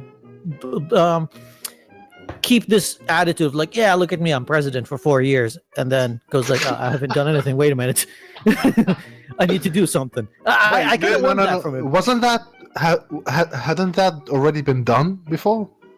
Well, I don't know. Maybe someone. No, but you know what? Actually, what Habib said there, that could, I could see that being genuinely good for America. Like, if he's successful in being, the apple of everyone's eye, and just going, hey guys, isn't it great that we're Americans? And getting, just sort of getting the morale of the country up. That alone could be beneficial, if also coupled with him not really doing anything else. I don't know. Maybe it is. I mean, there's a lot of Americans that actually hate the fact that they're Americans. They hate their country for one reason or another. I mean, the country hasn't been on a clean record for the past 10 years. Not even 20 years. lightly. Involvement with so many wars, the economy tanking so much, in unemployment rates, and it is a divided country. And the creeping realization that they live in an oligarchy. You know, like the I think the title of the latest Time magazine cover is like, leader of the divided America. Like, that's a very accurate one. They are divided. Maybe they need to rally behind someone who's like, yeah, we're cool. Look at us, we're cool. Why not? Maybe that's beneficial in the long run. And people talk about how, the last thing they want is something to happen to get Trump impeached or deposed or assassinated. And just to be clear, I'm not advocating assassination. I'm just saying that, oh my God, it would be even worse if Mike Pence somehow became president. I don't know. He has some beliefs that are pretty daft, let's be kind, but as a statesman he seems to know what his job is, and is good at it, sort of, if you know what I mean, like as a statesman. Yeah, it's like you separate your own personal beliefs than what your work as a statesman is, like taking the will of the people into consideration. I mean, for that reason, like, basically his professional ethic has actually got him in shit with evangelicals, hasn't it? Yeah, I don't know enough of Pence's history to judge him on that. I just look at his beliefs and I'm just disgusted, to be honest. But yeah, you might be right. I don't know. Like I said, I'm gonna be honest. I don't know enough about him. But yeah, I don't know what's gonna happen for the next 4 years. Nobody does. That's the amazing thing. And I'm gonna have my fun. I'm already having my fun because, like I said, there is a lot of people to mock. I mean, I'm sure you guys know of what Breitbart had with Kellogg's. Yeah. Like that alone was quite a lot of laughs for me. Like, I'm looking at it from any potential partner or advertiser with Breitbart. If I had a company that wants to advertise multiple outlets and Breitbart is opening up, they're like, hey, let's advertise, and I see them treating a former advertiser the way that they did with Kellogg's, I would never do business with them, even if they had billions of readers. I'd be like, nope, not even gonna touch that. It's like, hey, there's this really hot girl and you kind of want to fuck her, but every boyfriend she's had, eventually she's had a falling out with and she's cut their dick off. You don't want to be the next guy. Yeah. I have no idea why would you even reach the conclusion that you want to fuck her in the first place if you know that. Yeah, it's like easy and like she's hot, but no. I mean, no one's that hot. Like you're thinking, you're not going to be in the rational position of wanting to. I'm just saying that like you feel the attraction. You're like, yeah, this could work out, but it's like.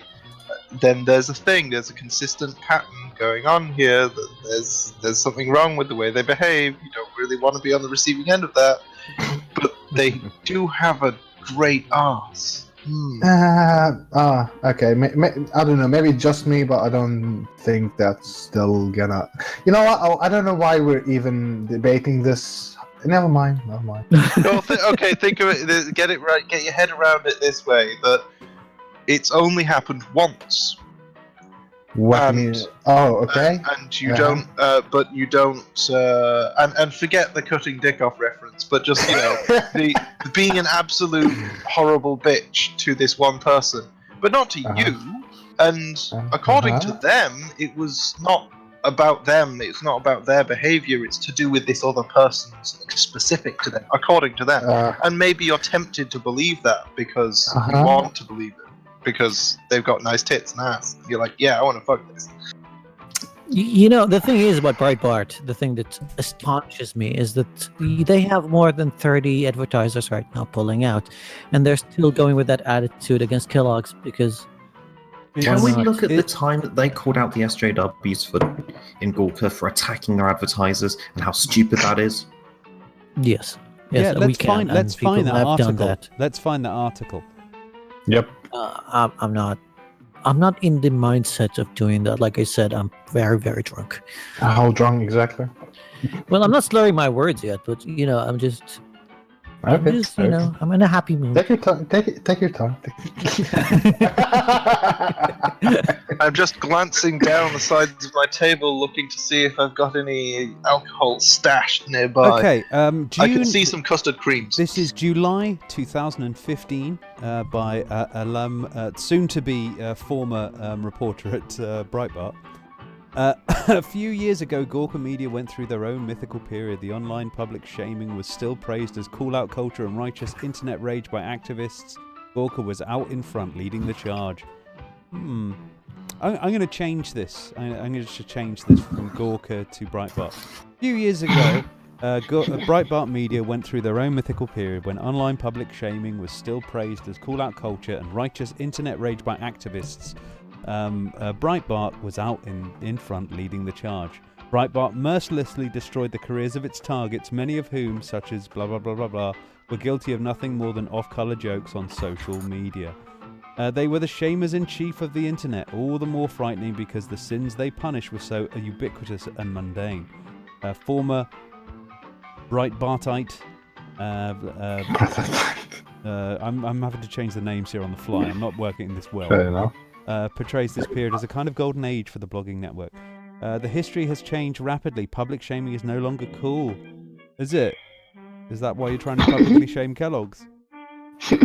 John Ronson resoundingly won the argument against it in his new book, despite vain attempts to activists to, you guessed it, publicly shame him.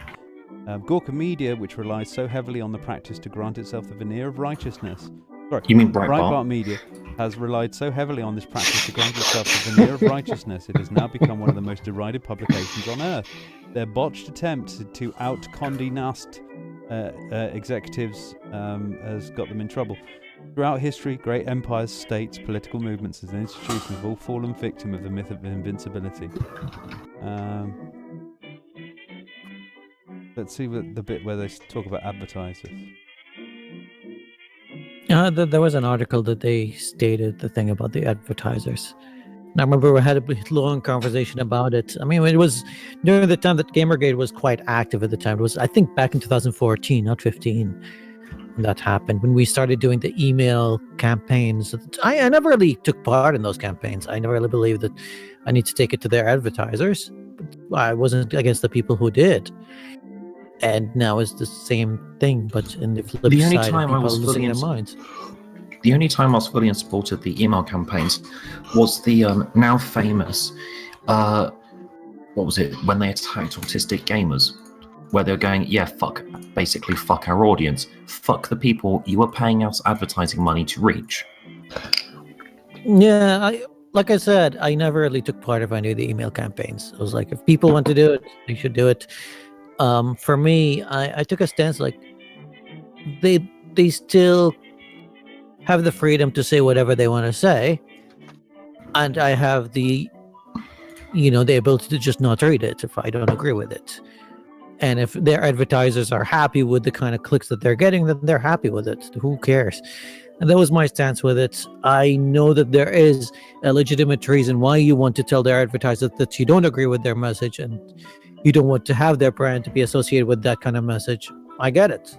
For me, Well, I you just don't didn't even care have to enough. tell the advertisers in that case that you don't like their message. You just had to say they're attacking the audience that you're paying to reach. Well, yeah, the Here's thing an is, example. with the with gaming, the media gaming, it's not just enthusiast press. Like, it's a very important. It's essentially the fourth estate of a natural monopoly, or an industry that depends upon patent or copyright.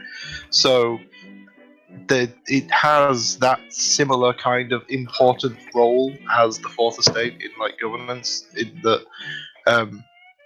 the accountability, like it doesn't have the same market signals as competitive market. It's monopolistic competition at best, and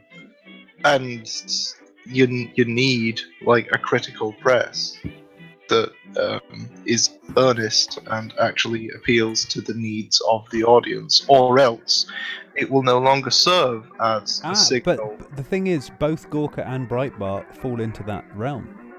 Yeah, They Yeah. are serving their audience. It's just the fact that their audience are assholes.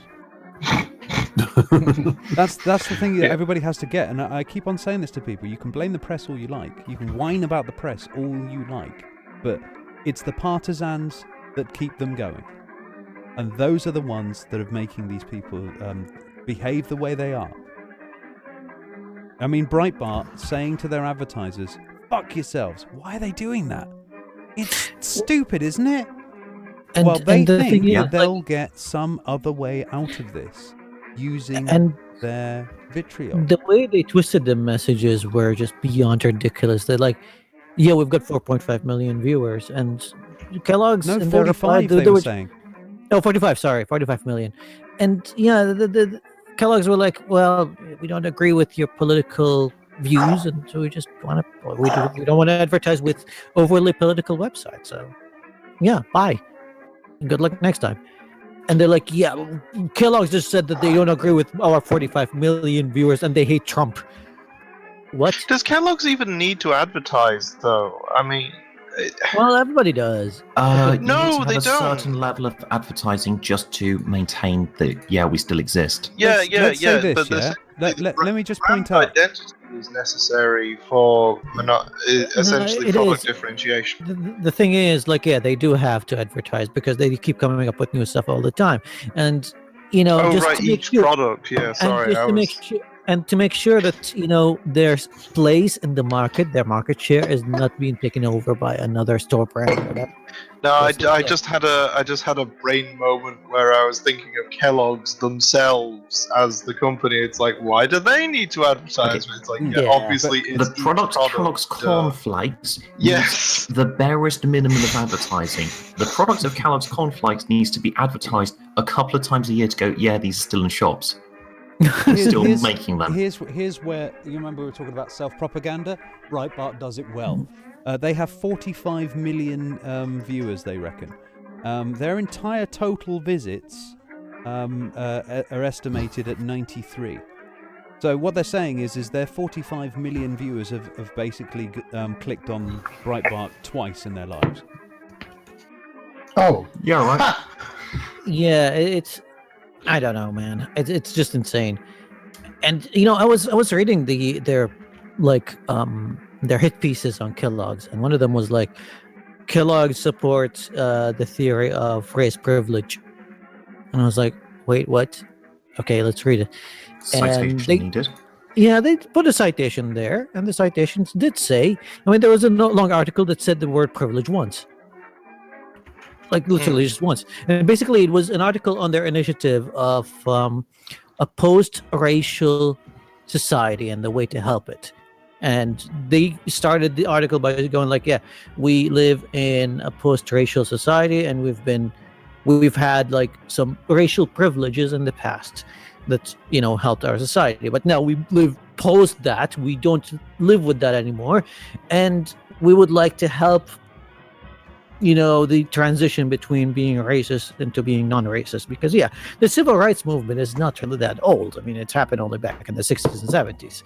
So let's be honest here. It's not like happened a generation ago. Yeah, it's not like super ancient or anything like that.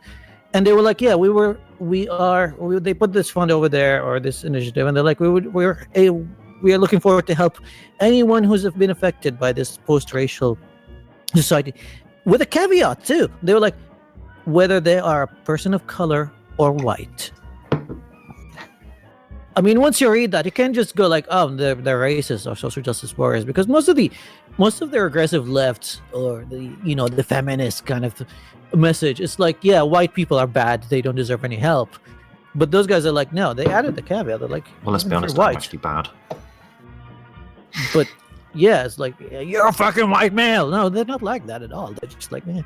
But like I said, we've got this thing. Yeah, once you've self-propagandized yourself, everything is sexist, everything is racist, and you have to point it all out.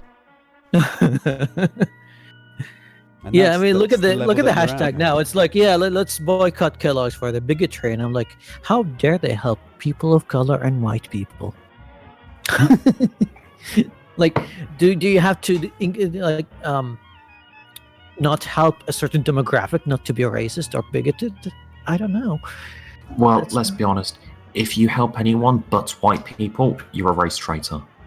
Oh yeah. I mean, I was having this discussion on my latest stream, and I did mention something that happened in Slovakia a couple of weeks ago. No, it was last week. It was the day on my stream, actually.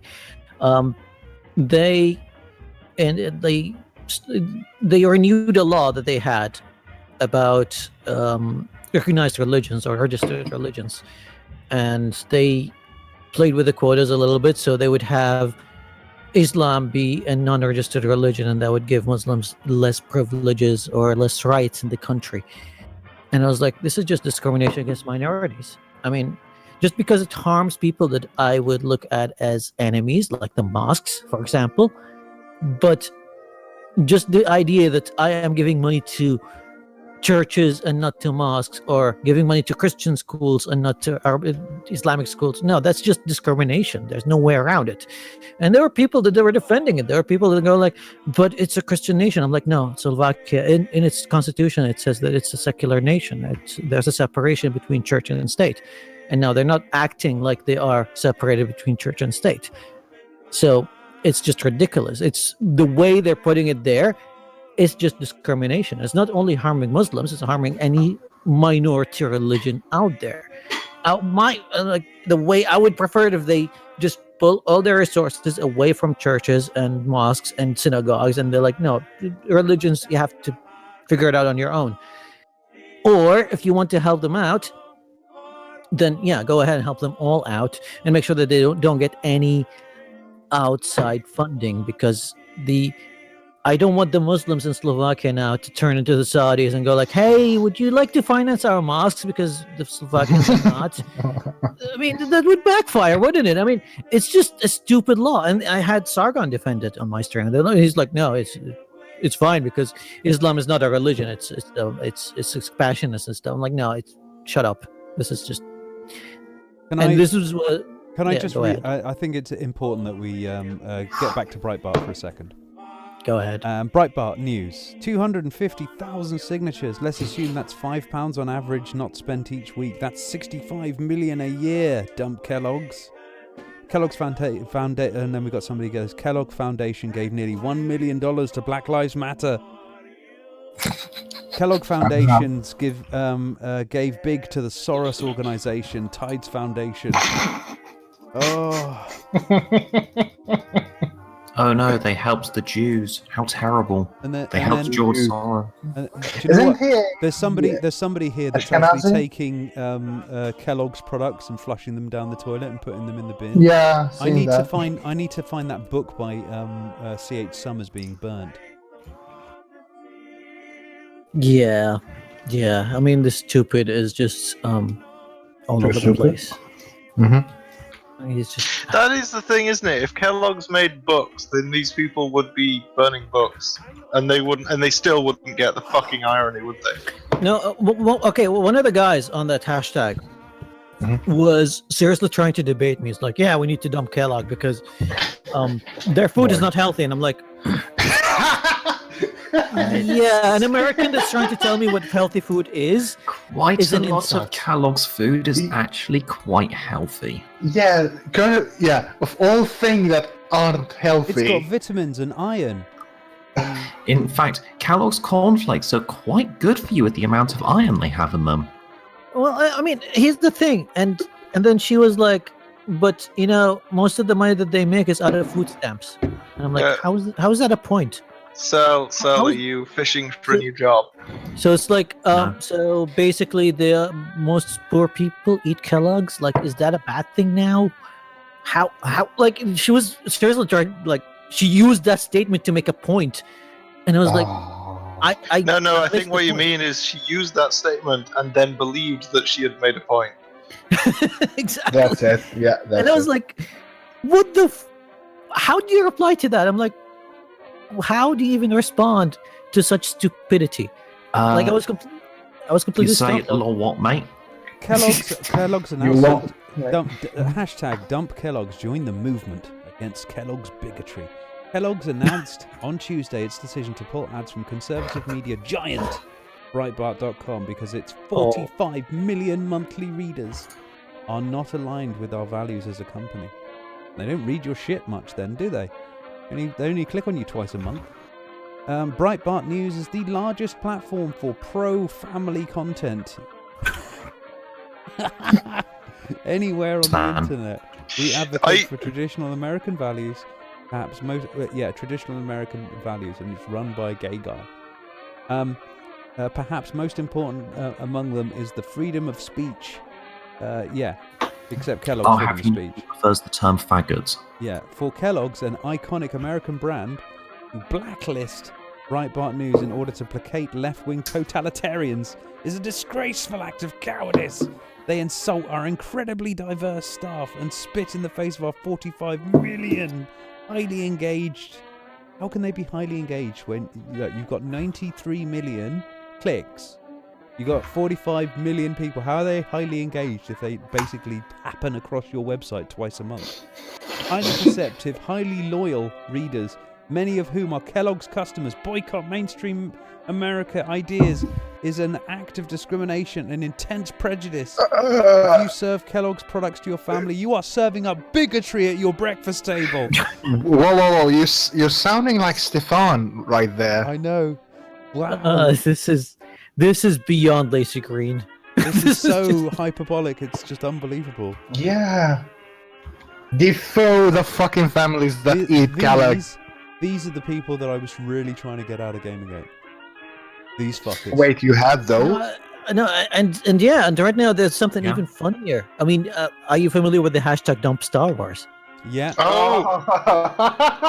yeah. I've heard about this. There's some people who've got into their heads that somehow a story about some fantasy shit with light laser swords and basically magic warriors, and like that is somehow going to be anti-Trump propaganda. Friend. Yeah, I had an argument with someone. They kept going on and on about how.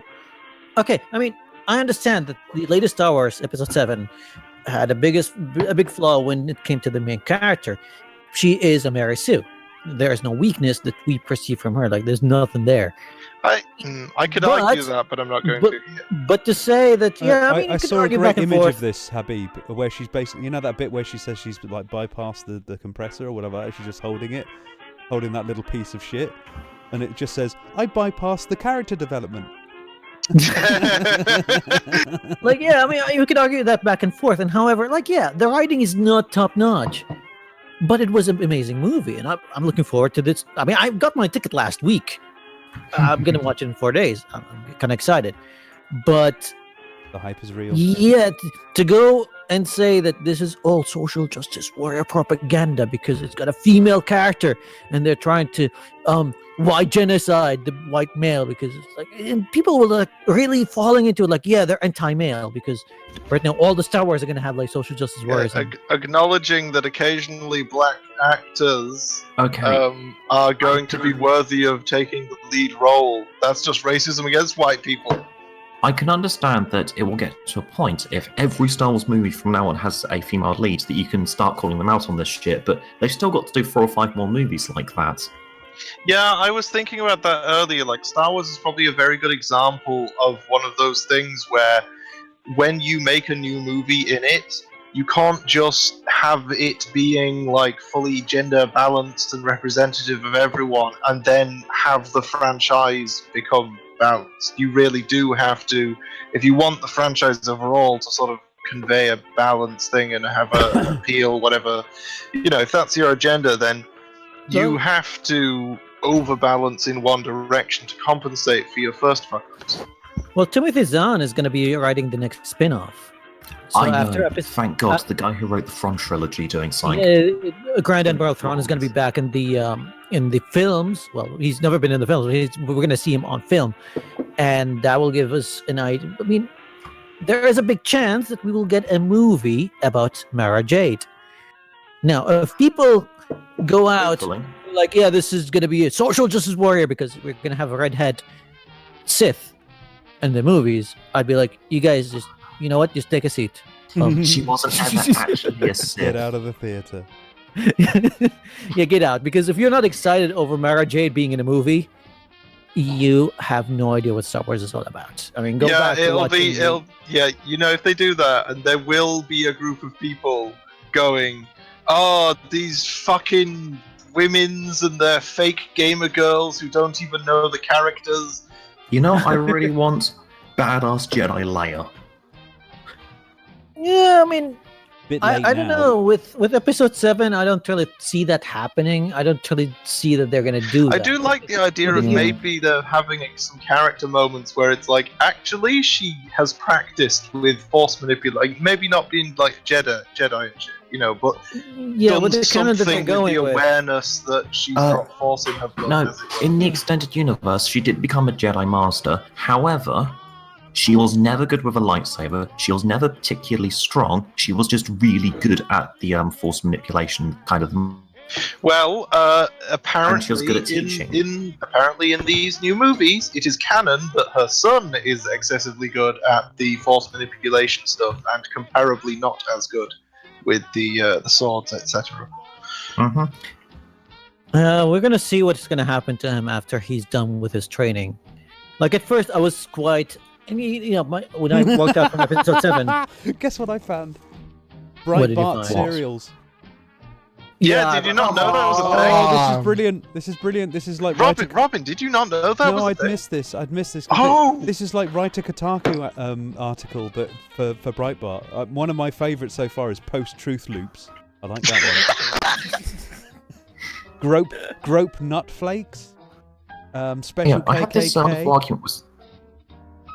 Scorn Yeah, I Flakes. could go for some I of love that. Scorn Flakes. Scorn Flakes is good. You know, I had an argument with someone about the Dump Star Wars thing, and they were absolutely adamant that politics were affecting the new movie, and if they're bringing politics into Star Wars. So I asked them for it, and I kept on just asking them where are the politics being put in the new movie. And I got them to start arguing that no politics are being put in the movie. They're just grandstanding, and that is putting politics in the movie.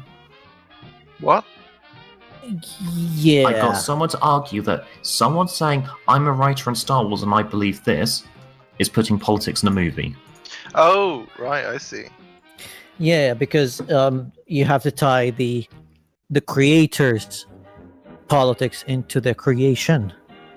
Yes. Because that makes no sense to me at all. Genuinely what they were doing. Reich Krispies. Yeah. I after seeing that, I think I did tell you, Habib, I'm not sure. I told someone, and You didn't tell me. I had occasion to purchase some Kellogg's cereal. I got like 3 boxes of Kellogg's Crunchy Nut because they were on a special offer, and it occurred to me that maybe I should sort of keep the boxes until I get round to sort of posing with them strewn about myself. I've got a box of Cheerios Just here, empty so. the things onto your body. Just gotta go. I just bought Oh, this you just know- for this. I'm making a You know bar. the golden one, who's one of these guys that talks a lot of shit and might be a candidate for a response video. And I thought, maybe it'd be fun to do a response video of him, where he just is randomly shirtless or almost in a lot of his videos. So I thought it might be fun to just sort of have an introduction showing this is who this person is, blah blah blah. I need to have some way of making fun of the fact that he's basically shirtless in so many of his videos. How can I do this? I can't think of anything, and then just cut to the next shot where it's actually me sitting in the bath. Okay. I'm sure there's meant to be a punchline there and not just you in the bath. Well, I as am it's like, really how do I take the enjoying- piss out of someone talking with their shirt on? I am really enjoying basically sending pictures to all of those people that were said that their little campaign was working. Yeah, I mean, just look at the stock. It's been rising pretty well. Like I said, I made $300. If any that has 90 million monthly views calls any company out, unless it's someone as big as Apple, they're going to have a tiny dip in their stock. It's inevitable.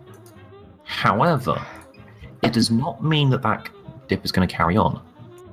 Yeah, in particular, it's just one of these things where if you get people to pay attention to something, they'll be like, some people will react immediately and just be like, well, we're not going to invest in them, or maybe they'll just sell the shares immediately. But then some other people, well, they'll see there's a dip in the price, and then they'll be like, do we want these? And then they'll investigate. So at some point, you get high information investors, and then they'll see what's going on and go, oh yes, we do want these. Yeah, because low information investors see there is drama, therefore there's conflation, therefore it could be a political problem if we invest there. Well, here's the It's thing: really like sensible logic. when they had they had a scandal about the illegal child labor, and that scandal dropped them about 2%. Yeah. So, if that drops you only 2% and you recover right away, then Breitbart has no chance against Kellogg's. I'm going with my addition to this, which is buy the brand new alt-right special snowflakes. Yeah. Did you see some people were trying to, they weren't just saying dump Kellogg's, they were trying to sort of encourage people into doing it by suggesting that they go with Unilever or something. Yeah, I've seen that, and Unilever was involved in the same scandal as well. Do you know what? Do Kraft. you know what we need to do? What we need to do is keep trolling them and start going for their advertisers. And start hashtagging like to dump everybody, dump Google, dump this, dump that, and watch them basically just lose all of their advertisers and just sit there kind of you've been trolled. They're already losing more than 30 of them. I think 3M is pulling out of them. I think they're basically at this point with Google Adware. I mean, at this point, they have a merch store. And I would not be surprised if Breitbart ends up being operated by a Patreon account. Yeah, when you're selling T-shirts, you're in trouble. Now, you know what? Actually, what would I'm not going to make this as a sort of a prediction thing, but I officially call not being surprised if Breitbart getting in the financial shitter leads to Donald Trump purchasing them. I mean, his financial decisions have been even worse than that, so I would not be it would just make me laugh after them basically like just laughing over Gawker going and then just watch it. I'd like to actually have a look at is Breitbart on the stock market? They're probably not, are they? No, they're not. Yeah, it's just public limited. It would be funny to see. Yeah, it really would. I reckon 400,000 people have joined in on this, which is quite a you know. Let's just read what they said about insulting their incredibly diverse staff and spit in the face of 45 million Before we do go on, they are highly engaged. I just want to say that those highly engaged viewers, that includes people who are cringe reading like we are. Yeah. So shit. Yeah. This podcast has accounted for what, like 15 views? Yeah, 1%. Just from the staff from the podcast. 1% of their highly engaged, highly perceptive, highly loyal readers have decided to sign the petition. Oh, the petition, by the way, is not accurate. They don't even verify your email. You can just go there and sign it as many times as you like. They still haven't got 1% of their audience. Like you can literally just go there and just keep typing random email addresses. and Mr. Edwards, Lysander Wright, comes in with an absolutely beautiful retort of my buy the new alt-right special snowflakes, and he goes, they're so alt-right they turn the milk white.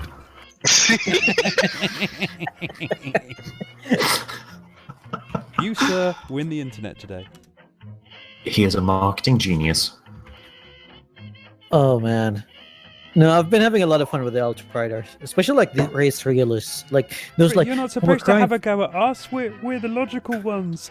No, it's not about the logical ones. Like the ones that go like, "What's wrong with having an ethno-state?" I'm like, "What, like Nazi Germany?" And they're like, race realism. The problem is they answer with, like Nazi Germany. Like, I have no Yeah, answer. that think You was win. I supposed to might be not- self-evident. You guys, race realism is just acknowledging that races are differs. You guys, I swear, that's it. I actually covered that talking point in my video talking about the white genocide conspiracy theorists, and it's this thing where right off the bat in my introduction I talk about how there are people who believe that there are significant differences between races, but they're somehow surprised when this can include, like, fertility rates, etc., and things like that. It's like, right, so everything's different, but this difference is therefore artificial. My favourite one would have to be if you have babies with a black person, they're not your people. Yeah, that was something that came up earlier. I think you saw that tweet. Yeah, that was Yeah. a glorious tweet. I mean, Yeah, I was like, just because my kids are darkies don't mean that they're not mine. That they're still my people. I still bred successfully. No, And that's the thing, is this idea that your true family, you're more related. Because I've heard this justification of valuing white raceness because you're inherently more related to the other white people than you are to the rest of humanity, so you should feel stronger kinship to that section of humanity. But then if that holds, then that's true of your family, and they do value family. They have family values that they claim to. So yeah, okay, fine. That only maybe to their white holds. relatives. Yeah, but then if you have interracial marriages, who are your people now? yeah, the thing is, like, I had a go at one of my fans last week. You have fans? Yeah, I mean, he self-identified. It's like he said, "Yeah, I'm a fan of yours." But the thing Did is, you like, have at least he- one? well, not anymore. Like I said, Why? because here's the thing: we were having a discussion. One other discussion was just mocking the whole thing about race realism and ethno states, and he was trying to defend me by the most ridiculous statement. He's like, "Yeah, I don't want any Arabs or Muslims or even ex-Muslims to move in here, but I don't mind Habib. He's different. Oh. He's westernized." And I was like, "What the fuck, man? You think I would be happy with such a statement? I'm different because you agree with me, but you despise the color of my skin. Like, what the fuck is wrong with you?" You're I'm still- okay, but your people aren't. But the thing is, like, when people just claim me, like, yeah, it's like, you're just a Westerner. I'm like, no, I'm not. I'm not. I still like Arabic food. I still love Arabic poetry. I still watch Arabic movies. I still love live the there. art.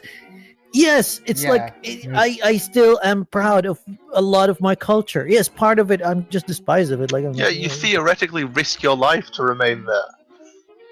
because I like it here. I mean, yeah, it's, and people are like, no, you're just too westernized. I'm like, what does that supposed to mean? It means that I'm cultured. When I'm cultured, it means I'm Western. So Middle Eastern people cannot be cultured.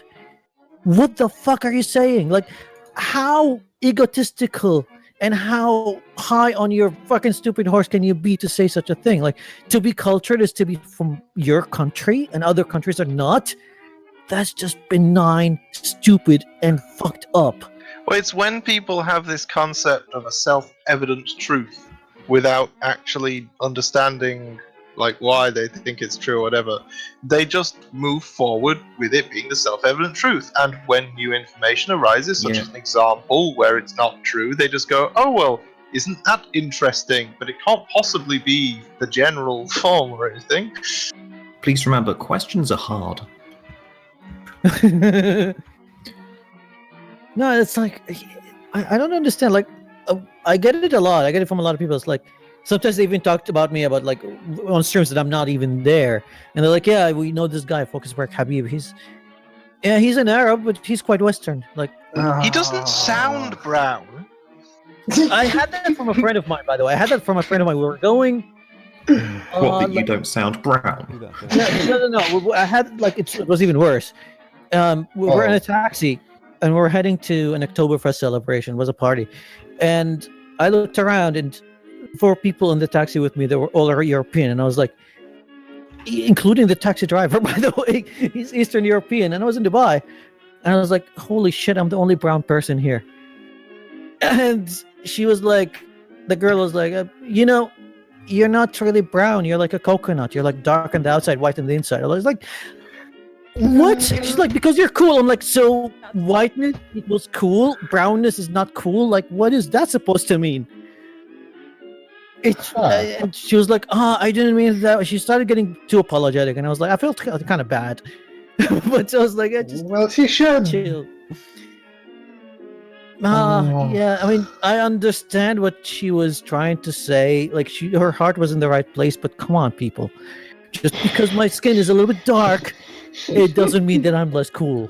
Yeah, I mean, with stuff to do with racism and sexism and all that stuff, like the SJW types who like to quote academics but are generally not academics, will their attitude sort of pushed me towards the counterculture reactionary stuff. Then when I get there, I'm like, you guys are maybe exhibiting yourselves as some examples of this shit that I thought was self-evidently not going on. And then I actually have a little gander at the people who I then realise have been misquoted by the SJWs, and it's that there's just two sides of fuckwits shouting at each other, and that there's the academics and sociologists and stuff, and they aren't the SJWs. There's probably some sociologists studying the SJWs subtly. It wouldn't surprise me. Yeah, it's something something I said on Twitter the other day. I was like, there's a big difference between being memed and becoming a meme, and I think that a lot of these people have become a meme. No, they're not just posting meme. It's not like what Crowd and T is going like, yeah, but it's just a meme. No, it's not anymore, because they have become the meme.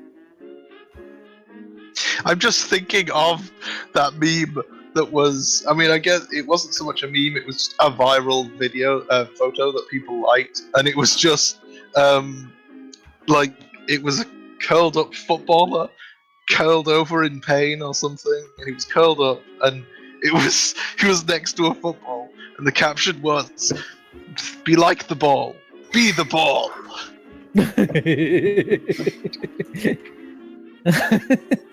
I'm just looking into the owner of Taboola, which is one of the people that still are running adverts on Breitbart.com. Just trying to find out where he is. Okay, you're going Seems to be in his Saying kitchen. Robin, are we? Oh boy! Now Robin's going to go after the advertisers one by one. Robin Whatever wants you did, to make it's a bad this thing. meme happen. No, look. He's thought of a meme that hasn't yet happened. This idea that just Breitbart advertisers in general. But he's like, this will be glorious if it's going to happen. And instead of just sitting there going, it would be nice, he's actually going to make it happen. He makes his dreams come true. Think of that bull. bullshit Shia LaBeouf said to all those people Be who the were bull. not millionaires while they were teenagers. Oh dear, Adam likes black people. What? Oh, What? Adam likes black people. This is not going to work out well for Breitbart. Oh no! He's Oh, no. Israeli. Oh, of this company thing. Yes, he's Israeli. Oh, did you see Fluffy Snowcap in the chat suggesting some Breitbart cereal names? Count Chocula.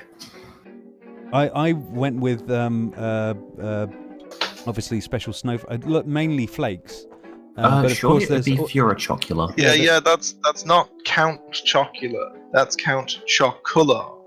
Oh, okay. I went with salt flakes. But I heard that was what the bracelet is.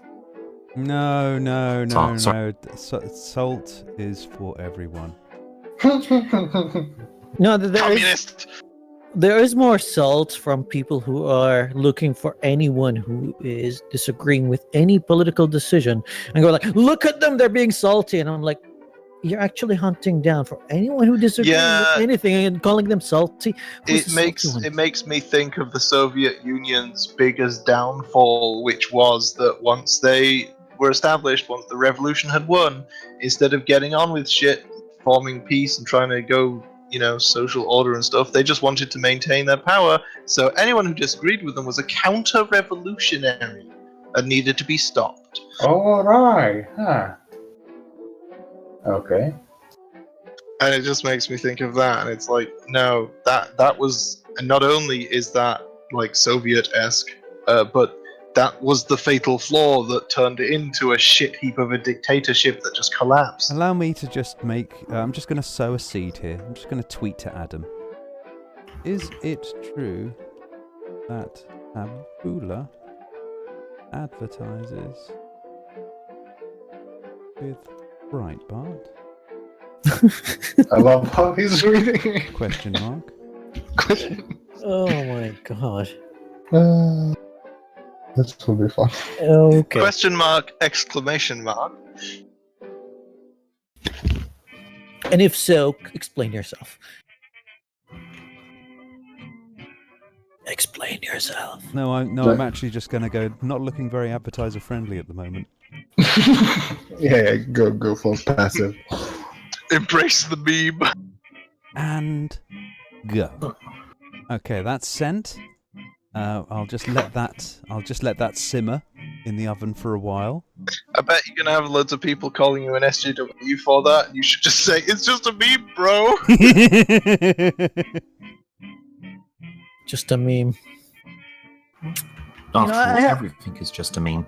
Are memes just a meme still? No, Well, they're isn't not. everything being Okay, just a will you meme please very talk about similar to how the everything- is a social construct? concept? Okay, now panelists, would you please talk about how everything is just a meme for just a minute without repetition, abbreviation, or deviation? Everything is a social construct. Repetition is a social construct. I can repeat all I like because time is definitely real, whereas language is No, socially time is- constructed. Time is merely a So- way of measuring space. Yeah, well, therefore, the speech of one word now is different from the same word later because it has a different value of t in the four-dimensional, at least, space. So, Come on, yeah, answer me, different Adam. object. Answer No me, repetition occurs. Answer In me, this Adam, long come on. discussion about cereal and breakfast and everything, one question that I always ask that I never got a satisfactory answer for is cereal soup? Or is it not? Depends how much milk you add and how long Is you leave it in cereal there. soup? Shut the fuck up. Hold on, because I know people who eat it with actual hot milk. So, Yeah. there's a case there.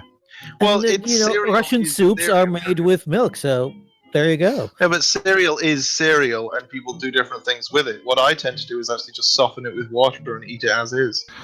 You soften it with butter and eat it as And is. Water. you're the degenerates that the alt-right are talking about. Yeah.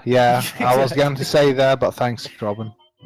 What is wrong with Okay, that? I Yes. mean, What You is- have your what is tea wrong with full everything skimmed about you? milk. There's everything wrong with you. And Ev- free I sugars. don't have milk. I just don't. Whatever it's not is Oh, like wrong you with have you, your it's tea not like black with half a dozen sugars, do you? Yeah, whatever No. is wrong What with are you we, savages? I don't put stems sugar from in it. this. You don't put sugar. What? Savage.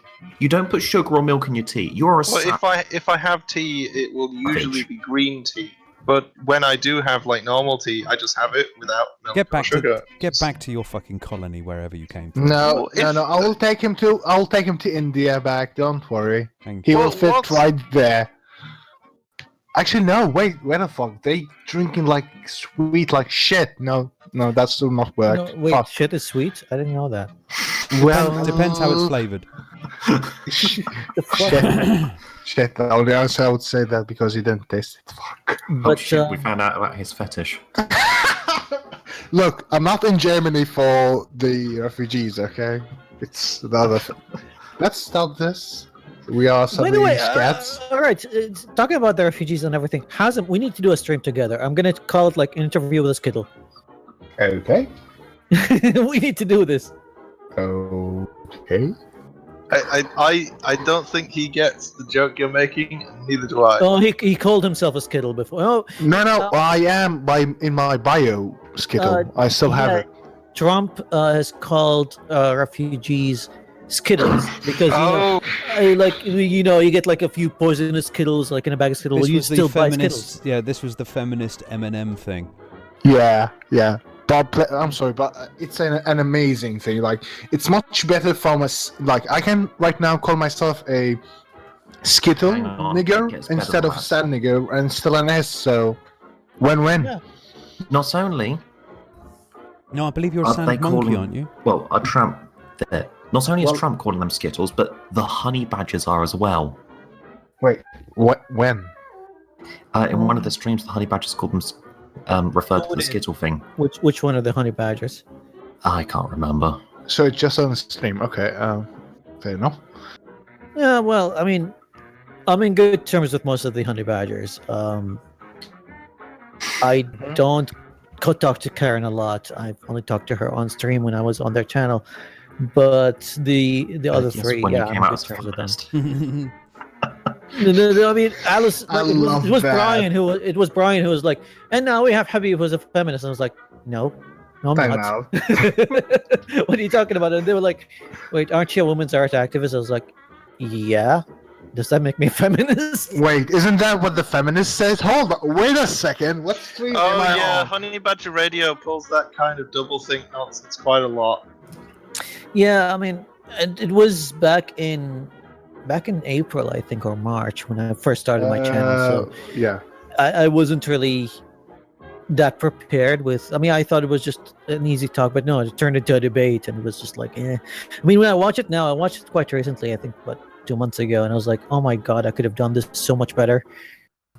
But Well, honestly, now- I now's think the you mo- did it well. Like, Yeah, you see, I shouldn't can't- have. Yeah, I don't have the luxury of that. I You, just- now is the you know. time to pretend it was deliberate that we circled back round to protectionism of an idea. Because what's going on there, of course, is that because you implied that maybe there's some kind of alternative to the blind assertions that they just keep making, that maybe they are wrong, and they must Ladies not and be wrong. gentlemen, we have a segue. Yay! It's an old one, sir, but We it segued. what's it? Damn it! Fucked up my reference. The thing. The Spurg saved us from Spurging. Thank God. Thank God. And now it is- I'm the guide in this wilderness. I am your Sherpa Tenzing. Okay, now focus. Now, don't lose it. Okay, focus. Go on. It's like the thing. I was trying to make a Star Wars reference, that bit where it's an old code, sir, but it checks out. It's an old meme, sir. Yeah, I don't Liz, get if you it, want to but come okay. back in, come on back in. No harm, no foul. We love you. Oh yeah, your family care about you still, Liz. Come back home. In Yes, fact, I think no, I've, discourse is basically like plane landings. It's a good landing if you can walk away from it. help us, Lizzie. One, your only hope. She's in the AFK of her own Discord server right now. Okay. No, there was a guy who made a video about me, and he called me a Ooh. Been reaction. yeah, a few months Nice. Oh, Reese! Oh God, that was 3 Yeah. months ago. You sent it to me, and he's like, it was amazing though. and he's like, this guy, this faggot, he's just an MRA Muslim apologist, and I was like, and I was just like, in this stream, most of the time I was just sitting there doing nothing while they did their assertions and everything, and all I did, I think I made a point about how, society is still, even though there is some domestic powers to women, they are still discriminatory against women by law, and that's my only concern, Yeah. is to have equality under the law. And he's like, well, he still made a good point, but he's still an MRA and a cuck. And I'm like, And what? a cock. Yeah, and a car. But yeah, Reese, he's a Is thing that about an he's alt-right feminist? yeah, something it? like that. Yeah, probably. Well, yeah, you sent the video to me, and I was like, the only comment that I said, I was like, I made a comment on his video. I was like, I didn't know it was an MRA, and he kept apologizing after that. I was like, Yeah, Reese is nice in general, but here's the thing: like, he doesn't actually.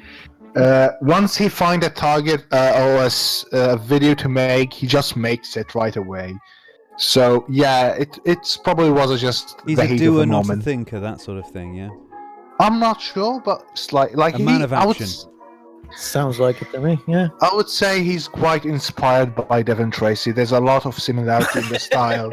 Oh, Oh boy, Devin Tracy. I'm really not on board with the sort of arbitrary demonization of him. I think it's very quick to judgment to call what he did doxing, I but heard. I also okay. don't think he's good at what he does.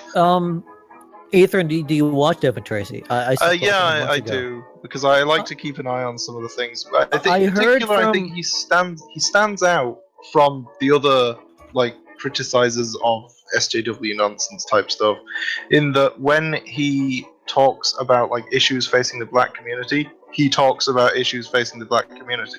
He doesn't say a lot of things I agree with on it, but he talks about the issues. He doesn't go, Black Lives Matter are assholes. Here's a vague 2-minute reference to what they should be talking about, and then gets left by the wayside. He just talks about the issues, and then goes, wouldn't it be nice if other people did too? And that's the most he says about BLM, usually. So that's what got me to actually give him a chance and respect him. Yeah, I stopped giving him much of a thought for a while after the whole doxing thing, and he stopped following me, and I was like, you know what, fuck it. But I heard from a friend of mine, well, not a friend, he's just someone that I met on a stream, that he went after me in a stream. And I was like, which stream? And the guy was like, no, I'm not going to say. I mean, you can just go and watch his streams. And I was like, I'm not going to go through every single stream of his to watch, to see what he said about me. Because that's kind of interesting. We never really interacted other than some tweets back and forth, especially when I started that hashtag doxing is caring. That might have been it. Yeah. I mean, he sent one of his monkeys, that's what they call themselves, to a Krauts and T stream, and she kept defending him, and she said, yeah, he only doxes people because he cares. And I was like, well, then doxing is caring. Yeah, her name is Scary. I think I remember that person making that assumption. When did you stop beating your wife? I haven't stopped it. I only do it when I care. Well, think about it this way: if he truly didn't care, he wouldn't have the effort to talks. No, he's like, their narrative is like he cares about what people think about him, especially when it comes to very serious accusations like racism. And I was like, yeah, then. Yeah, her point was exactly, we are helping them by revealing their name. Yeah, and that was her point. It's like, yeah, and once you expose that, then yeah, they would stand with their convictions or stuff like that. And I was like, yeah, so what you say is like, hashtag doxing is caring. And Crowded T just, went on and just started tweeting it, and it went viral for a while. It was kind of funny. But I don't know, like, Atherin, have you ever heard him talk about me? Because I would like to see. I don't know if I've heard him talking about it. One thing I do recall that might be relevant to the influence that got us talking about him is I do recall seeing a stream video in which he did say at the end of it, yep, all in one go, 1 hour, one take. That's what they call me, one take Tracy. He was proud of the fact that he made an hour video incoherent ramble and that's his trademark. Yeah, I could do that pretty easily. I could just ramble on my own, but that's when you listen to that, I'm just like, I'm not going to subject my followers to that. It's so, Efren, what you're saying is he's proud that he too, like you, can do a 1 hour ramble. Yeah, but I was just like, here is the thing, I know I'm not going to put no effort into it. I wasn't sitting there going, aren't I great? I'm so impressed with myself. But that was never going to work, was it? But yeah, the Flying Monkeys was his little fan group, wasn't it? His little protectionist group. Yep. Yeah, I mean, I've noticed this from a lot of I don't think he ever sought them that way. He didn't treat them like that. He would suggest things, they would do things. He was aware of that. He wasn't like Bearing, where he would just pretend that there's nothing going on there. But he didn't consider them to be like loyal to him, and generally they were not. And in particular, I think those friends, including that person he sent to Cramp T's thing, like, he fell out with them because they decided they were going to be protectionist over their ideology and Trump. And he was just like, no, I've actually looked at some evidence. He's fucking insane. I'm not voting for him. Well, and they were like, traitor! It has been interesting watching this, especially with this election as well, how much heated disposition has sort of like sprouted up over this. A lot of people have sort of broken ties with each other. And to be honest with you, I think this little clinging on to the left or clinging on to the right has not done anybody any good, really. No, it hasn't. And I don't really like I said before. The only people that I mock are the adamant supporters of either candidate. I fully understand the person who would vote either Hillary or Trump because it's the lesser evil in their eyes. But for someone to go like, Hillary is the best one ever, or someone going like, no, Trump is going to be the savior of humanity, I'm like, you're a fucking idiot. Either way, you're a fucking idiot. Again. I mean, I've got my predictions for how America's going to work out. One of the things I don't think it's going to work out particularly well is diplomacy. I don't think that this is going to. Well, it's going to be done via Twitter. Yeah. I do have one point before we move on properly from that last thing. That one thing Devon Tracy did do quite recently that I watched just the other day is, there's that poster flyer. I don't know how viral this went, but there was like a flyer in Canada somewhere, Toronto or something, that was like alt-right trying to recruit white people. It's like, join the alt-right. Wait, wasn't that like Pepe on a poster or something? I don't know. It was just the one I saw was just a white poster. There's like, are you tired of all this like, blatant demonization of white people and all that stuff? Saw that. Yeah, and in Devon Tracy's video, he went through that and was like, look, I'm angry about this too. But you can diagnose a problem, but that doesn't mean you then solve the problem by like, sacrificing virgins to volcanoes or something. I don't remember exactly what analogy he made, but it was to that effect. And it's like, you don't necessarily listen to the person who just dropped to their knees and started praying to the volcano god. But it worked for Pompeii. True. Well, For a to be while. fair, Pompeii's crime rates went right down. Exactly. They prayed to the volcano god for help. Why did I immediately think of Monkey Island and how I ended up sacrificing cheese to a vegetarian, lactose intolerant volcano god? Yeah, that was a puzzle in Monkey Island 3.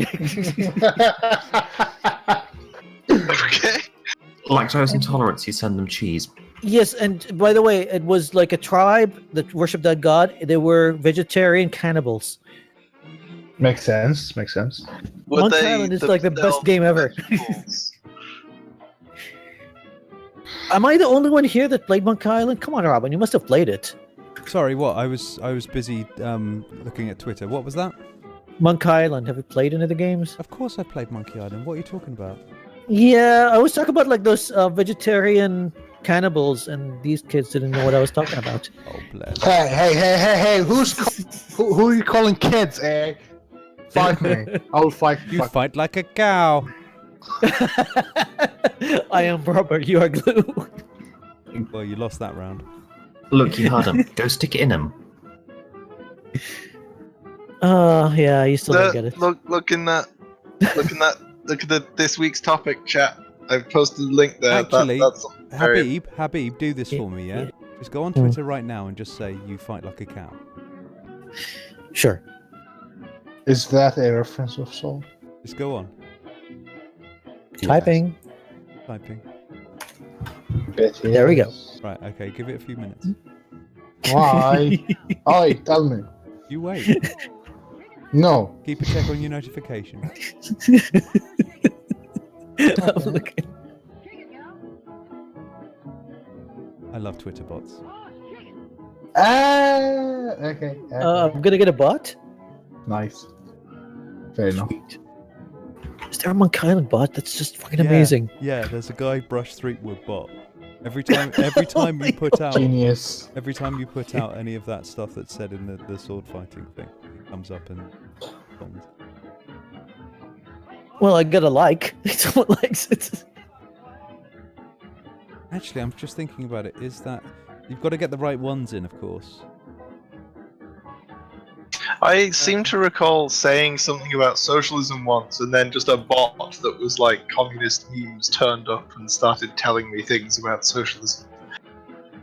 Ah, yeah. Sorry. No. You're supposed to say you fight like a dairy farmer. Shit. Fine, Exa- I'll die. ex- I'm gonna confuse my followers. I don't give a fuck. Exactly that. You fight like a dairy farmer. You have to capitalize it, do you mean? Maybe. I don't know. Farmer. There is DAIRY, And I'm right? going to go with this is the end for you, you crawling curl. You gutter crawling cur. Let's see who gets it first. Come on, bot. Oh, I got the bot. How appropriate! You fight like a cow. Hey. Ha! There he is. Oh my god! You can spend all day with Guybrush at this point. Oh my god! This is awesome. Most of the time, it is actually him saying how appropriate you fight like a cow.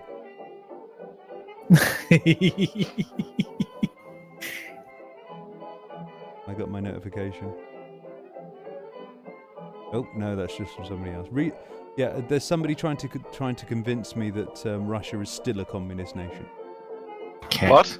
Yes. Yeah. And apparently, being born in the 70s, growing up in the 80s, watching the Berlin Wall fall, perestroika, watching basically all of the shit that went down when Russia finally collapsed, and you basically had just a drunkard running the country, while pretty much all of it was bought and sold off by oligarchs.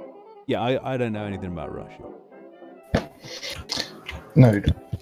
The closest thing to the left, Recent Russia history is and likely culture to have be no relevance is because Nazi. reasons. Recent history and culture. Yes, recent history and culture, yes. Once, Kellogg's liked Breitbart. It's less if they liked them or more if they were, oh, this is a safe place to advertise.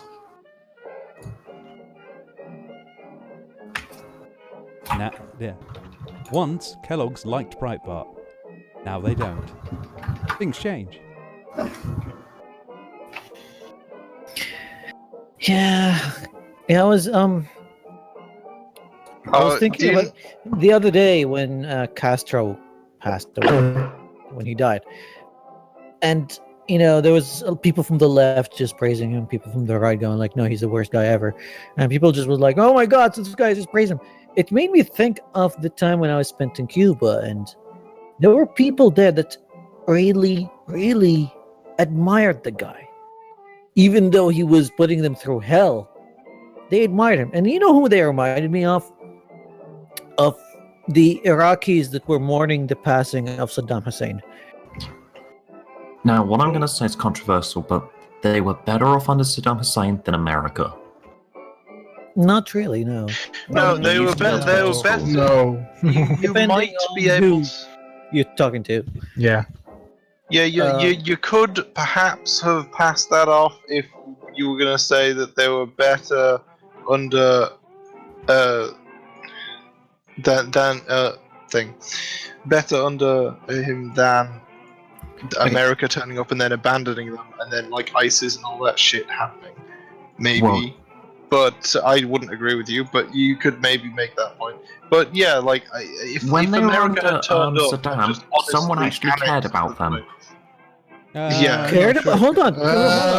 I'm gonna Didn't have care to about them reply as to that. people, cared about what the people think and did. All right. Someone actually cared. When they were under America.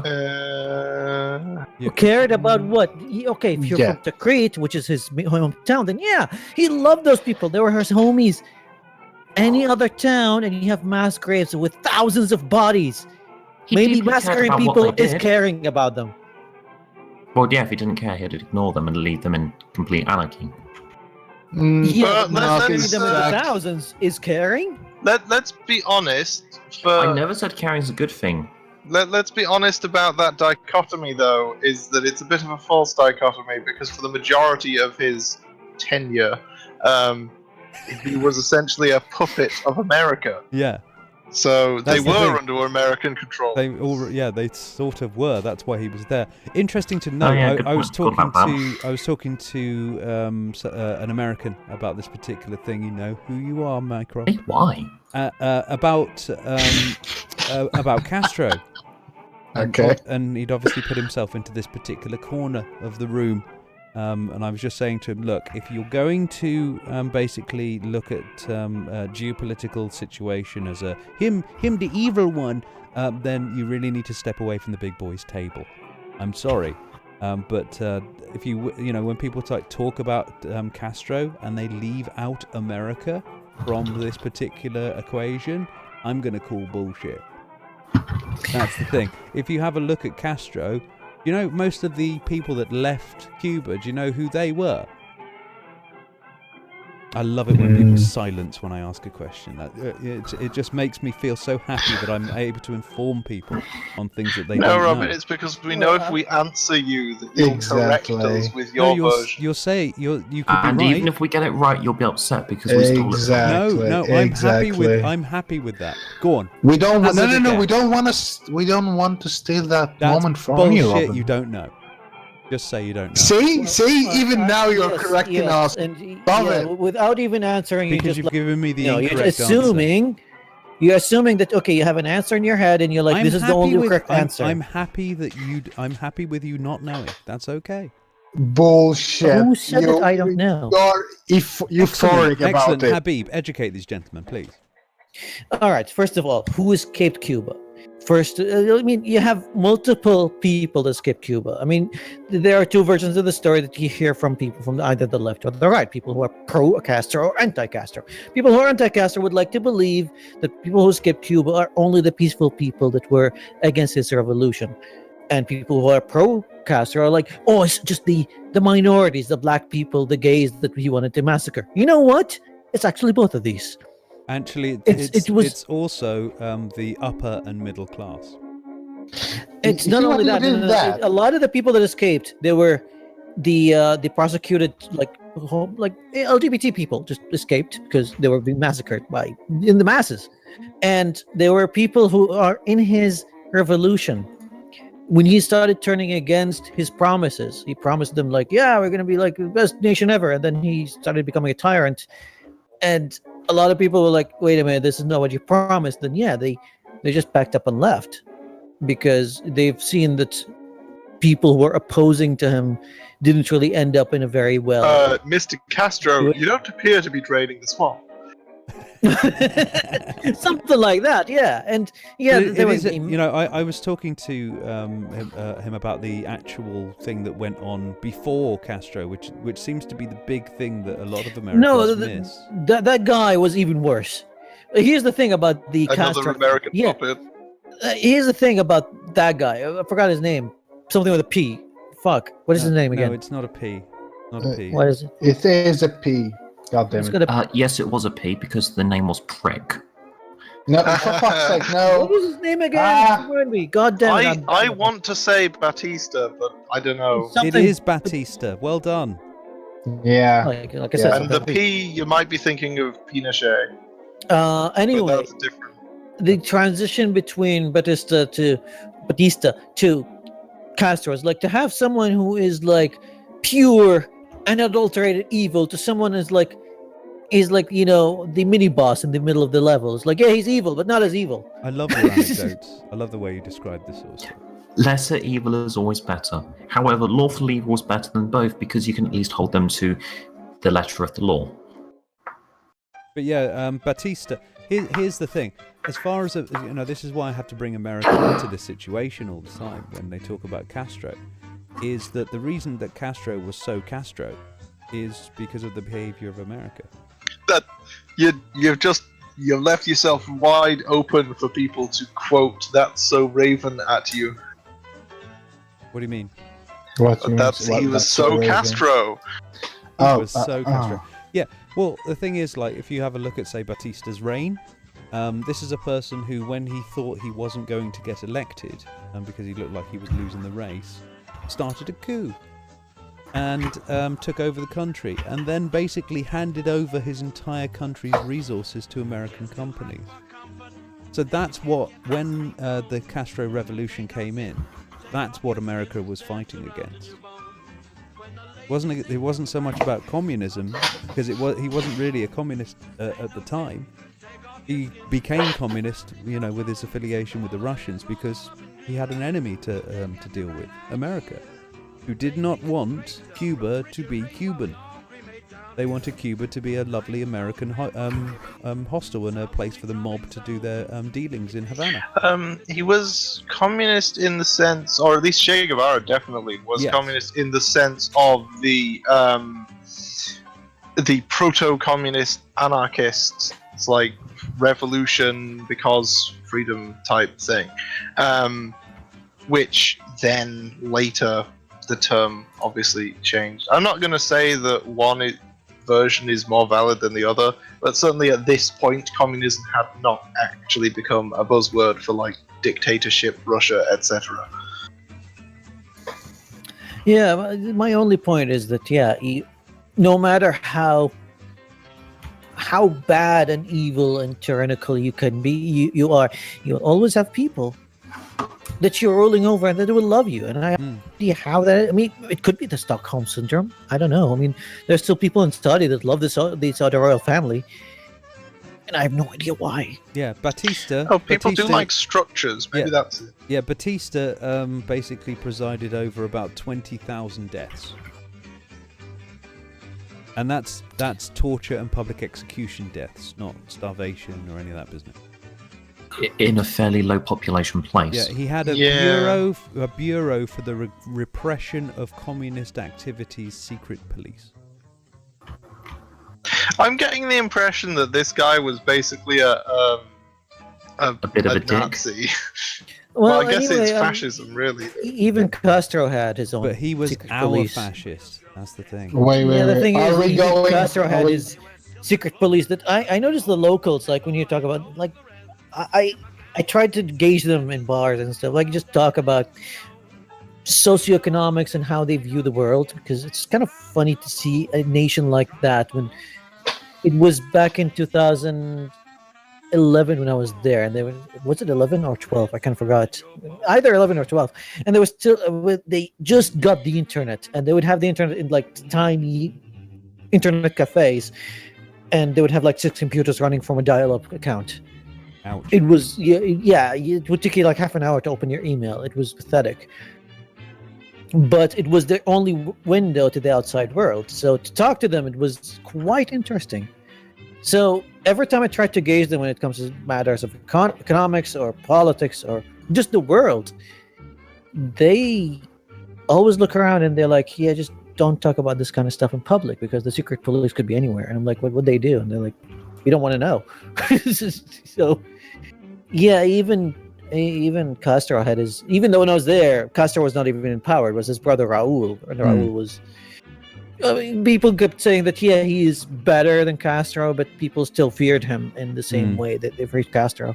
Well, one can hope. Yeah, one can hope that if the strained relationships between the Americans and the Cubans settle somewhat, and America doesn't try to close down, like a shop in Cornwall that's buying their sugar from them, then maybe, I don't know, maybe then something will actually sort of like rattle itself loose. I find that when you put a lot of pressure on a country that America is so very good at, economically, militarily, all that sort of business, it doesn't necessarily actually stop them. It sort of empowers them in a way. It did empower them in a big way. And the thing is, they tried their best to, I mean, not just America, like most of the Western world, they tried their best to pull Cuba out of this like communist socialist regime that they have that's so tyrannical. But that didn't stop them from, having some sort of tourism business. And the way they ran every single business is kind of funny because, salaries, like even if you work in a bank or a very highly paid job, you get like $20 a month. That's your salary because everything else is getting paid for. You see people like lining up in the telecom company to get their their weekly ration of minutes so they can use their cell phones. Long lines next to the bakery because people want their morning bread. everything is rations. Now, as a tourist, how do they deal with tourists? I didn't get to deal with their pesos. They would give you like tourist money, different kind of pesos. And those would have to go, like I would go and buy stuff that are owned by the government, by the way. They just have people running the shops. And they would get deposited in banks. The person there in that business, in the hotel, in the restaurant, they are not using that money. They're working for the government in a way. They're just facilitating that business, and that money just goes to the government, and they're going to pay them a salary in the month out of their rations or whatever. It's going to be like $15 to $20 a month, just like everybody else. So even tourism was owned by the government. Yeah. Well, like I said, hopefully they'll open up when they're allowed to. And this. Yeah. I think with the latest Cuban deals, Raul is opening up to the idea of small businesses. Now, what they don't want to have is, I've noticed that from the people. I don't know if the government agrees with the people on that or not, because either way, the government could be bought by money. But the people don't want to have a McDonald's and a Starbucks open in every single corner. They still love to have their beaches to be clean and not to have like these mega companies and huge hotels just to plot it all over the land. They don't want that. Yeah, I don't think anyone wants that.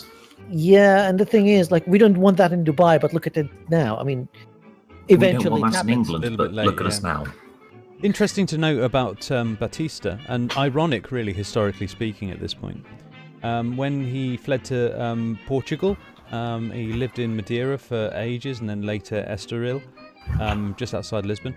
He was a chairman of the Spanish life insurance company that invested in property and mortgages in Costa del Sol. Died of a heart attack on August 6th, 1973, in Guadalmina, near Marbella, Spain.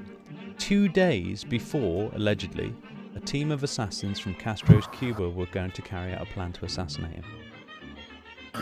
What is it about Cuban dictators and assassinations? Nobody can ever do this.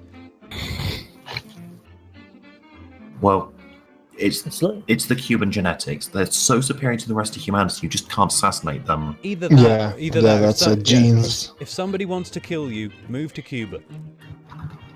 Anyway. Yeah. Did you see the Newsthump headline that CIA's secret plan to have Fidel Castro die of old age has finally succeeded? Yeah, hey, it's how I plan to kill all my enemies. Oh, I don't remember, a week ago. Damn it, man. I met an American in Cuba that was escaping justice. It was kind of funny just talking to him. He's like, yeah, if I go back to the US or if they catch me, I would spend the rest of my life in jail. And I was like, you know what? I don't want to know what you did over there. Let's just have a drink. I met him in a bar and he was just getting drunk. He probably smoked some weed. No, apparently, like, the guy didn't really look like, the kind of guy that would just be caught for weed. That's racist. No. It was about the color of his skin. Do white people just look the same to your psych? Do we just look innocent to you? Yeah, not really, no. I mean, I've known Robin long enough to know that not all white people are innocent. But no, it's like, yeah, we're just having a drink in a bar, and I was like, I thought Americans are not allowed to be here. And he's like, well, there is a way. They could just travel to Mexico, and from there just get a boat and travel to Cuba or something, and they don't have to get a stamp on their passport. And yeah, it's fine. They could do it.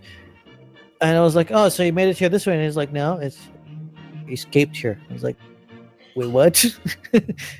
He's like, yeah, I'm escaping justice. Yeah, self-exiled to Cuba. Maybe he just had no purpose in his life and wanted to tell people that.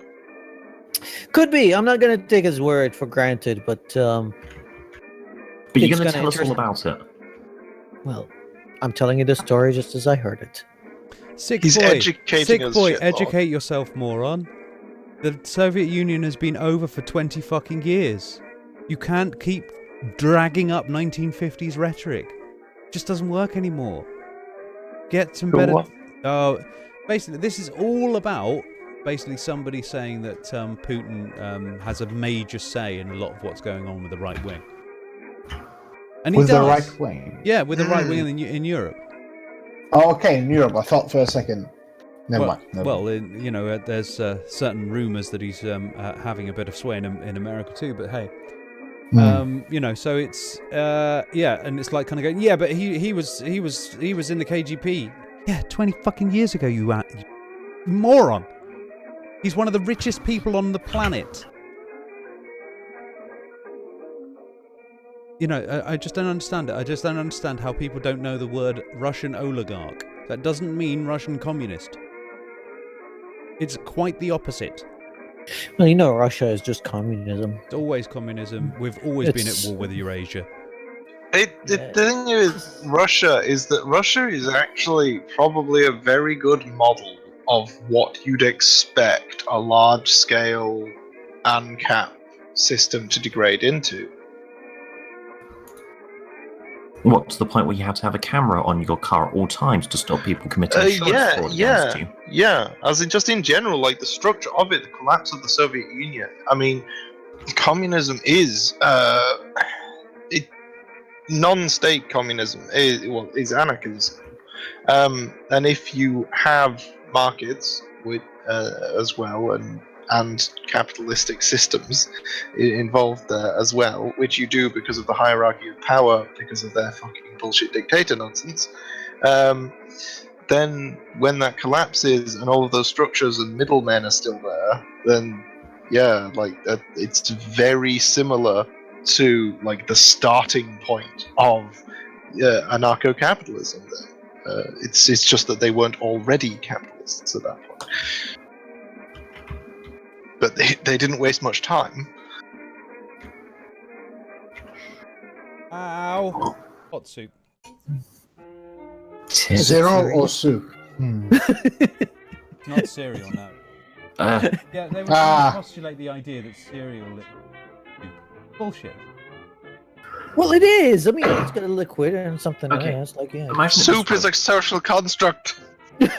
How many Yes, soups? soup is a social construct. How many soups do you involve bran flakes? I bet I can find a bunch of soups. Every flake is soup. That's cereal. Bran, it's a cereal. That's the point. What is the core difference between a cereal and a soup? Yeah. One of them triggers Robin when you say it's the other. Okay. Well, cereal is actually like a crop type, so... Yeah, it's something that is grown from the ground. A soup is made in a pot.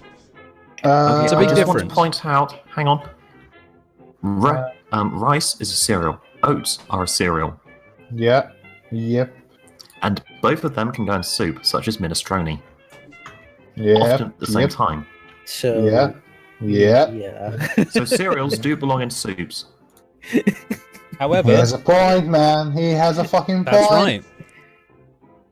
I do believe we were talking about breakfast. But it's not correct. It's so- not. It doesn't mean that soup is a You could cereal. also thicken a puree Protectionism, soup you by guys. adding cereal A baby in it girl has while a, it contains milk. a baby girl. guys. A baby child. A little baby girl has a vagina. No. That doesn't hold on, mean hold she's on. fuckable. No, Robin. Unless you're a Muslim. No, Robin, this is protectionism of soup, you see. I just want to Soupanism. point out that everyone is fuckable. If you have Some corkscrew. things require protection. Eh, Not Breitbart, but ah, I think porridge would be more of a stew. Oh boy, where did I start? Sorry, answering chats.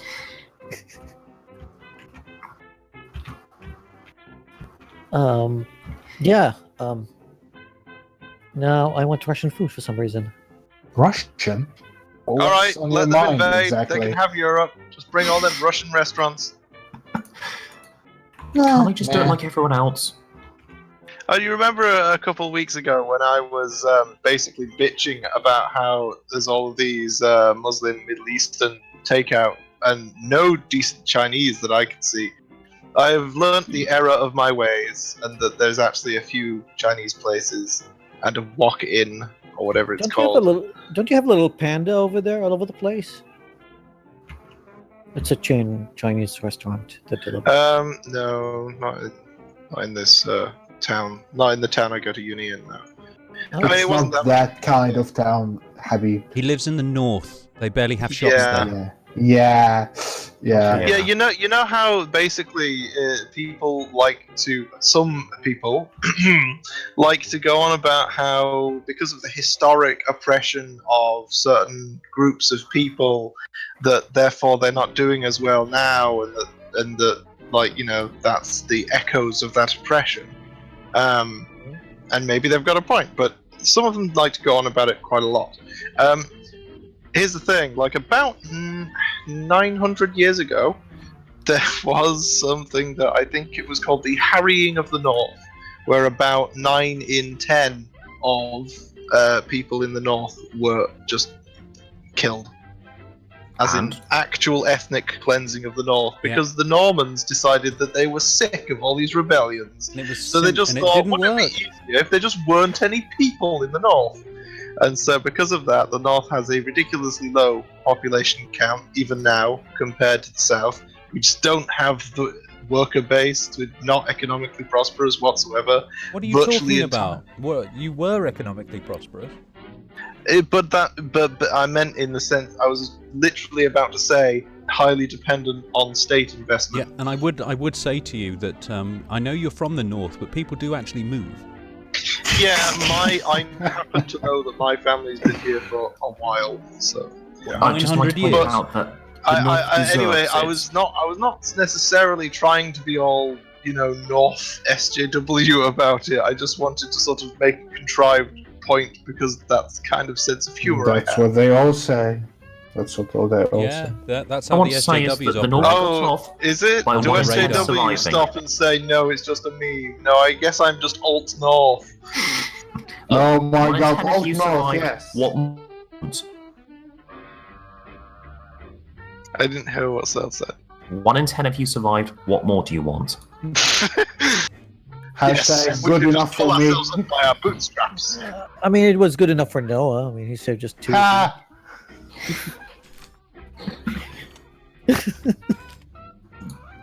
You just have to inbreed some more till there's enough of you to compete with us.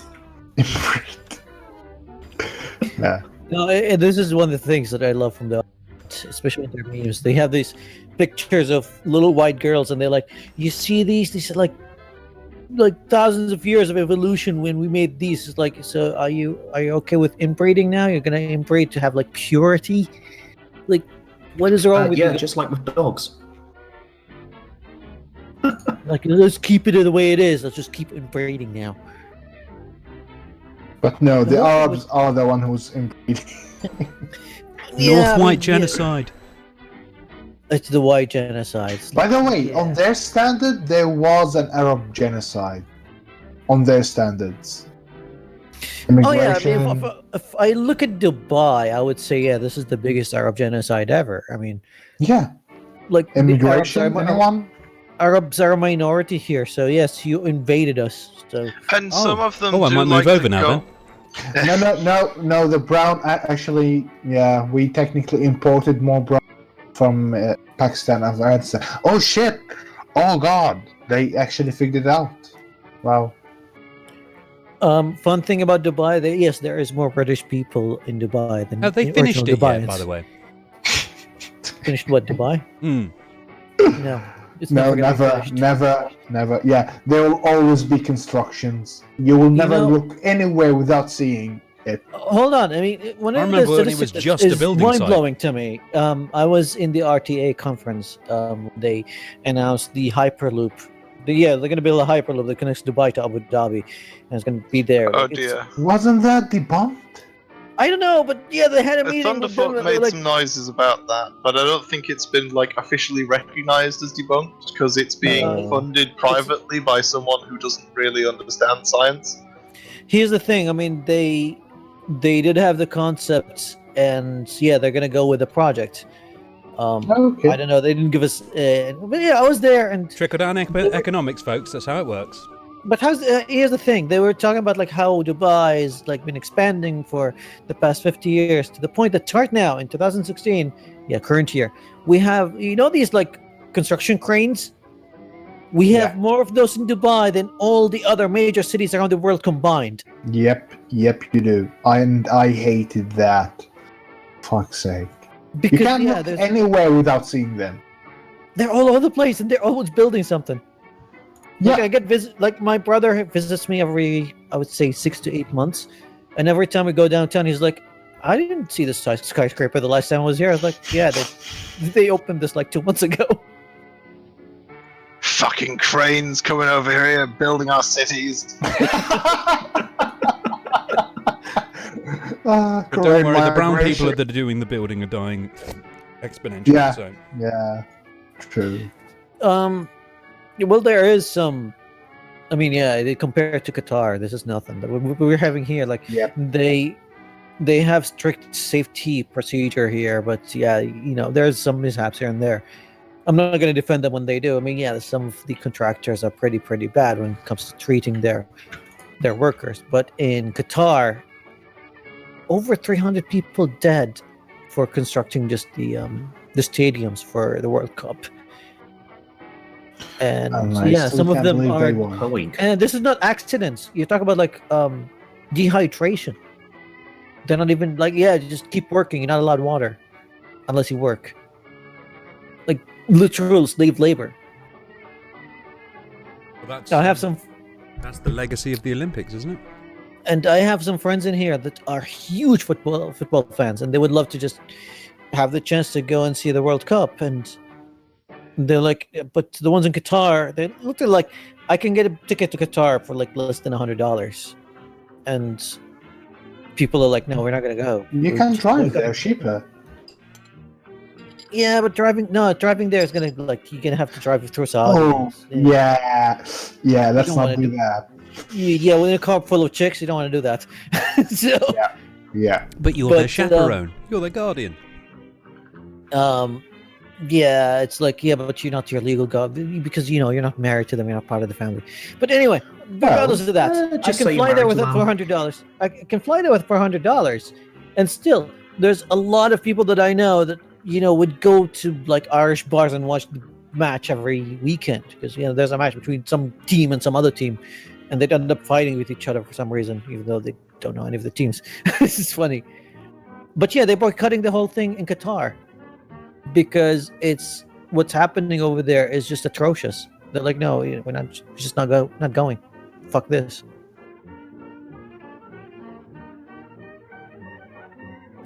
So yeah. In Qatar. Yeah, and they're the best. Like the Qataris and the Saudis. Well, they've got a lot of money, Sam. Everybody's their friend. So, what's your feelings about the stock prices these days? Are they? They're a bit high, aren't they? I'm not really following the stocks all that much. I mean, I have my very high in investments. pounds. I have some investments, but most of them are in dollars. I mean, my portfolio. I mean, I don't know if I want to. Yeah, I'm going to share my portfolio. I've got some stocks in Apple, Google, on what else? I mean, I've got a basket of like 7 companies here. What, in a basket? Well, that's what I hear you shuffling around. It sounds like you're actually grabbing your basket. Is that how they deliver the shares to you? That's brilliant. Yes. You order them from like 1-800 stocks. They give you a basket of stock. Nice. Dubai, everyone. What color is the basket? It depends on how the stocks are doing. They're green if they're good. If it's red, if they're not doing pretty good. So if it's green, it's good. If it's red, it's bad. So I should invest in the green company and not invest in the maker of red dyes. Yeah, I bought some stocks in Tesla. That could be pretty good, even though they're just stagnating right now. But yeah, most of these, I'm like, whenever I have some spare money, because as a freelancer, you don't have a retirement plan, so I just throw them in a company that I think in like 20 years those would be worth way more than what I'm putting in there. As a poor British citizen, I also don't have a retirement plan because I'll never live that long. Hashtag goals. Hey, I'm just saying, by the time I would get to retirement age, it's stated at being about 5 years higher than the average life expectancy. Oh. Oh, Yeah. I think that it's a little conversation that I had with my brother when he was last week, and somehow in our drunken conversation we started talking about the future where most, if not all, jobs are just automated and people just have to make do with whatever. And I'm like, yeah, people just need to learn how to invest, because yeah, it could have your money, whatever money that you have, even if it's just a little money, work for you. I mean, I'm not making huge money here, but I have my savings and I have my investments, and sometimes I can make a few $100s here and there, just like what happened in Kellogg right now. It's not an amazing skill. It's not like something that is, I'm not doing like voodoo magic here. But people are so afraid of the stock market or stock exchange, and even like some of the guaranteed investments, like let's say government bonds or I don't know, time deposits, for example, where you just take your time. Time deposits, like with time deposits or government bonds, like there is no losing. You can't lose that money. You just put it in there, and after like a year, you get your money back plus 10%, plus 5%, or something like that. Depends on inflation. You can be effectively losing money. Yeah, but that's a very, very, very small chance. And besides, like when you sign the contract, like you need to know, like when they give you like, okay, it's 10% increase in 1 year, let's say. There's no way that inflation is going to catch up with 10% in 1 year, unless it's a catastrophe. Like if you're in an economy that's doing that bad, then I think then yeah, it's like that would be the least of your worries, financially at least. So yeah, I mean, I think some investment know-how should be more widespread. However, that raises another problem. If, let's say, the general population, all of them just start just putting money into the stock market right now, all of them are in the stock exchange. The stocks are going to be inflated unnaturally, and that's going to lead to a bubble, and everybody's going to lose big. So what do you do at that point? Like, are you going to like ban private business, and every business should have like a private plus a public sector? Like, you have to have like minimum 50% of your business to be public. I don't know, like you get or to break down big companies to smaller companies like Apple. You can't just buy Apple stock. You have to buy either the iOS line or iMac line or Apple Watch line, and each of them would have their own stock. I don't know, but that could work too, but that would mean each company would have to balance like 3 different statements, and they would have like 3 different groups of investors. That's going to complicate things to a lot of people. Like, we were just throwing ideas around, but you get my point. Like, investing is something that I still think that more people need to get into, because hey, it's an easy way to make money, to be honest, but most people are just too afraid of it. There's also the problem of you don't actually have any money to put up for stocks. That's true, but I think most people who even make a minimum income, the least that you're going to worry about is to have some money saved for retirement. I mean, even if you're not thinking about retirement, just savings. You have to have some savings. And the vast majority of people just put their savings in a saving account and just leave it there. And I think that's a bad idea. I think the vast majority of people I know they don't have savings. They can't. And they barely give themselves decent nutrition. Same, and that's actually. even a bigger problem. That's even a bigger problem, to be honest. But no, they literally cannot actually. Yeah, this isn't them being irresponsible. They just do not have the income. Yeah, that's, like I said, it's even a bigger problem. But at least most people in my circles that I know is that they make enough money to get by. Fucking bourgeoisie. Well, yeah, actually, because isn't Dubai like probably one of the most economically vibrant cities on Earth? Yeah, right I mean, now. I'm not talking about Dubai. If you read the brochure, yeah. Well, I said economic, as in, you know. Oh, you can make money by doing anything here. Like, super easy to make money here. But I'm talking like most of the people that I even know in Saudi, even though Yeah, it's a very rich country, but most people over there are like very, very poor because the royal family and the government is rich, and you've got like it's 12 families that own all the businesses, and yeah, people are kind of fucked. But I still look at my friends from there, and their idea of saving is like, I'm gonna cut like let's say 5 or maybe 10% of my salary and put it in a saving account. And I always ask them like, how come you don't invest it? Just find a way to invest it. It's too risky. Okay, then find a less risky way to invest it. No, I don't know enough. And I know people that 10% of their salary after bills is 20 quid down the drain. Well, that's all they've got at that They're in point. That's the negative thing. money. Yeah. you know. Right, so I've paid all my bills, I've paid for food, I've paid for my kids, and I'm in debt. We get a lot of talking points from like the right wing media about how food is inexpensive and things, and good nutritional food, it's not terribly expensive, but the problem is travel, rent, basically everything that's not food is incredibly high cost relative to the minimum income. Yeah. Yeah, I mean, I get your point. Just nobody I earns get the relative. Nobody earns the average income in the UK. Yes, I get your point, and I'm not talking about I'm not blaming poor people that can't afford food for not investing. No, I'm just saying we're that those who have the income to invest, or who have the income that need to, they start, trying to save money for the future. I don't we're really not see so a lot of them much going into investment. we're not so much critiquing what you're saying. We're just sort of commenting that, whoa, wouldn't it be nice to have capital? Oh Yeah. yeah, I don't know if I told you this story about that guy who was telling me his problems when I was in corporate banking, and he's like, I don't know if I should buy a private jet or not, because my social circles and all my friends have private jets.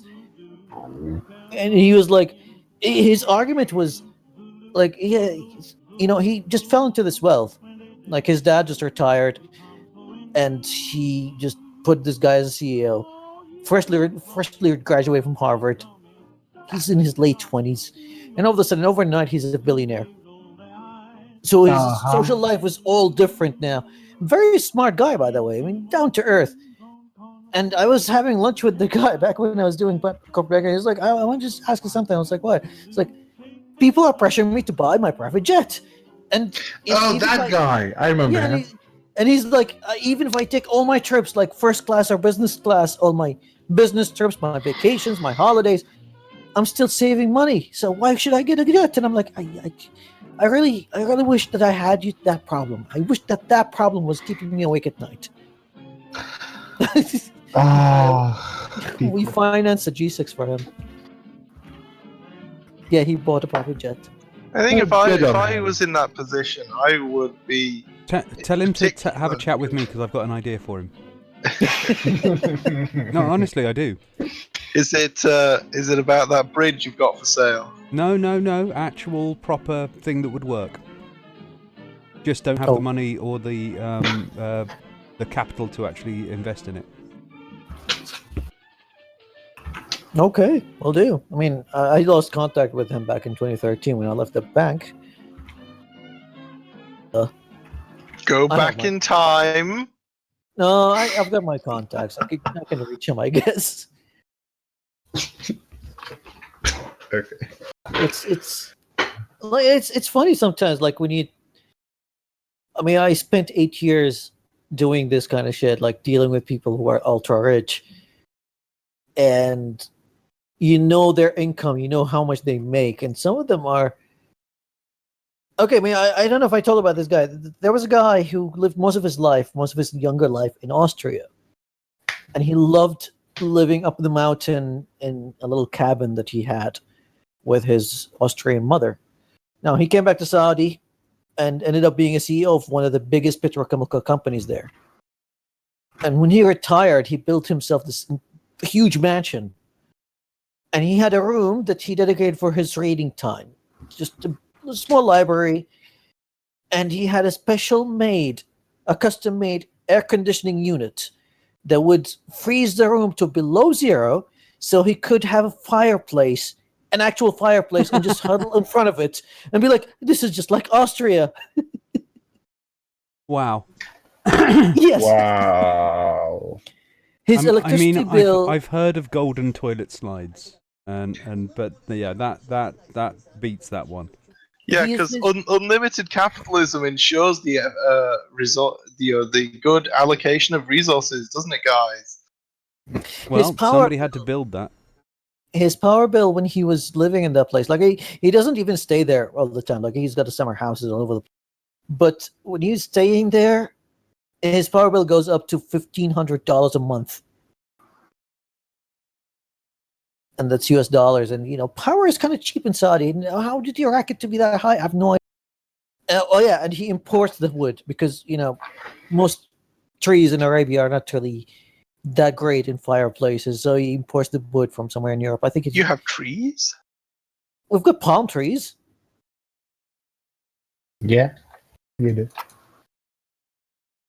But Are they yeah, really trees, though? Hey, palm They're trees skittle matter, trees. okay? I'm sorry, but when I picture a tree, I picture some massive gnarled oak. Mm. Yeah, that's because you're fucking. No, mind. No. If you can't imagine meeting a wizard under it, is it really a tree? Oh, we have our own version of wizards. Like we've got Jinn. Yeah, You don't have Jinn always over fun. there.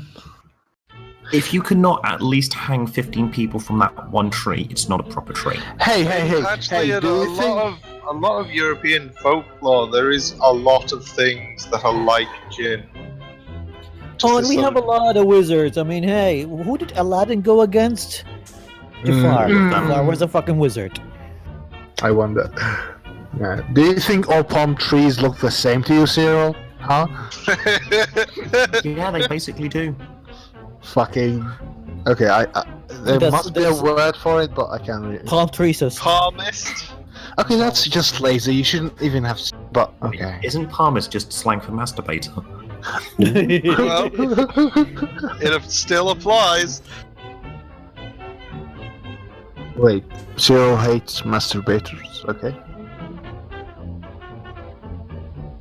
Yep, totally.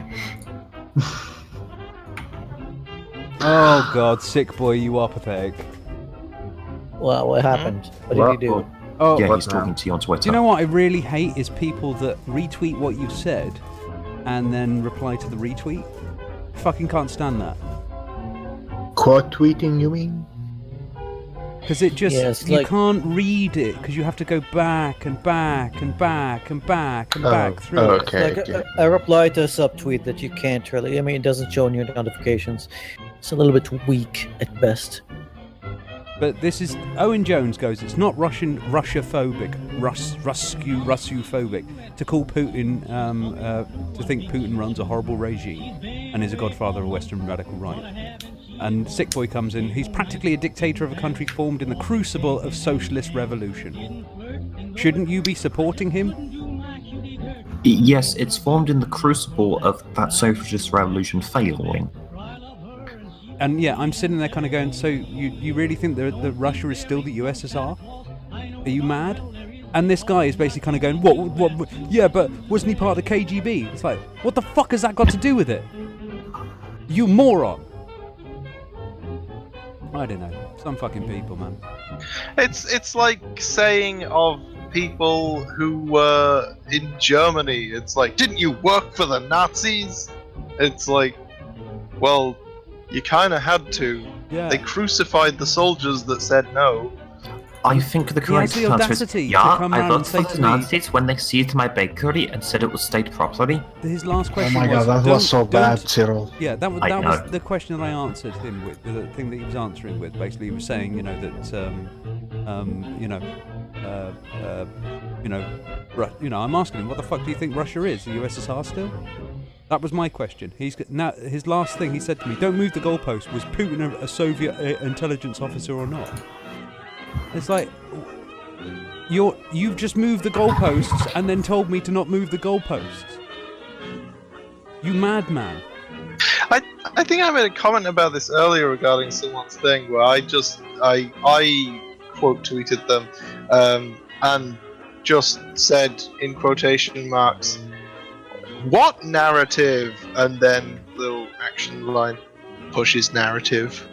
Because the guy, he was like, "What narrative is there about like white genocide, something, something?" But he was stating that as though that was happening. And it's like, yeah, you're not pushing a narrative, are you, mate? Of course not.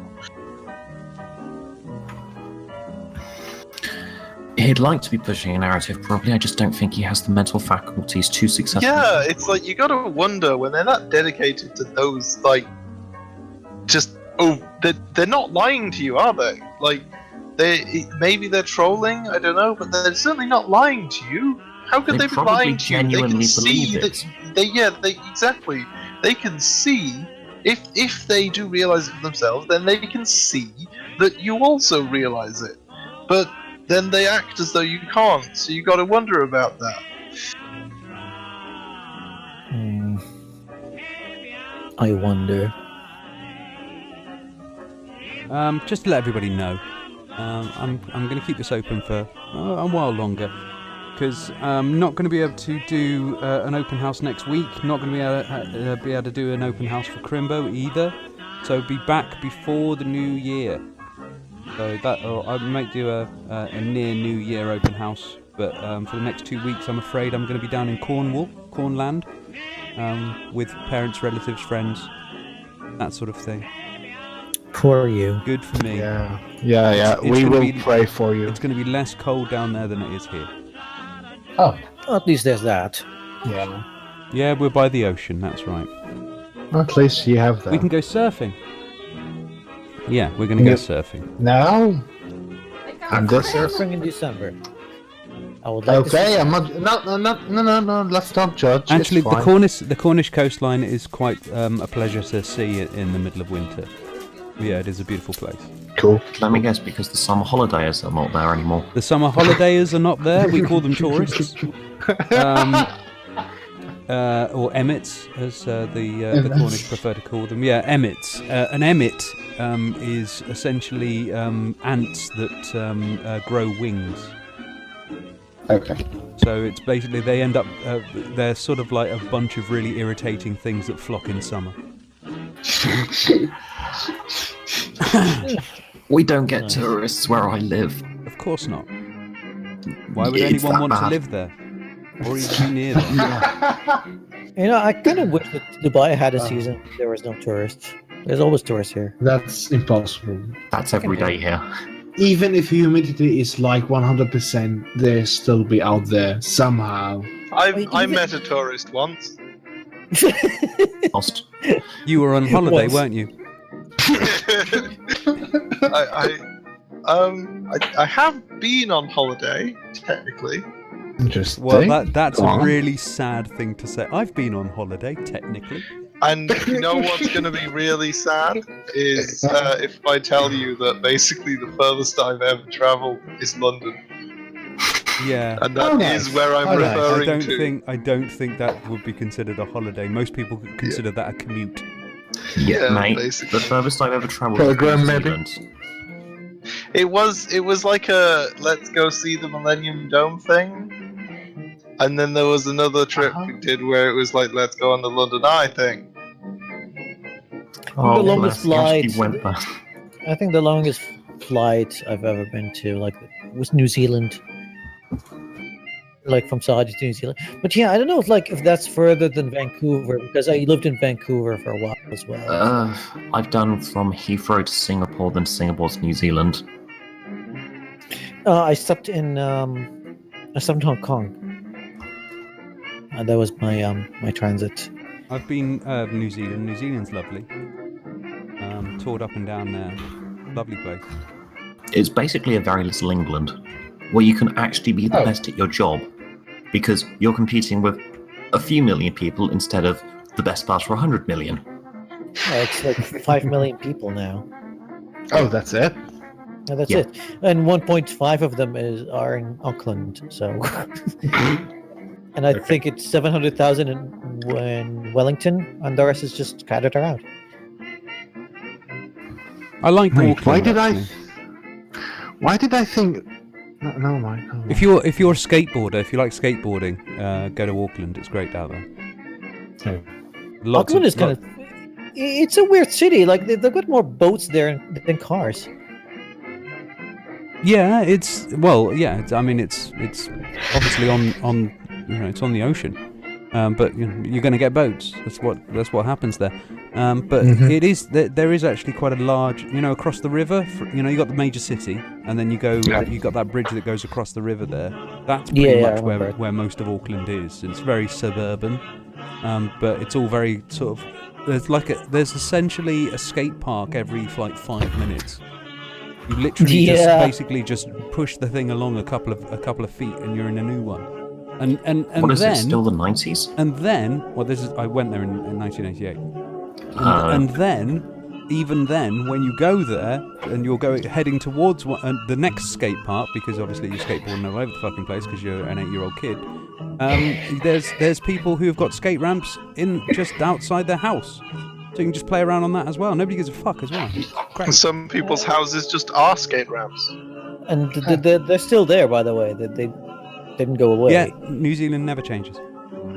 And some people are skate ramps, but they're demanding equal citizenship. Hey! Don't. They are called native, okay? Stop this slur using.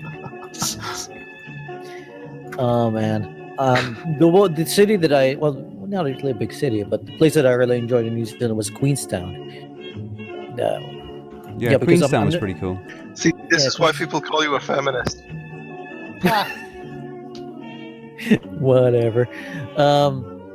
It's because you don't always have to go, oh, by the way, feminism is awful every time you mention any reference to femininity or femaleness of any kind. Well, fine, then I like Christchurch, but it was destroyed twice by earthquakes, so there you go. God doesn't like it. Yeah. And why was it destroyed by earthquakes? Feminism. Gays. Oh Wait, my god! Oh my gay god! feminist. Oh, the Kellogg's conspiracy theories continue. CEO of Kellogg's hired a liberal who got caught on camera urinating on cereal at the Kellogg's plant. 100 years ago. The best rumor ever. Citation? Yeah. It doesn't say he's liberal. It's just okay. Yeah. No, there was a dude that was peeing in cereal Yeah, boxes. liberals are now the cause of all ills. It seems.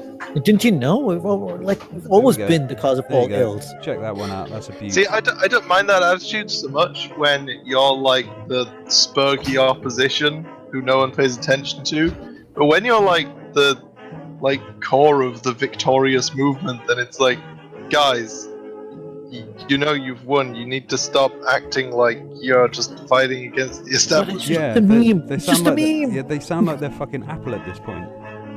Just a meme. Just a meme. It's just a meme, bro. I was thinking, earlier talking to people on Twitter about the fucking racial purity nonsense and about how it's like, well, hang on. It's like if I happen to start a family with someone who's non-white, and I have darkies as kids, and my immediate family, people most closely related to me, are not white, does that mean I'm a race traitor? Or am I actually being loyal to my people? Because my people are obviously my family. Like, which is it? And of course they're like, oh, it's race traitor. But I wonder if it were the other way round, would they really think that way? I don't know. No, they think that was racist. Yeah, it's just, I was thinking of, that song that's like, give a little bit of my life for you. Mm-hmm. I was thinking of doing, that would be fun to have a parody of that. I'll give a little bit of my race for you. That looks like there's a hashtag by Kellogg's. Oh boy. I never really,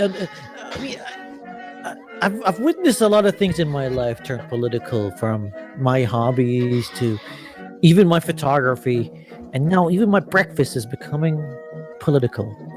I have a picture of somebody basically just filling their trolley with loads and loads of Kellogg's cereal at this point. I think this is where your $300 came from, my friend. When the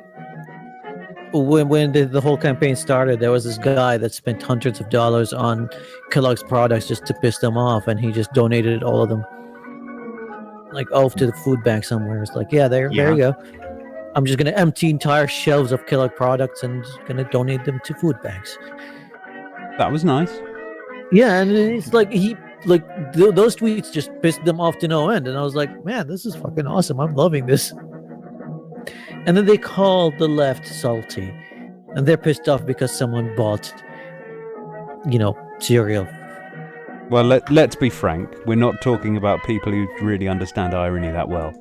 I mean, hang on. You have to understand irony quite well to become a living example of it, don't you? No. It's actually that's how it works. Look at religions. The less you know, the better. Sometime last week, there was this guy who was still pissed at me for. We were talking about Star Wars, and it was back when I bought my tickets, and I was just tweeting about it. I was like, I've got my ticket already. And at first, it was all about, Mary Sue, the character is Mary Sue, the movie's bad, social justice warrior. And I was like, put that one on the left. I kind of ignored the whole thing, and we were talking about how I chose to watch it in 3D. And why? Because the last time I watched a 3D movie in an IMAX screen, especially with the 4K Ultra, was Warcraft, and I fucking enjoyed Warcraft. And there's something severely wrong with you again. Yeah, I had a conversation with you about it. I know, and I watched it, and I was so meh about it. I was actually hyped on meh. It was that meh. Nah, I thought it was like, I didn't say it was the best movie ever. It was just an enjoyable movie. I kind of enjoyed it. Yeah, carry but on. The thing is, like, he got so triggered, like, as if I killed his puppy or something. Like, how dare you enjoy Warcraft? I mean, like, look at me. Okay, you didn't like Warcraft, Robin, but you didn't come after me and go like, you're the worst person ever. I didn't know this, you see. So now that I know this, you watch your fucking notifications in Twitter, sunshine. I'm coming after you. But yeah, I just wonder, like, okay, what if I enjoy a movie that you didn't? Like, what is the big deal? I mean, there's a lot of people that I'll show you what the big fucking deal is, motherfucker. Well, show me. Taking you down. Show me. Do your best. Oh, that's making me hard. Anyway, that it is. Yeah, so I'm trying to. There we go. There's a Rice Krispies one. I'll have that one as well. Okay, so what I've done is for the open house today, I'm going to put two images, one on the left, one on the right, and this is what fucking idiocy the left and the right really are here. And this is basically just turning over cereal. It's all it is turning over cereal. Here's the wacky thing, yeah. It's gonna be like, okay, right, so that worked. What other right-wing publications are we advertising with? This is doing great for our stock. Yeah, I mean, goddamn, man, the whole thing is just stupid. I mean, when you think about it, like, you start thinking about it like, okay, I mean, every time I look at something that's happening in the news, the first thing that you do is just like, okay, you don't want to react. Don't overreact now. Yeah. No, you just want to rationalize it. But when you start to rationalize this event, you're just like, what the fuck? This is just stupid. I mean, this is the kind of stupid that even the Three Stooges wouldn't come up with. They wouldn't have written about it, no. No, because it's even stupider than their level. Yeah. Well, life irritates art. The Stooges would think about it, laugh and go, nah, no one ever believed that. But yes, I've just basically got this up here, so we've got this one on the right, this one on the left. And yeah, you can see, folks, that, well, this is political discourse in the 21st century. 2016, everybody. Yeah. 2016. What have you done? What the fuck happened? What the fuck have you done? Yeah, it's all your fault, Robin. Yeah, Our I did fault. this. Yeah, I did this Yes. by encouraging it. Yeah, I brought Benjamin Barber on. I brought John Kelly into the world. Yes. My fault. And you're Gamergate Yep. too. And you caused Brexit. I No, honestly regret both of those people. And if it wasn't for you, profoundly. Trump wouldn't be a thing. So, all your fault. I'm telling you. I So tried. not only I tried to help beforehand. You made Trump orange. It's always been orange. well, Yeah, orange but, is the black after all. Yeah. Sorry, that was very racist. Actually, But yeah, yeah, what the this- fuck do you the have thing against Robin tangerines? this thing Robin mentioned about like maybe the advertisers, the company's advertising will just be like, hey, maybe we should just stop advertising with these weirdos. I mean, it it's saves money, like, yeah, and that- the stock price goes up. People buy our products. It's a win-win-win. Hmm. Why not? And it's like I actually find that a very appealing prospect because the right-wing press in Britain, and probably in America, but I can only really speak about Britain authoritative. They're from experience. They're not news. This is not. Like, they are a perfect example of this fake news thing that people are going on about. It's like, just thinking, guys, if you only just noticed. But, yeah, like, maybe just have actively divergent from reality things being said as, like, the front page story. And it's like, we know that they know that this is wrong, but they get away with doing this. And it's just, yeah, and even then, they're not actually profitable for their owners. They exist solely for the sake of political capital, and people think that it's like, oh yeah, we'll get our news from this. And I just think anything that gets people to realize that these things are not credible. Well, when you have your that's news, got to be welcome. yeah, when you have your news delivered to you for free from a capitalist institution, you do have to worry. I mean, instantly that it's kind of going, this is a free newspaper, ergo nothing I see in here is going to be anything apart from advertising. Oh, there's so many people who don't even know the Metro is actually owned by the Daily Mail. Well, the best part is the Metro is actually better journalism than the Daily Mail half the time. No, it's not. No, it's not. No, because it's all fucking celebrity gossip, basically. I haven't really. Well, It's I've quite been looking around in all kind of outlets, and I haven't seen any outlets that I could agree with 100%. There's always, I mean, there are varying degrees of disgusting, but there is no one outlet that I could go like, yeah, this is an outlet that I can endorse. Well, the readership of newspapers used to be extremely maybe it still is, but pre-internet at least, it definitely was a hallmark of like newspaper readership that very few people would read more than one, and if they did, it would just be there'd be multiple ones in the house because different people read different newspapers. But if there was a difference, it would be things like someone might read The Sun, another person might read the Daily Express, another person might read the Daily Mail. Or you would have people in a household who would read The Independent or The Guardian or The Mirror. And that was the variety you got. You wouldn't get any combination of that without some serious disharmony going on in the family there. Yeah, I mean, they do.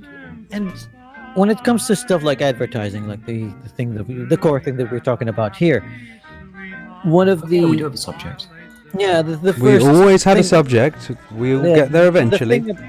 The thing about the ethical journalism, the SPJ had a conference with Gamergate that even Breitbart was a part of. They sent Milo Yiannopoulos over there. Who fucked it up? Yeah, he practically derailed the whole thing. Yeah, he derailed the whole thing. But however, one of their first and most important tenets is to separate the advertisement from the editorial. And look at what's happening in Breitbart right now. Someone pulls their advertisement and it affects their editorial process. Well, we made this joke when Robin did his manual find and replace. Yeah, there you go. There you go. Horseshoe theory in full effect. It's even worse than what Gawker was guilty of, to be honest. Way worse. Yeah. Yeah, Like- Gawker was just out to cause trouble, but Breitbart's has had a hand in winning an election. No, I'm not talking No, about that. Breitbart are out to cause trouble just the same. I'm talking about the actual their advertisement and who advertises with them and who doesn't directly is involved with their editorial. Like, you can't really make this up. I mean, look at the way they went after a former advertiser. Like, this is beyond. Like, you can't be a worse journalist than this. You just can't. And the feeling that I am entitled for your money, like your money, you have to pay me so I can advertise for you. Otherwise, I will just screw you over. And those people who are paying me now, that they're fine. So any of their advertisers that they did anything that is worthy of reporting, I would bet my arm that I would cut off my arm if Breitbart had the balls to write about it. They wouldn't, because they pretty much displayed right now that who pay the money and who doesn't pay the money directly affects their editorial process. So their What you're saying editorials that are they've revealed that they're essentially running a PR protection racket. No, I'm just saying that they are even worse than I thought they were. And I thought that they were the lowest of the low, but they went even lower than that. We've got news from Vice, who are worried about Trump's attack on the CIA. People are worried about a lot of things when it comes to Trump, and he keeps attacking everybody just the same. It's saying one thing and then doing another. I'm going to arrest Hillary. No, I'm not going to arrest Hillary. Just kidding.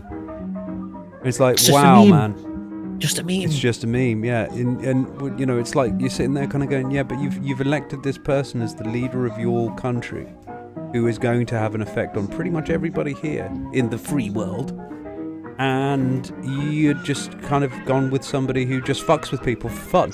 Yeah, I mean, what could go wrong? I don't wish to encourage the isolationism or whatever, but this thing about we should. Same old, so I suppose they went for some idiot. Somebody who knows. Just a meme. But yeah, it's not just like the effect internally, but like with foreign policy.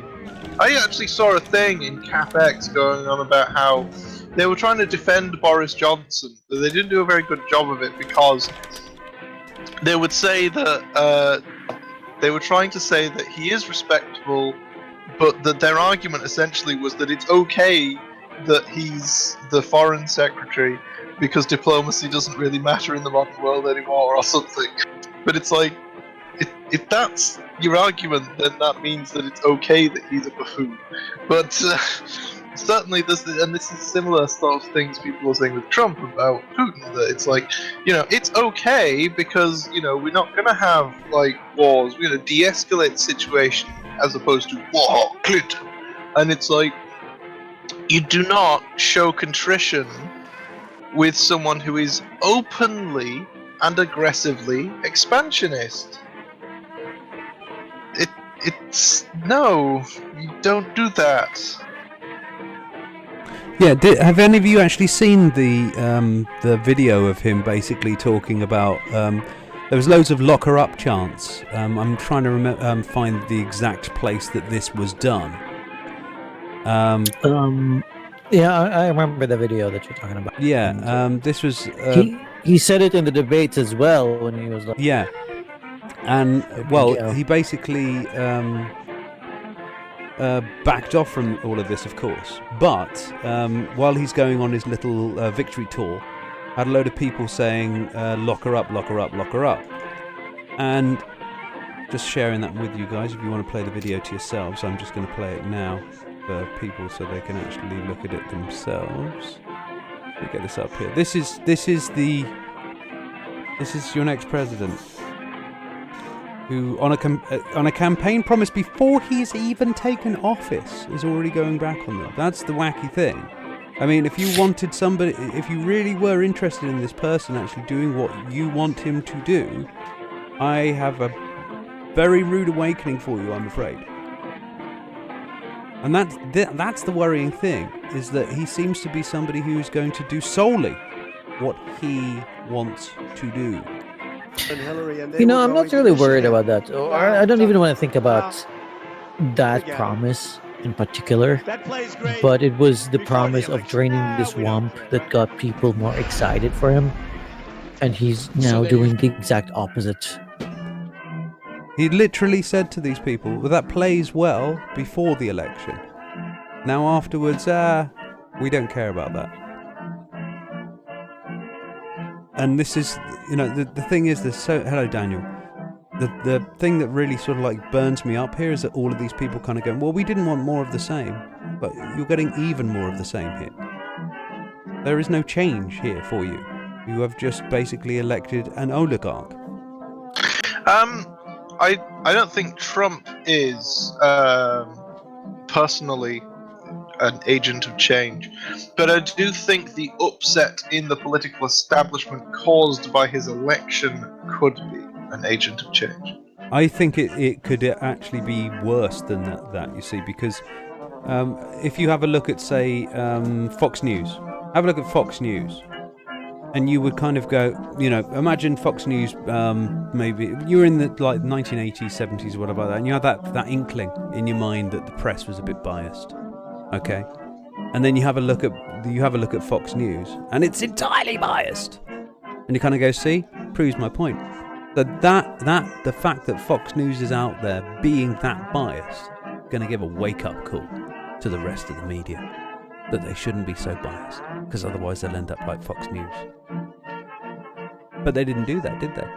What they did was, they ended up being their own version of Fox.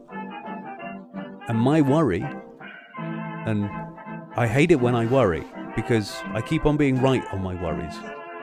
My worry is, that will just play to metrics for people.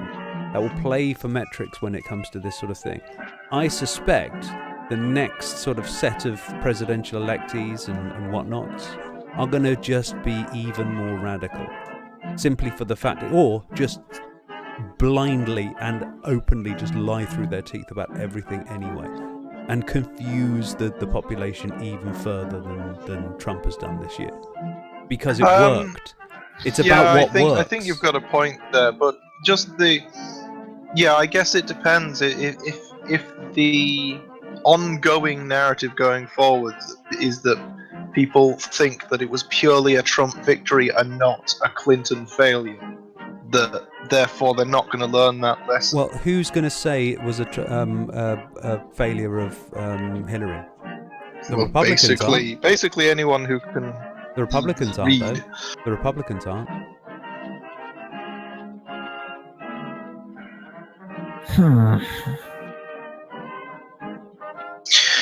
Somehow I don't really give a fuck. I think certainly people who supported Bernie Sanders on principle have not been convinced that they were wrong to do so. And they may persist in that sort of political, having been activated by the hope of someone like Sanders. Yeah, I mean, you've got a point there, and there's a lot of them around. And right now they're looking for the other Sanders. They're hoping for Sanders to run again in 2020. And I think if he does run again in 2020, he would have a chance. Yeah, I think they'll just be lucky if he's alive. Yeah, he's getting a little bit too old, but still, they're looking for the other or the next Sanders. He is a Jew. They live longer. They're like elves. Yeah, who knows with that guy? I honestly don't think that he's got another presidency race in him. For crying out loud, the guy's got to retire at some point. Yeah, it was already a hard sell to be saying that he was going to definitely survive the potential 2 terms. So, yeah. And Axis, who thinks that he's a lefty, I'd fucking lock her up in a cage and hang her from my ceiling. That voice, the expression on her face, perfection. That's yummy, Axis. Just a meme, buddy. Just a meme. Just a meme. It's just a meme. Has he linked the video? Oh, Chochmah's in the chat. Yeah, he wants to be in. No, you can't be in. Of course you No, can. you can't. Of course you can, No. Josh. No, Why you can't can't. Chochmah come in? Because I said so. Well, It's because Are you a Habib patron- are is you a a brown patron? man and Chochmah is No, but possibly I'm cool. Jewish. Are you adding to my Christmas fund? I could if you want to. Well, if look, you're gonna have to bid Chochmah. How I much is think it? that was a Freudian slip.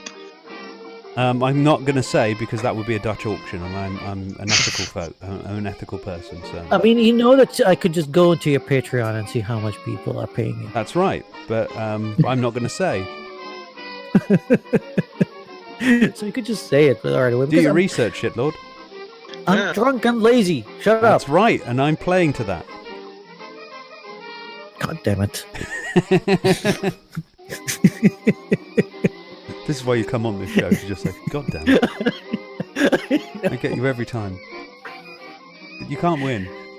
You can't win, Duff. Oh, I can win. Even if you strike me down, I'll just become more powerful than you can possibly imagine.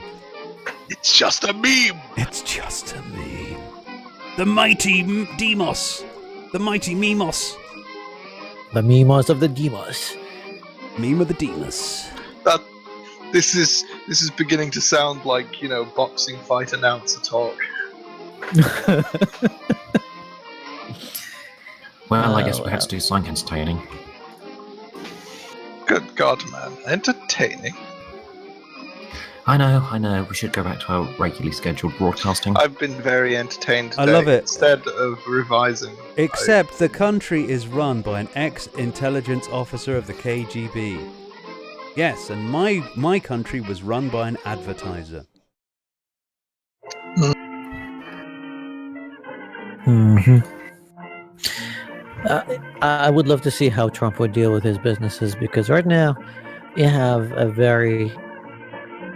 I mean, you can't really have a more conflict of interest than this. I mean, his foreign affairs with other countries is going to be directly affected with the kind of businesses that he has. I know, it's glorious. Hopefully he'll leave the Scottish alone finally. I mean, he keeps saying that, yeah, he wants to cut ties or minimize ties with Saudi Arabia. People tend to ignore that he has businesses there. So how's that going to work?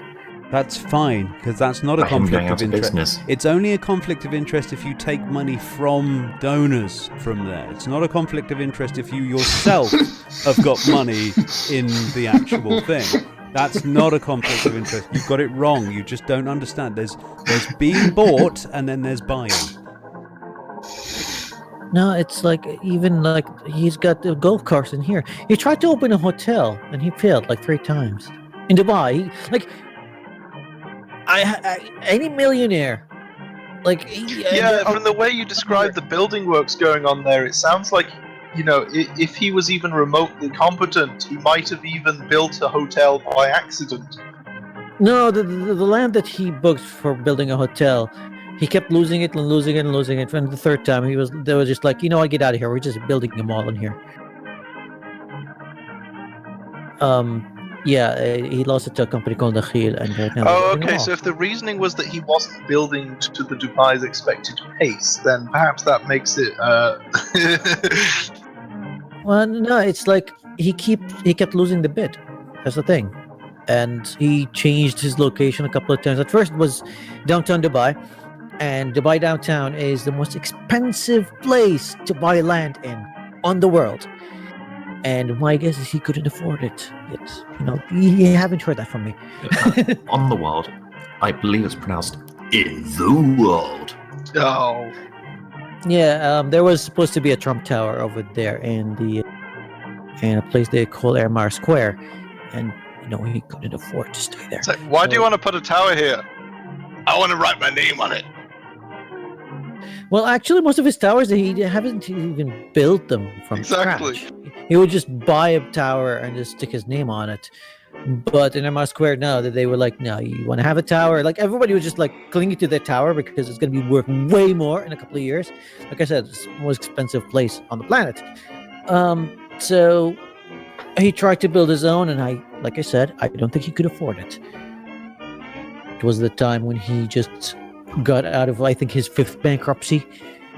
And then he tried in Nakhil, and he kept losing that project again and again. And then he ended up with a golf course. The thing that really upsets me more than anything else is people keep on talking about this person as though they're anti-establishment and they're not part of that sort of political shit. And I'm sitting there thinking, that's why he's a billionaire. He's been part of that political shit for years. His dad had political connections up the wazoo. That's why he was able to buy and sell his way through New York, because of his dad's political connections, which he took over. Exactly. It's like they don't even know the man. And I've asked people about this. What do you know about this guy? And they go, not much, but I think he's going to make America. And I've said, but you're supposed to have the knowledge here. You're the one disseminating knowledge as though this is going to be a great thing. It's like, have a look at this documentary. Have a look at how he's treated these people in Scotland. Silence. I've shared that with quite a few people.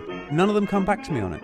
None of them kind of go to me. Yeah, well, you said this guy said it. He's obviously got a lot against Trump. None of that. They don't say a fucking thing. You know why? They didn't even watch it. Okay, the responses are, I mean, I can just imagine because I've faced the same thing. They would either call you salty or they would call you like a Hillary. But Hillary, yeah, I'm like, yeah, I get it. Call you cock. Yeah, like, okay, I'm not talking about Hillary here. I'm talking about like the current president-elect. Hillary is no longer in the picture. You've got a president-elect that is this bad. And you know what? If Hillary had won, then I would be showing them all the documentaries and all the papers and all the things that will show that Hillary is just as despicable. But she's not my target anymore. Yeah, she's no longer part of the running. It looks like she's going to be pretty much out of the Democratic Party in entirety, because she's managed to reside over 2 election defeats at this point, 1 to Barack Obama and 2 to fucking the most shittest fucking campaign that I've ever seen coming out of the Republicans. I'm shocked that they even managed to get this through. Yeah, I mean, if you lose against Trump, then there's no hope for you anymore. You're just done. It ain't because you're a woman at this point. At that point. Oh, come on. Even, like, most people who didn't want to vote for either voted for Jill Stein. So, it's not about being a woman. Yes, the Green candidate who presumably does agree that climate change is an extremely serious problem, but that for some reason nuclear power is not a valid alternative to fossil fuels because atoms or something. Yeah, atoms and radiation. Yeah, what's her argument exactly against nuclear power? She just seems to be basically ignorant of the fact that it is now an extremely well-refined technology and just thinks that, well, it's got radiation and there's waste, so bad. Well, there's something else to be said for it. If you're going to actually, nuclear fuel, you can't just dig it out of the ground. You have to dig a lot of it out. You have to dig out a lot of ground and then grind down that ground, grind down that, then refine that, and finally you end up with your nuclear fuel. And even after that, it's more efficient than coal. However, where do you think your nuclear fuels come from? Mate, even after all that, it's still more efficient than coal. Where do you think they come from? Answer the man zero. Most of them come from Australia at the moment. And? No, Australia is the largest exporter by such a landslide that they produce the majority in the world. And the Middle East? Middle East? No, the Middle East we don't have. No, the Middle East produces such a tiny amount of nuclear material that you can write it off. Produces. Oh, you mean the fossil fuel? What do you think they use as a nuclear fuel? They use uranium ore, where the majority in the world is currently mined from Australia. Wait, didn't they start use what's the other one? I forgot. They're a very rare technology at the moment. Hold on, let me check. What was it? Well, I know that the Middle East is not going to be producing anything in that process. Yeah, they're somewhat banned Unless- from that type of deal. Well, it's not about being banned. We just don't have the resources for it. Like Saudi Arabia is not banned from any of that. I mean, we still in Saudi. I think they have. I'm 2 surprised nuclear you bases. haven't. Yeah, I'm surprised you haven't. You could basically, with the money that the Saudi royalty has, they could have basically modernized their entire country by now. Are there any is there any forward-thinking initiatives to try and get your in Saudi Arabia's economy not quite so dependent on the petrochemical industry? There is this guy who is, like the third to the crown right now. Like if 2 people died, he would be the Shit, king. keep them in the dark, yes? And I'm getting a lot of interference from Robin. Sorry, that's Maggie. Yeah, it's okay. Anyway, so yeah, this guy is the only hope that Saudi can have against that. He's got this vision. He calls it like Vision 2030. It's like by the day of 2030, he's like, yeah, we're gonna be independent from oil. We're gonna have like more human rights and equality and all that kind of shit. He's a bit of an idealist. He's a bit of an idealist, but in a place like Saudi Arabia, like, yeah, the king would have absolute power to do whatever he wants. It's just like write a decree and whatever it is, it's going to be law the next day. So Wait, so in Saudi Arabia you have someone trying to make human rights. Meanwhile, in Great Britain we have someone trying to get rid of them. Well, it's balancing out. See, that's the thing. Well, I guess someone had to take them from. It's like in order to be competitive with China, you have to move a third of us into caves. So. Well, like I said, the guy is not going to be king anytime soon, and right now he's getting a lot of opposition from the royal family because they don't like the way he's talking. It's like, oh my god, so like, what do you mean? Like women should drive? What is that? I know, madness. We tried it once. It's a terrible idea. I know. I mean, look at the way they drive on the highways. God damn. No, look at how many times they claim on their insurance for parallel parking and just getting it wrong. Yeah. No, actually, young women claim more on their insurance than young men. The thing is, it's always stuff like dented bumpers from parking badly. Young men just die horribly in car crashes. Perhaps they just tolerate the bumpers. Well, maybe it's just because cars are sexist. It's just one of these things. Like, when did women start making claims you're on the observing insurance? a difference in the pattern of behavior. You don't necessarily know what the difference is. No, it's the cars. They're sexist. I'm telling you. Good point. But Sexist can everybody cars. answer the question? What is the airspeed velocity of an unladen swallow? 750 meters per second, because that's the airspeed velocity of my air cannon. Is it a European swallow or an African swallow? I'm going with European. I have to Google it. It doesn't really matter because the muzzle velocity of my air cannon. Well, how else do you get swallows in the air? Okay. Oh, kids these And days. apparently, the fact that Putin is in control of the of Russia, that means that there is barely any difference from the Soviet Union. No, I'm gonna go for a smoke. I'll be right back. Well, by their logic, Donald Trump being the president, just the idea that he could be a millionaire businessman and then move on to like actual statesman with tensions. Like, according to their own logic, that's nonsense. So. All I have to say about their statement is, yeah, they're just like the Soviet Union. They have secret police rounding up gay people.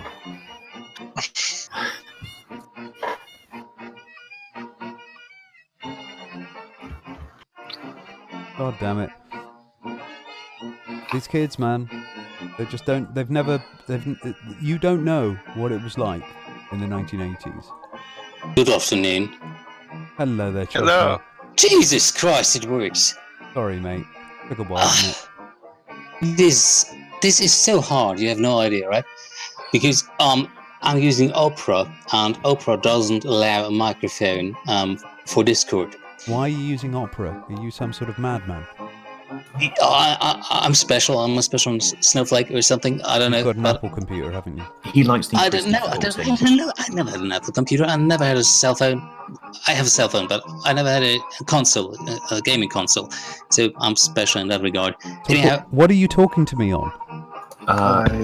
If you never On had a my game console, it PC. makes you better. And you're using yeah, Opera. I think it makes me better. But I just want to make the point that I'm using Opera. I have been using Opera since like 2004 or something, and Opera is sometimes a bit difficult, especially with Discord and everything. And I thought the chat was using YouTube, so I was trying to message YouTube into working, and it didn't work. And then there was this. Well, it's Oh hard. my god! Anyhow, What year did you say you started doing that? 2004, I think. Yeah, and what was the object that hit you in the head? I wanted to be special, I believe. I don't know. Yeah, you went full special. You shouldn't have. No, it was a good. It was a good browser back then. Opera was integrating email, browsing, and a couple of other things, and it was a better experience than most other browsers back then. Mm-hmm. Back then was a very long time ago, technologically. I'm assuming you were born in 2004, right? Oh, it's a bit late for me. Yes, now, I guys. was I'm born in gonna go. 2004. Great. So you know, Opera back then I'm like was 12, you know. I would love to stay and bitch about Opera, but yeah, good night, guys. Okay. Farewell, Good night. Sparkly. That's how much he hates Opera. Yep. Yep. Yes. Yeah. I'm incapable of maintaining my consciousness. I'm sorry, I didn't mean to interrupt the conversation. No, I was gonna have to go to bed anyway. It's 2 a.m. here. I was just really upset because I was struggling with technology and, you know. So yeah. Later, mate. Bye. What did you have to say for yourself then, Chochmah? I Oh, can't really pressure's on. contribute anything. Sorry. So you thought you'd come on and contribute nothing. Thank you. I'm just drunk. And I thought, yeah, that might be a good idea. I'm sitting Yeah, here let's anyhow, talk so about why not Opera, yeah. Just join and, yeah. Yeah, 2 a.m. talking Bitch about about Opera. Perfect. And bitch Yeah. about Opera. It's always a good time. Yep. Protectionism of Opera, you guys. You see, we're going back to the topic, I swear. Yeah. You're talking about the American election? No. Oh, In yeah, passing. Everything. Really, we should be talking about Trump's wonderful plan to bring all the jobs back from Mexico. How? And China, I don't know. He wants to bring the Jews back from Mexico. The jobs. Will he No like jobs. order them Are there like Mexican on Jews? Amazon or something? I don't know, I guess the only way you could do it is by putting ridiculous tariffs with trading with Mexico, or you can just, well, say, if you trade in Mexico, you're not allowed to trade here. American goods only in America. Wait, where did I hear that before? Where did you hear Well, what? I don't know. That last part. What? Only allowed to, well, American goods in America? Yeah. From idiots who don't understand economics or resources management or logistics. And I know. And Russians. Those two. Yeah, you hear some Well- stuff from Russians as well. I love it. I tell you what, yeah. Sargon, fucking What? stop it. What now? What did he do now? Because he's got it in his mind that he now represents a majority. What No majority way. exactly? He really Because does. of Brexit. Yeah, he really does. He's really got this into his head. Which majority is it? Which one of the majorities is he? The mighty Demos. Oh, the Yeah. Demos. Oh, yeah, right. the whole Brexit thing, he Right, really Demos. believes that it is the majority, and I'm just thinking, like, wasn't it like Majority didn't almost vote. 50-50? Near 50-50. No, it's the mighty Demos. And The less than part a of the third. Demos. Yeah, about a third of the country. had this particular believes say. that somehow the EU isn't democratic while the government system of the UK is. Oh, It's a huh. parliamentary Interesting. democracy, which he wishes to forego for direct democracy. Yeah, that's Well, that's here's funny, the thing: right? it's the same people that go on and on about Brexit and being a victory for democracy because of this tiny, tiny difference. It's like 1% more voted for Brexit, so that should be a thing. Are now looking at the U.S. Even though Hillary Clinton has 2.5 million more popular votes, they're like, no, but democracy still won because she's got the electoral. She lost the electoral college vote. And that's what matters. It matters. It only matters if you win. Yes. And democracy is It matters democratic when if you they win. Well, I yeah, think I feel what I do. I actually feel sorry for Sargon in this case because he was. I think he was really hoping to lose this one. I don't know. No. I don't. I don't I think so. Sargon's a lot more comfortable doing the defense thing, rather and sort of like being in that sort of vein of like calling out. Yes. Now that he thinks that he's suddenly got this idea that he's in the majority, now he's just suddenly just swapped into this bizarre authoritarian mood. Well, I'm not. I'm coming from outside here. I haven't been listening to Sargon for maybe 1 or 2 years, so I don't know what he's talking about now. But back then, I had the idea that Sargon is he's not stupid, but he's unlearned. He dropped out of university or something, so I don't know. And he's peddling ideas without being able to stay on point, on topic. He's jumping from one idea to the other, and I don't believe that he's malintentioned, but I think he actually. Well, this is why I say I feel sorry for him. You see, I think he's better in a role where he represents some sort of disparate minority. So you think you're feeling sorry for him from a perspective of a parent because he won the election, because he won the referendum. He wanted a protest vote. That's what he wanted. Yeah. He wanted a close referendum. Yeah, he wanted a close referendum where he's just picked at the post. All right, yeah. Just sure. so that message can be sent, in that shaken fist. But then, with none of the responsibility that comes with actually, the fallout from actually winning. All right. Of course, he's completely lost now, but I don't believe that he understands that. Yeah. I mean, I'm gonna have it. I mean, we're planning to do a talk about Islam Reformation. I don't know. We need to plan it somewhere around early January, I guess. When I'm gonna have. Count me in if you need extra people. Well, we'll see. It's fine. Well, as a Church of England British compatriot, I think I could add some expertise there. Yeah, we'll see. I mean, I don't know if it's going to be on my channel or his, so we'll see. I mean, I haven't really. I mean, we had a little spat on my last stream. You spatted? Because. Did you spat? Ooh. With whom? Wait, with whom? Sargon. Oh, Sargon. Okay. You have your own channel. Sorry. And the thing is, because no, Sargon does spatting. I'm sorry. Go ahead. Go ahead. Yeah, it's fine. I'm a little bit drunk anyway, so I'm like, yeah. I already forgot what I was talking about. Jesus fucking Christ. You and Sargon having a spat?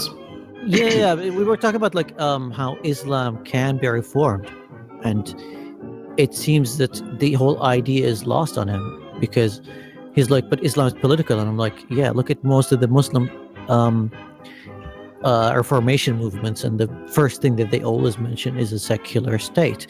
They want Islam to be out of the state. It's a religion, but it should be just between you and the mosque and nowhere else. And he's like, but no, you're always going to have Muslims that believe that it's political. I'm like, so what? You still have people that believe that Christianity should be in the state. You still have racists, even though racism is not political anymore, but you're still going to have racists. In the state here. Gesundheit. Yeah, this is the thing with Sargon. He's arguing, I can't remember the exact cognitive bias here, but what he's basically saying, he's arguing from a point of perfection. So in other words, if he doesn't get 100% of what he wants out of what you're actually saying, then it's thrown away. I mean, the very idea that every single Muslim is going to suddenly coalesce behind anything, whether it's Wahhabism, whether it's Sunni, whether Shia, whatever, none of these are going to coalesce anyway. How many Muslims are there worldwide? Just want to double check this again. 1.7 billion. 1.7 now, isn't it? And growing. Yeah. Well, a lot. But that's not the point I would make, and I'm not, especially regarding you can't Sargon. expect perfection from any group. No, of course not. The thing is, when you want to reform Islam, you sort of have to talk to the Islamists and the Muslims and tell them, look at the roots, look at what your religion is saying. And I don't really see how you could reform Islam from and basing it still on Muhammad and his teachings. I'm sorry, it's not about reform. I'm sorry. When it comes to, well, I'll let you talk after this, but the whole, most of the Reformation movements don't even call it Islam Reformation. I think I misspoke here. They're about the Muslim Reformation. They're separating what a Muslim is from what the doctrine is. Yeah, you can separate them out because most Muslims don't really believe in everything that is there in the doctrine anyway. Sorry. How you can separate that?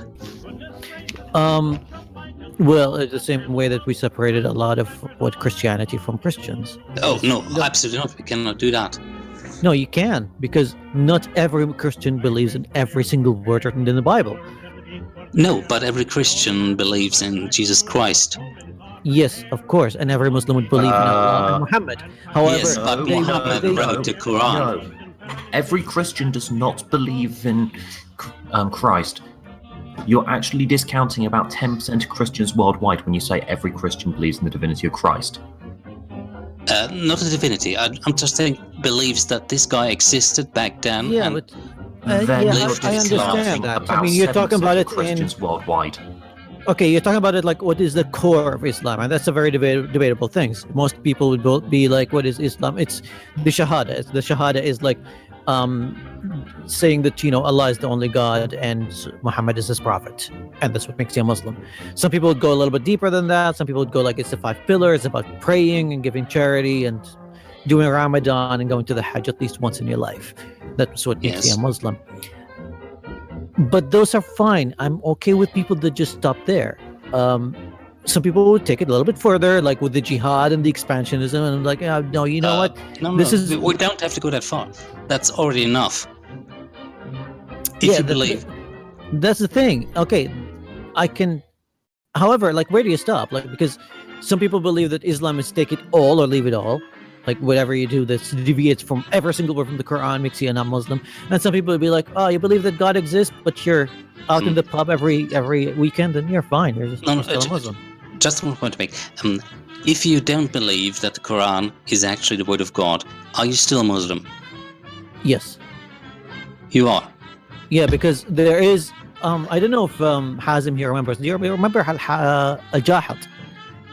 Yeah, sure. Do you remember when he started this movement that said that the Quran is not the actual word of God, but it's a creation of God. It is its own entity that's separate. Wait. That's separate from God. What was it before that, Bassir? Was it? Yeah, it was around that time. But he's a big Muslim philosopher that started with this idea that, the Quran is not divine because it's a creation of God, but not a part of God. And when it comes to like Islamic philosophies, then you have a lot of Muslims that don't believe that the Quran is the divine word of God. A lot. How many? Sorry, how many? I don't have statistics on that, but I would say just general figures. I would say about 20% of them. 20%. Which is quite substantial, That would be quite substantial. And they also do not believe that Muhammad is the perfect human being. Yeah, because that goes with the same thing. Because, here's the thing with perfection. It's something that's still being debated. Because what is being perfect? It's something that I remember when I was an Islamist in my youth, I was debating that a lot. Because there are certain things that there are no right answers for. There's just the lesser evil. For example, mercy killing, euthanization of humans. Yes. Yeah, it's Yeah, something right, that I get that, but the when it answers in comes to- Quran are usually quite general. Yeah, when you go to this more simple people, they'd be like, "Hey, he's perfect," but then you start to nail like when you start to talk to those people and go like, "But Muhammad did this, Muhammad did that, and those things are not perfect." Like his massacre of Bani Qurayza and the Yes. whole, the whole Jewish tribe in Medina. They'd be like, "Yeah," they would start making excuses for that because you know what? In their mind, they're trying to just picture this perfect person and just project that into Muhammad. But most of those people are just ignorant. Like the vast majority of them don't really know what Islam is. They just, for them, it's just tradition and culture, and it's what they were raised on. And that's it. Yes, I understand that. Thing is, they still. No, here's my point. Terribly Here's the unfair. point, though, that I'm I'm sorry, making. it's really unfair towards you. No, it's fine. I'm kind of used to that. To be honest, I kind of welcome it. I kind of welcome it too. I kind of welcome it too. And he would outbid me and his Patreon, so I understand that I'm apparently not on your good side. I still love you. Now, what did I walk into? God. People fighting over Robin monetarily. We drifted off. Please, somebody fight over me monetarily. Donate to his Patreon, his PayPal's linked below. I'm giving the absolute minimum, and I should probably give more. I'm so sorry. I'm sorry too. I just felt bad giving nothing, so I gave the minimum. That's great. That's great. You've done the very least that you could. Yes, I did the least I could. I pay the minimum so I can get some privileges. Literally, I'm writing a note now. Give more for Christmas to the guy on the open house. All right. What? Yeah, I don't know. I kind of lost the point here. It's pronounced that twat Robin. Yeah, Robin. Give more to Robin. Give more. Yeah, that should be the Christmas meme. Give me money. Absolutely. I haven't earned it. Money. I don't care. Everyone should give more. Give me more. Give me don't give more. Give me more. Yeah, give you more. Yeah, You'll receive more. I should be rich, and I'm not, and I'm angry. I think And it's you want to be rich. Terribly And injustice. it's the communists' fault. Are you saying that you're salty? I can't afford salt. I hate that salty. Where's that actually coming from? Salty, cock, all that stuff. Is that in the same? I'm not a native speaker, obviously, but is salty and cock in the same area, or is that not? No, it's a Same different subculture user. Okay, Yeah, I gotta salty. be honest. I use salty quite a few times too. So Salty is beautiful though. Salty can be beautiful, especially during the salt mines. That's something if you haven't seen it. Damn. I have seen the salt mines. I've been actually to the original salt mines in Sicily, and I've seen the ear of Dionysos. Do you know where that comes from? Yeah, he doesn't know what the salt mines are in our vocabulary. It's sad. The salt mines was a game that was played amongst Habib and a bunch of other people where they were going through the genders and they turned it into a drinking game. Gender so roulette. They were going through gender roulette, and I don't remember why they had to drink. What was it? Every time we got it wrong. they had to look at the name and they had to guess whether or not they could figure out what the gender definition was by the name. So if they got it right, they didn't have to drink. If they got it wrong, oh boy. So in other words, we all got copiously drunk. Yeah, it's like you get presented with something. What is an astrogender, and you have to guess what an astrogender is. In some cases, people actually got it right. Be defined in parsecs. Yeah, I mean, in some cases, people actually got it right, which surprised everyone. Actually, well, okay, fair enough. I mean, the naming isn't always great. When we got it right, we drank anyway because of the shame of it. In celebration. Okay. Yeah, that was actually Habib's original idea. I stopped doing it because it was doing bad things to my health. He's a Muslim. Muslims don't have originality. Honest, Gov. I developed a game where I was giving out points to whether or not somebody could read the worst shit on Urban Dictionary without laughing. And that worked out actually rather well. Oh, they could. One guy, Reformer could not do it.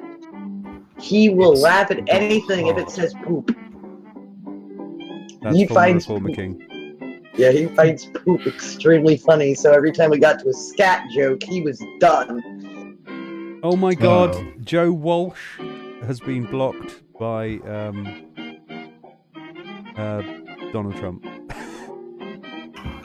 Quite a lot of people have. Epic. Joe Walsh, by the way, was a strident trumpet all the way through, and then he basically, if you want to know, like, you know, true doom and gloom, if you want to really feel sort of sorry for somebody, go to Joe Walsh's stream. Is a Trumperini. Yeah, he was basically all Trump all the way, every day. And how did he get blocked? I think it was probably because he started asking the president questions like, "Are you going to do what you said you were going to do?" And then it all went wrong. And this is why I take opiates. How dare he ask the president questions? Brilliant. He's just the president-elect. You can still ask questions. Yeah, exactly. How long do we have to wait until we start calling the trumpets salty? Do we have to wait? Do we? I mean, I never waited.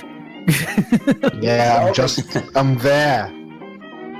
Yeah, you know, instantly. I mean, you can remember when that Hamilton business kicked off. And oh my God, that was brilliant. Yeah, and I'm sitting there, and I just said, people who hate PC, overreactionary, easily offended culture, I present your champion. And then just put a tweet by it, yeah. And it's like, guys, I mean, you know, how much do you need to lie to yourself at this point? I mean, it is a sad sort of trick that you play on oneself. Once you've won, it's actually a lot harder. It's much better to be in the opposition. Well, the vice president handled it well. Yeah, it's much better. It's much better for. It would be much better for the. It would have been a victory for the Brexiters out there if they'd have lost. It would have been a victory for the Trump world if they'd have actually lost, because then they would have shown something. But now what they've done is now they've got to prove something. It's easy to point a finger and try and destroy and break stuff down, but now that you're in charge of the building operation, yeah, it's on you, motherfucker.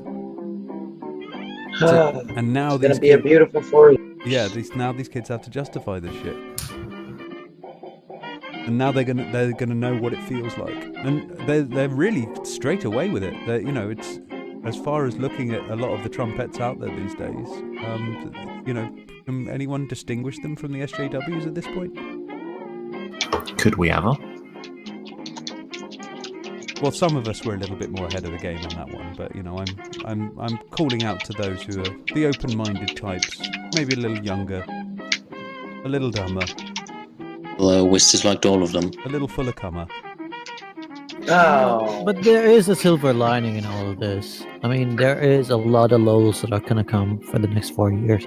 I already found one of my most favorite websites. It's called the alt-right fanfiction.wordpress.com. Share it now. Yeah. Such an amazing place.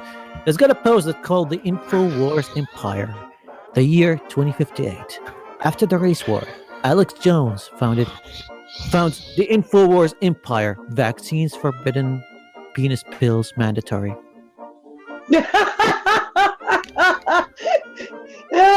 Gotta rebuild. Yeah, Go on. It was really hard to build. I just posted the link on your Discord server. I'm going there right. that it needs its own stream by now. Welcome to the content farm. Ascension of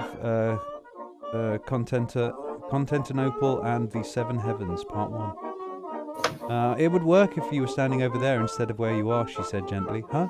Said Davin's reply. No, not there. Over here, please, she smiled and pointed at the wayward fellow was to stand. The members of the bewildered group looked at one another as the small sorceress directed her companions. If we all stood inside the circle that I've drawn, we could all go together, you see? The little girl beamed. One by one, Celestia softly coaxed her friends into the circle she had drawn on the floor.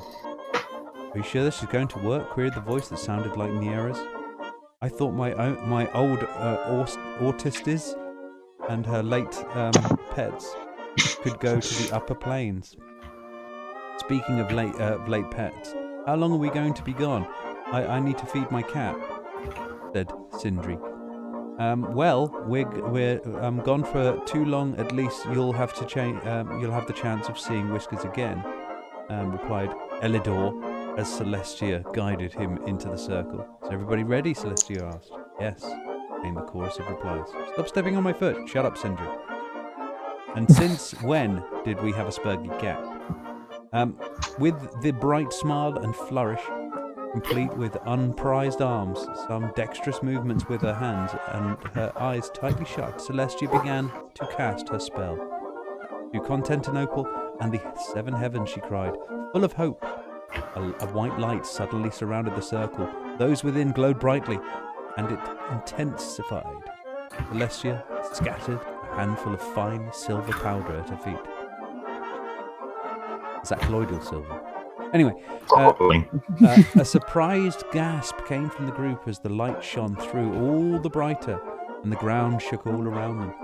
They were all blinded by the searing white of light, and they felt themselves being transported upward faster than the wind.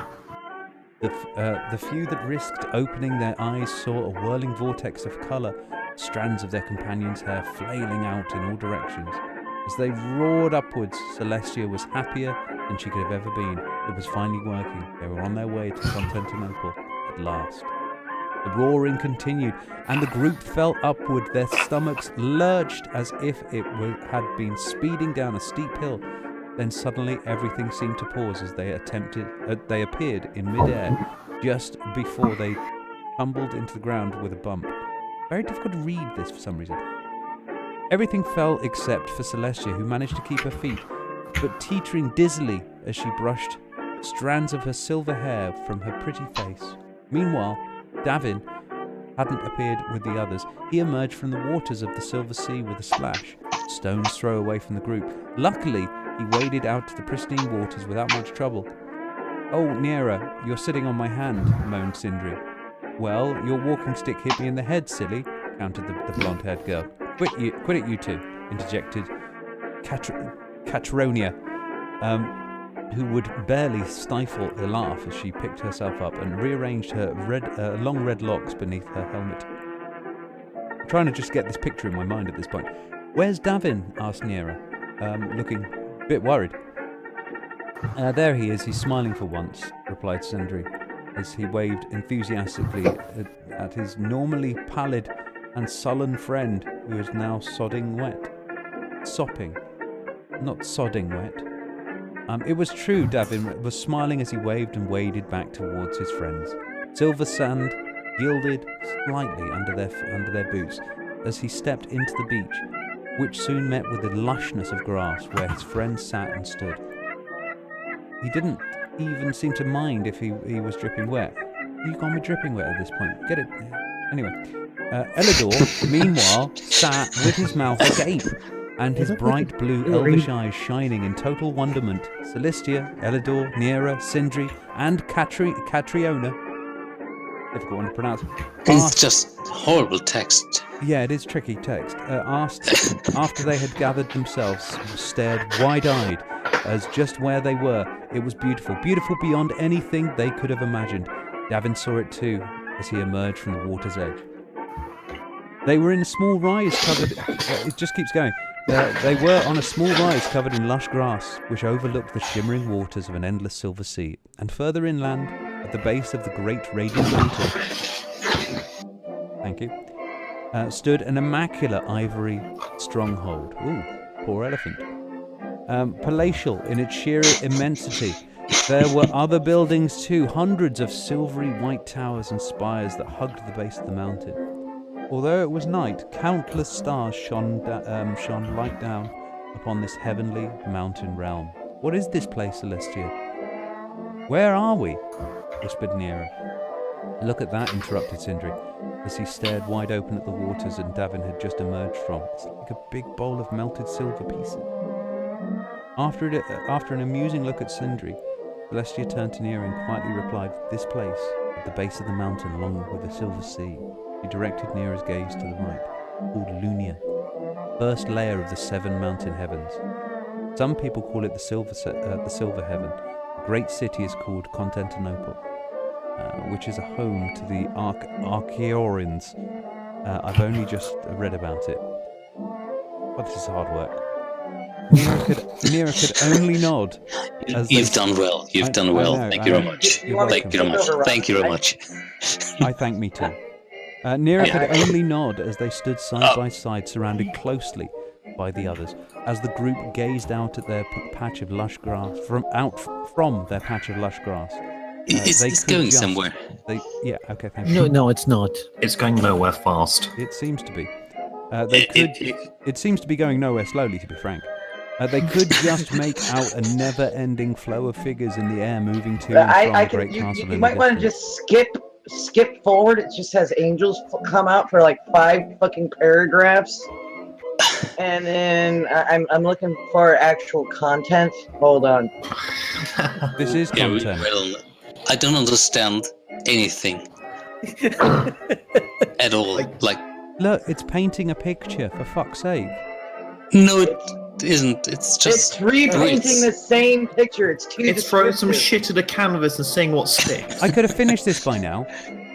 No, you couldn't have. Nera could only nod as they stood side by side, surrounded closely by others, as the group gazed from their patch of lush grass. See, I'm having to repeat myself now.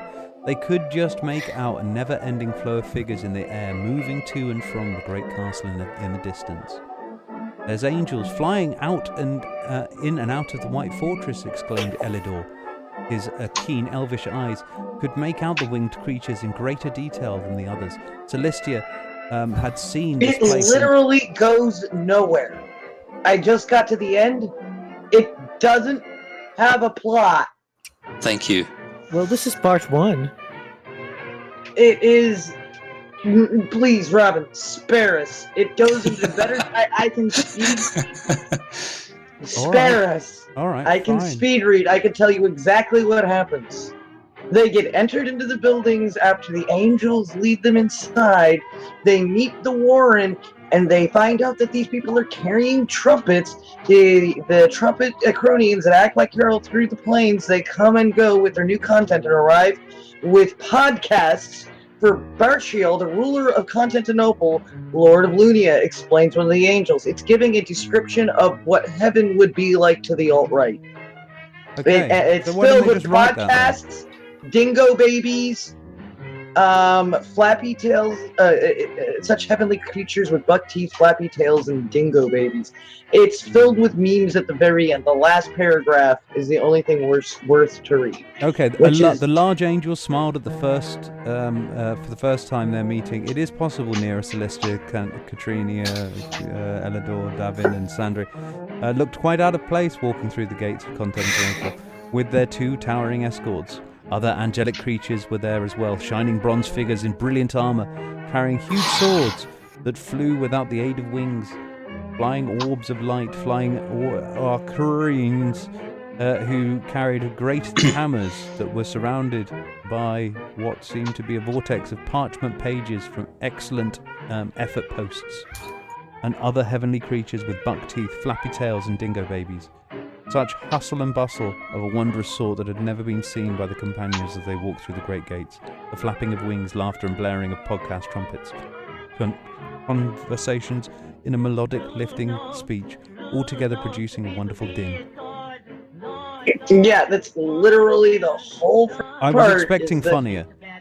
Yeah, me too. That was their idea of funny. That's their idea of stating that there's podcast trumpets. and that they got the dingo baby meme in there, and that was it. That was it. They need help. Yeah, You I'm think? You would think. Yeah. Just slight inclination I have. Yeah, I mean- saved you guys. I saved you guys by getting to the last paragraph. Yay! They entered the. Thank you too for your descriptive. sacrifice. Why did they describe everything so fucking much? This is the kind of shit that I, when I'm bored, get into. I would just find the most Well, you should be ashamed of cringiest. yourself. Would you like to have some better shit to get into? I don't know. For I mean, example, it's either this. I mean, before this, I was fascinated with the flat earthers, so we'd go to their and farms those and are read great. and read Yes, and I read. love the great earthers. They're great. Yes. And what? Have you been trying to get into Star Citizen, for example? That's also. Ugh. Shut up! Don't mention that with me. Yeah, here. how's You're that gonna coming, put me in by a the way, fucking Derek Smart, shock. Derek Smart, Derek Smart? No! Don't do that. Don't do that to me. Don't There's say his no name idea 3 what's that. times. There's a, You're gonna put me into a fucking coma. I have no, don't worry. Let me There's finish. Christ, there's a giant threat on something awful. If I ever feel bored, I'm just trying to catch up. Just as an idea. I mean, the last time I talked to Derek, it doesn't really look. I mean, at least he thinks that in 2017 we'll get Squadron 42, and I don't even think so, based on what. Very hopeful. Well, I don't know. You've I lost don't more really hope think than we're Derek has. Yes, Dude, at that point. I do have to give Derek Smart some bit of props because I told Top Hat what happened with me and Derek Smart. He's so proud of me for lasting 4 hours. He's like, I couldn't have done this shit. Damn. I lasted through a 4-hour debate with Derek Smart before I had to go, I'm done. Apparently, that gives me serious fucking clout with Top Hat. See, I was trying to arrange for a chat between him and Derek Smart. I think Stop it! Don't say his name 3 times. He will show up, and I will kill you. only hi, if Derek. it's in text. Yeah. You Like- sent him the link, didn't you? No, I haven't. No. No. Although I'm thinking Hi, about Derek. it now. No. Legal still has to clear it. Don't worry. Well, he's not on the server anyway. Not Please yet. don't. Please don't let him in the server. Well, he is online What did he on do Discord. anyway? What did he do anyway? He drove me completely insane for 4 hours and yelled at me because I asked a question. He didn't Like- yell at you. You handled them On 4 Discord. hours. You can just drag him here. He just screamed at me a lot because I was confused, going, wait, they're asking a question in the side chat. They were asking him about funding, and I wanted to know what they were talking about a Yeah. refund. Yeah. They were yelling at him, where's my refund? And I'm like, Okay. what are they talking about there? And he said, what? He was on this like huge rant. That's And- Derek for you. For 4 hours. Yeah. 4 hours. And he was mad at that Chris Um, guy. That's why. He was mad at Chris. What's his name? And you guys just stood Chris there Roberts. and watched and listened. No, I facilitated it. Oh, how nice of you. And I watched the hatred flow from the chat. and Yeah. It was glorious. And then I made a Of video. course you did. Then I made a video of the comment section scrolling down with basically a montage of the Joker laughing, and called the video "Salt Salterson." And I watched it multiple times. Yes, and I laughed even afterwards. It was glorious. They were so butthurt that, yeah, okay, I get it. Derek Smart's a dick. But they were so butthurt that he even had Derek Smart on to ask his side of the story and let him finish his side of the story, which apparently takes 6 hours to explain. At least. At least. That's the And, short and, and he That's just the synopsis. Wow. Yeah, and they got pissed. Yeah. Apparently, I'm facilitating his harassment. They actually call it one of them actually thinks that he is a terrorist. What? Why? They He's consider annoying, but he's not a terrorist. yeah, they consider what he is saying and doing as terrorism. Oh. Well, it is. Yeah. It's against the Star Citizens in the Star State. You know what? Still to this day, I still don't understand fully what happened. Well, he is committing crimes against the UEE. Okay. I'm still confused, by the way. I still don't get what's. Never mind. Somebody explain to the children in layman's terms in 200 words or less, because you can do that. What Derek Smart did, because I've got No. I don't. Criticized Star Citizen. Okay, now it's much clearer. Thanks. See, that's one sentence. That's all what you had to say. What he did was, he was a backer of Star Citizen, and essentially felt that the development team had done fucked up, by basically picking the basically a 32-bit addressing version of the Crysis engine to do a space sim that's going to require 64-bit addressing. And he has a backstory because Derek Smart goes way back into the 90s. And Yeah, he he's had his, criticized them. He pissed off this Chris guy.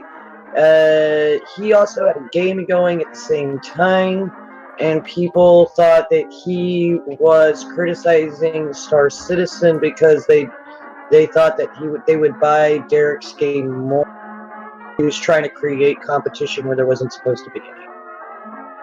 And that was another part Very of it. different from Star Citizen. I know, but we're talking about what the plebs were saying that he was doing. They were saying, you're just trying to create a competition where there is none by criticizing Star Citizen. And trying to make yourself look better and your game look better. You're doing this all for the publicity. Yes, but it's the absolute plebs. That's the interesting part is, I can't do it in 200 words or less. I can't do it all, but Derek Smart has been trying to create the ultimate space simulator since the mid-90s, I think, and he has invested a lot of his life and a lot of money into doing that, and then somewhere around the mid-2000s he gave up and backed Star Citizen in 2011 and became unsatisfied with the progress and started being very vocal about it.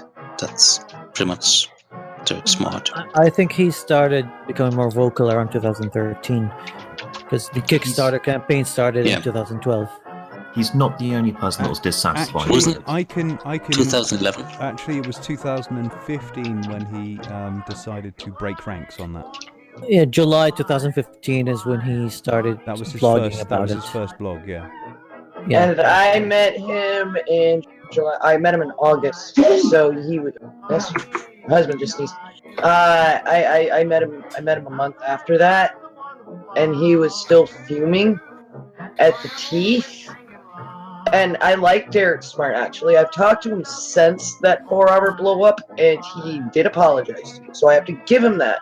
It's just if you piss him off or say anything that might trigger the dude, he won't shut up.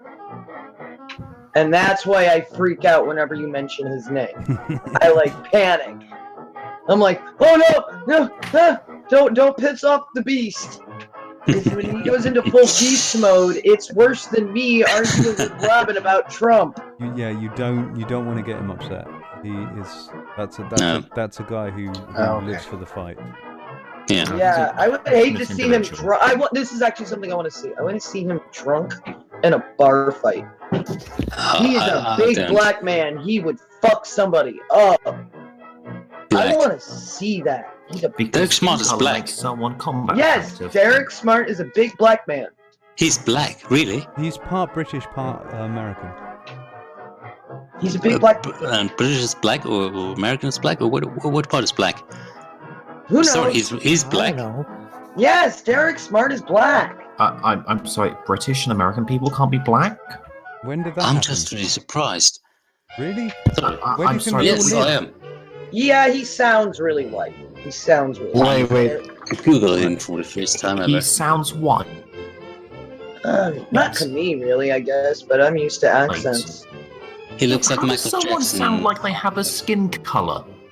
I don't know. I mean, I keep hearing people telling me that I sound white. You sound So- white. Yes, I heard that. You? Wait, no, you don't. I don't know. I mean, I don't sound like I'm a white person, do I? Okay, when you're drunk, really drunk, slightly, like smidge, but not like now. Sound Irish. Oh, so all white people sound drunk to you? Fucking No. racist. You guys sound like drunk brown people. Yes. I'd like to apologise to my audience for all this racism. I wasn't expecting this. Speaking of the smart D, have you watched the video done by I don't know, the Dark Smart Simulator? Have you watched that? I just would like to state for record that I do not think he looks black. I would like to point out that it's not the Derek Smart simulator, it's the Derek Smart simulator. No, not the Dark Smart Simulator. Yeah, I'm fucking drunk. Please click on that. Please click on that Twitter link. Please Dark click on that Smart Twitter link. Desktop Simulator. Have you watched the video about it? Who hasn't? This is the best Vincent Vega I've seen so far. Okay. Robin, have you watched Derek Smart's Desktop Simulator? Yeah. That was the best. Isn't that brilliant? What is it? Yes, he's black. But what? What is it? Click on the link I just put down in the this week's topics. Daniel, The dearest, tweet from Theatre in for chat. Sci-Fi. The reason It's just that's, amazing. well, black people in America are more dangerous than black people in England is because we don't arm everyone here. Don't go, hey, every lunatic in the entire country have a gun. Yeah, see, when we think of black people, we think of them as, people. Yeah. I know Are you sure? it's a struggle. Not all Brits manage it, but, in general, most have managed to understand that black people are people that are I simply was black. only mentioning that he was a big black guy because big black guys tend to be really strong, and I just want to see him get into a bar fight with that temper. So it's basically a question of racism, right? So Oh my, yeah, I'm sorry, I profiled. Hold on, that's him. I know Oh some big my black god. guys. Okay. Black guy, no, 6'2", fat as fuck. He's huge. He can barely lift himself up. Who? Derek Smart? Is he bad? No, black guy I know in real life. And yeah, Derek's not the youngest of gents at this point, He'll be a bit more delicate. But he is he's got a strong jaw to him, man. He just looks like he could kick somebody. Yeah, maybe in his 20s. Nah, I think he could still kick somebody's ass. He's he got was the arrested as a child. He could probably kick my ass. Probably I read his kick- blog. Yeah, you're a Yeah, but skinny that's little not hard. Brit. Why are we having a conversation of whether or not Derek Smart could kick somebody? Because it's an open house, Les. And Be you open fucking about started it. I Yeah, know. I yeah, did, also and I'm you- questioning my reality. Good. You can't question the reality that you created. I do it we all can the question it. time. Have you met me? You should always question everything that comes out of my mouth. We do. Okay, good. Oh yeah, I was gonna do you some glasses for your character, wasn't I? Yeah, I want to do a small video of where we're taking it back and we're taking back the glasses look from Edgelords. Yeah, and so we're taking it back. You're taking it back. That's what. Yeah, you all say that. non-alt-right people, the quote-unquote skeptics. Yeah, we put on some either aviators or get over it glasses. No, and we're not all going to become spinograms. No, Yeah, he's barely enough. We can't. No. Okay, we all gotta put on the do-it-yourself, get over yourself 8-bit glasses. And So take it more back. crowds. Is that what? Yeah, because that's where he got the idea. Edgy got the idea to do it, and then all the alt-right kids started doing it to be edgy, and so we got to take it back. We got to take it back. We got to take it back for Crow. Do you know who first started this? It's not. I don't know. Yeah. I'm trying to remember the name of the guy. He had Louis something. He did look like Louis XV, didn't he? Yeah.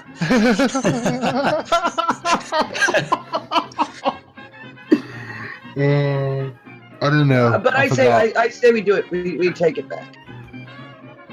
Taking it back for Kraut because it kind of got spoiled with the alt-righters doing it. So I figured it was something funny to make people laugh. Okay, I mean, I'm not gonna object. Liz, will you please refer to them by the term they prefer? Cuck. Oh, I thought you meant Nazi. Yeah, refer to them by their preferred pronouns. Oh, yeah. It's hashtag edgy is a cuck. I put that in my video, so every time it was shared, Twitter exploded with hashtag edgy is a cuck. And that video got shared a lot. It felt good to see Twitter filled with hashtag edgy is a cuck. I figured if I could get 500 asses out for Sargon, I could get hashtag edgy is a cuck going. And it did a little bit, and it made me feel good. Because I'd been dying to let that out. Oh, I'm sorry to hear that. Well, you see, when you... because there's another little issue that I will tell the whole world that I had with him. And this is a bit of a personal one. You sit there and you work with somebody every day that is starting a YouTube channel just as he's brand new. You help him set up his Patreon. You teach him about AdSense, which he fucked up and had to redo. I don't know how he did that, but he did not connect it fully to his email address. And then he had to fix it. You help him learn how to market yourself. You help him get off the ground. You give him good advice. He takes the advice. He flourishes. He takes his comedy and he takes his political opinions and he takes off overnight. You're really proud of him. You keep talking to the bastard. He sets up a server. In this server, everybody is pretty much communicating and getting work done as we have a place to communicate with other content creators. He then goes off, makes a private server filled with alt-right assholes and a couple others of his friends, and hashtag not all alt-right assholes were a part of the tombs, and then doesn't let me in because I asked out loud, what is the tombs? And apparently, because other people were in the chat going, we're taking this conversation to the tombs, I then asked later on, what is the tombs? I apparently doxed the server name. What? I didn't know what it was! And that... Yeah, Edgy's not one to ban people from his servers. What he does is he creates a completely new server and invites everybody except the person he didn't want to have on there in. And that's not banning somebody from your server, no. It's just a lot more work. And then I ask him, I'm like, hey, can I get in? And no fucking response. Will talk to me about anything else, but will not just simply tell me, like a man, no. Just ignores the question. Well, Won't we've got a lot of men not acting like men here. Just say no. Like, look, I've been your friend throughout this whole thing. Then he runs off on complete fucking tangents and forgot I existed. And, I tend to take a little bit of offense to somebody using me like a paper towel and throwing me away. Fuck you, Edgy. Fuck you. I had my share of fun with Edgy because after a while, like, he first unfollowed me on Twitter and I was like, fuck it, I'm just gonna unfollow him back because I'm not interested in anything that he said. But after that, I noticed that every time I mention him, sometimes not even tagging him in conversations, just going like Edgy, and he gets triggered as fuck. And I fucking loved that power. You don't give me that kind of power. I could just like have a tweet like Edgy, just one word, Edgy, and he gets triggered by it. You don't give me that power, dude. You don't. Wait, what was the last one? About something about Arab identity or something like that? I don't remember, but he was barely mentioned. Like, he started that whole thread, and then I replied without even mentioning him after, like, it. You know how threads just, like, evolve into, like, mini conversations here and there. And I got tagged in one of them. He wasn't even mentioned in them. And the moment I typed something, he just started tagging me, and all his fanboys just started coming after me. I'm like, dude, you don't really do this to someone like me because I'm gonna exploit the fuck out of it, and I fucking did. So you trolled Edgy for fun, huh? No, sometimes I would just type something that I don't even mean. Like, yeah. Basically, just troll him because I knew that everything that I say just triggers the guy. You knew you had power, so you used it. No, Well, didn't use the it. worst- I abused it. The That's what I worst did. part about what he It's did the to the same server, thing. I forgot something about what he did to the server. Is he took the link and he threw it into a pretty public server that's just filled with trolls, and dropped the link to Giza into there on several different occasions. So it killed the tombs, not the tombs. It killed Giza. So you couldn't even have a conversation in there without cut, white power, cut, and fucking Napoleon, little Napoleon. He destroyed it, and it was a Sorry, good place. can someone post a link to his YouTube channel? I don't know, Edgy, just for reference. He deleted. Deleted. He deleted his own channel and blamed the ADL on it as a way to prove to people that they weren't skeptic enough to realize that he was lying when people were actually honestly worried about him. Like, oh my god, are they actually trying to go after you? Is the Jewish Association really trying to go after you for being anti-Semitic? And no, it wasn't real. It was him saying he was basically just bored with YouTube. So he was being just a total jerk. Here, I'll give you my video. I'll post it in there. It's only a couple minutes long. Thanks. On what he did, and that way it'll explain everything without us having to reiterate. Get to my videos. Thank you. No problem. For the Oh, audience he's at been home, uploading. This is why you need to go through the entirety of the publication history of the Open House. We've got it all here. It shouldn't take that long. God damn, that would take the rest of your life away. Sorry about that. We're working on making it take the rest of someone's life. It's going to take the rest of Robin's at least. He did upload some videos on his stream channel, I believe. Yeah, and the stream also has a lot of commentary by the lot of us. Alright, if anybody's lost, it's in this week's topic, and then I'll throw it over into the chat.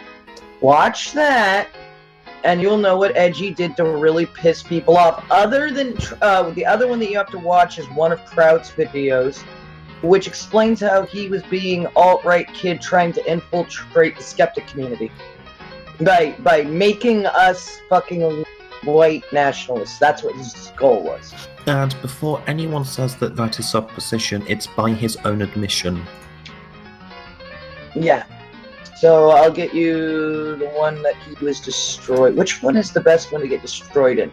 I think it's the one that has all the links in it. I think the best one would be the one that it's but Manazi memes. That was it. This one right here is the other one that explains why other people are extremely pissed off at him. And he I think he knew that this video was being made, and this is why he left YouTube. Because he realized that he was going to be fucked. It is in the side chat, and it is in this week's topics. So if you are behind on the Edgy drama, there you go. Anybody still defending him after watching those, go suck a dick. Wow. Go suck a dick. Just suck a big, fat, black cock. I know a guy. Derek! And we're back. Okay, we'll go catch up. I'm sorry, but we're going to need citation on how big it is. Derek, send us cock pics for me so I can tell people that you have a big black dick, okay? I'm going to try to get people to suck it for it. I do this with love. This is how I care about people. I get your dick sucked. But you don't do it yourself? God, that's just lazy. Fucking outsourcing. Who would want to get their dick sucked by my big-ass front teeth? Have you seen my face? Regrettably, yes, I have. Yeah. This is why we have eye contact. You can't take me anywhere. I ruin everything. I'm sorry. I've had a day. Okay, Liz, you've got your glasses now. Nice. Where are you gonna send me a message? With the. Once I'm satisfied with it. Then why you've did got you say? you've got your glasses. I'm just sort Yeah. of fixing a few other bits and bobs with it. Then she didn't get them, did she? Now. Shut your mouth. Okay. You will have it one day. It's alright. It's alright. I used to think, this is on the alt-right subject, I used to think that most of the alt-right wasn't white nationalists until I got to know them. And then I realized, #all. Like, there might be 5 that aren't, but that doesn't count. Yeah, and if you are one of the 5 that are alt-right that is not a white nationalist, congratulations, your friends suck. I think at that point it's congratulations, you're blind. They would have to be. It would, honest to God, I think the only alt-right people that are not white nationalists are actually legally blind. And deaf. And mute. And stupid. retarded. It's blind, deaf, and dumb. Yeah. No, they're definitely mute because they don't fucking say anything. The dumb and blind, deaf, and dumb means someone that cannot speak. That's right, and I'm talking about the alt-right that aren't fucking racist. Like I said, we never meet them. Yeah, because they're blind, deaf, and dumb. Yeah, they can't type. Their nursemaids have to come and wipe their own ass. I mean, seriously. I would like to meet... I thought I'd met some that were not like that, and I met one guy that is so upset that Edgy left and doesn't understand why, and has been trying to smack some sense into him and had to, like, literally get off the internet for 24 hours because he was that devastated. Zero Ball, if you are listening, and we know you are, get a goddamn grip. Yes, Edgy is a white nationalist. He cannot accept this information. He keeps freaking out every time you try to tell him Edgy is a fucking alt-right white nationalist. He admitted to it in his Reddit forums. Please understand this is real. If you still want to be his friend, that's all you. Nobody's gonna stop you. But you need to chill. Kevin, the pale skin Arab, was the whitest Egyptian in town. If you'd ever saw him, you'd swear he was of European descent. Yeah, I've seen him. I even told people what he looks like live. I'm sorry, but that nose and lips and eyes, it all screams Egyptian. Sorry. Yeah, I told everybody that his eyes and his lips and his nose. Have you guys seen what he looks like? Yeah, he posted a picture once, yeah. He posted a picture once, and I have seen him in a hang. I know what he looks like. And I knew what he looked like. That's what pissed me off the most about him ditching, okay? I got feels. Is that, no, they're not romantic feels. I thought he was my friend. And it turned out I wasn't. And that hurt, okay? On an emotional level, that hurts when anybody does that to you. And that's why I knew what he looked like, because we were hanging out in Hangouts and we all turned our cams on. I know what a lot of people look like that I'm not supposed to know. I even know what Kraut looks like. And the upsetting thing is that, you know, I would never share this information. I did not take a screen cap. But, you know, he is obviously Egyptian and a face, but he is a white cracker little tiny guy. Wait, he's short? He's a little short guy. Oh. Little guy. He looks the same age as his voice, okay? His voice matches his body. Isn't he like 29 or something? Yeah, but he looks like he's fucking 29? Yeah, I believe he's the late 20s. That's what he said once. Yeah, and he looks like he's 12. Teenager. No, he Wait, looks really? 12. No, he is not. He is actually... Thank you, Cyril. That is amazing that you didn't know that. Dude, based on his behavior, I assume teenager. No, he's a full-fledged fucking ball-dropped adult. It sounds like he's been sucking on a helium balloon and froze his vocal cords. I'm crying right now. I can bash him all day if you guys want me to. I can come up with more. Carry on. How many guns does he have right now? Did he say like 4 or something? Yeah. And it makes up for the He lack must of live in one of. penis. He must live in a state that doesn't have firearm control or background checks. He Because said there's it no way he passed many a test. times. No, you don't have to pass a test to get a gun. You just have to prove you're old enough. Oh, okay. Really? Mm-hmm. How fun. I can go get a gun right now. I could walk over if it was business hours because it's 10 p.m. I can go tomorrow right now up to the pawn shop, buy a gun by turning in my ID. They scan it, and I go back there 3 days later and I pick it up. They have to do a background check You want to drive a car? make sure I'm not a criminal. Yeah, you want to drive a car, DMV, lessons, none of that for if you want to fire to drive a car, you just have to pass a test. You don't need lessons. You just have to be over the. You only need lessons if you're under the age of 16. If you go there when you're 18 years old, you can just go get a fucking driver's license if you pass a test. You can walk in, take the test, get your license, walk out. Okay. You have to pass a written exam and a driving exam.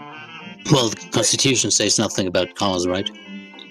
No, you just if you've gotten more than 3 DUIs in 10 years, you can never get your driver's license back. If you go legally blind, or if you're proven to be mentally retarded or have some sort of mental problem or physical problem. What kinds of mental problems? Retard. Okay. Don't say that to him. Do you know what the word retard actually means? Okay, IQ under 80 would qualify you. An IQ under 80 would qualify you as not being allowed to drive. Yeah. Because that is the definition. Do you know how common that actually is? In America? I was gonna say, if that was applied in America, how many of these people have actually had IQ tests? No, have you looked at the bell curve distribution of... You're basically going, yeah, a quarter of people can't drive. Well, those people also haven't had IQ tests and been proven to be mentally deficient. You have to be proven to be mentally deficient. An IQ of 80 is mentally deficient by American standards. Wait. That's the last I checked, yeah. Wait. I don't think so. Hold on. What Judging IQ by their are you at? electorate. Hold on, I'll look it up. What IQ is legally retarded? Retardation, woman. IQs between 80 and 120 are considered average to be diagnosed with a mental retardation. The IQ below 70 to 75. Okay. Okay. So anything below 75. Sorry, I was off by 5 points. Okay. Do you know how much percent of the population that is then? I don't know. 10% actually. Are you genuinely saying 10% of people, picked at random, are too stupid to drive? Yes. Based on intelligence alone? Yes. I genuinely don't believe that. Well, if you are proven, you can prove yourself to be able to be better than your brain. You have to prove it. They have to put you through a special course and shit, and you have to prove it by So showing dumb you people have to do extra work. Yeah, to make Prove sure that they're not extra going to... tests. Yes. Okay. Stupid people are not going to comprehend the minutiae of traffic law. It doesn't mean they're not going to be able to develop the practical skill of being able to drive. Okay, so if they do it, then they can, but you have to prove yourself. There is special tests that special quote unquote. I'm looking at it right now. But if you get diagnosed by a doctor because you're stupid and you're going there to find out what's wrong with you, they can sign a piece of paper going cannot drive, and they will turn it into the DMV and take your driver's license Okay, away. so let me Same get if this you right. turn out blind or some sort of problem. You go your to the doctor's doctor, apartment and you say, Doctor, my brain hurts. and they will go. They will call the DMV saying, "Take his driver's license away now." They'll be like, "Do you drive?" "Yes." "No, you don't." Your doctor in the United States has full authority to take your driver's license away. You can appeal it, but you have to appeal it. And if you're retarded, it's very difficult to be appealing. Why am I explaining to you guys driving along? Because we don't have anything better to talk about. It's 4 a.m. here, so yeah. It's 3 a.m. here. No, it's 4. No, Shut up. the correct Shut up, code, Greenwich. It is There Greenwich isn't Mean here. Time, it is 4 a.m. Greenwich, kill yourself. You're in 3 the, a.m. yeah, you don't understand, mate. You're over there, we're over here. Hey, is that Are you in the British Empire? debatable? Debatable, I guess. We're working on it, but not quite. What do you mean, what empire? We still have 14 pieces left, thank you very much. You're welcome. We still have an empire, says the British. This is lol. Hey, until the last of those 14 pieces is gone, the empire still exists technically. That's what we all want, is a technical empire. Yeah, and technical. Well, actually, you already have a technical queen, don't you? No, we have a quite explicit queen.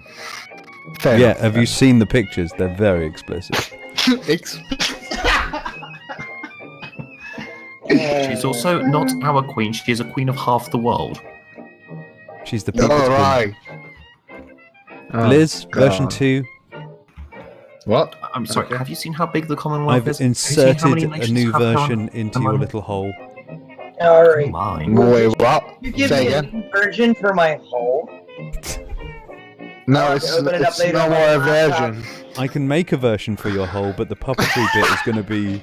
We need it's going to Shrek have to and be his scaled back a printing touch. services for that. Yeah. We need to print. We need to buy you a joystick or something. Can we make money of this if we stream it on like a cam? I'd say so. Not a lot of I'm money. not sure if any campsite will accept it. Well, we gotta do. If we're doing a mold of your dick, you know, it's be interesting. Actually, I would actually be interested to see women playing Super Mario with their pussies. I think. Okay, hold on. Are they allowed to use external joysticks, as in like extensions? Well, they'd on the be joystick? they'd really be internal joysticks. Yeah, well, yeah, but you know what I mean. They will be external for the joystick. Well, what you itself. do is you make sure that the joystick's big enough that you can maneuver your hips around, and that's- make sure the and- jump button you can hit with your ass cheek. Well, that's the question. Can they add that, or must they play with the original controller of that? Because that will be a channel. I haven't really set up the I know rules what you yet. could do. You could add the jump button and shit like that to your Kegel muscle area, so you could move it around, but you have to squeeze real tight to jump. Every woman that heard that just squeezed their own vagina real quick. Like, squeeze? Could you do that? Squeeze? Yeah, we could. No women are watching this. Of course, many women are watching this. All Every women woman are is watching this, I'm sure they are. Not anymore.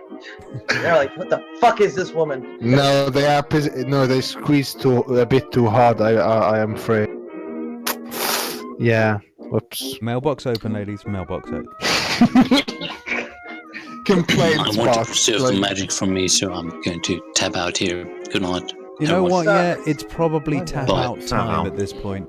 Yeah, we're talking about pussies and now that control. the conversation has finally degenerated into vagina talk, I think it's probably best for us to now maybe let you rest your little ears and go and scamper about the internet finding some other poor bastard to listen to. It's been wonderful. I've really enjoyed this. Like I said, this is going to be the last open house for 2016, unless I can get home early enough to do something before the New Year's. So next couple of weeks, have yourselves a great Christmas, Xmas, Saturnalia, whatever the fuck you want to call it. I don't really care. He doesn't mean it. Enjoy your family, but only in the legal way. Good night. Except if your country allows it, it's fine. And we hope you take part in fun for all the family this holiday season. Yes. Yes, paedophiles, family movies are not what you think they are. Anyway. It's been wonderful. Thanks for my guest for interrupting my outro as usual. And it's been wonderful, guys. And we'll probably see you next couple of weeks. Obviously, I'll still be able to chat to you on Discord, but you know what I mean. So much love, everyone. Have a good one. Giddy bye. Bye. Finally. How long?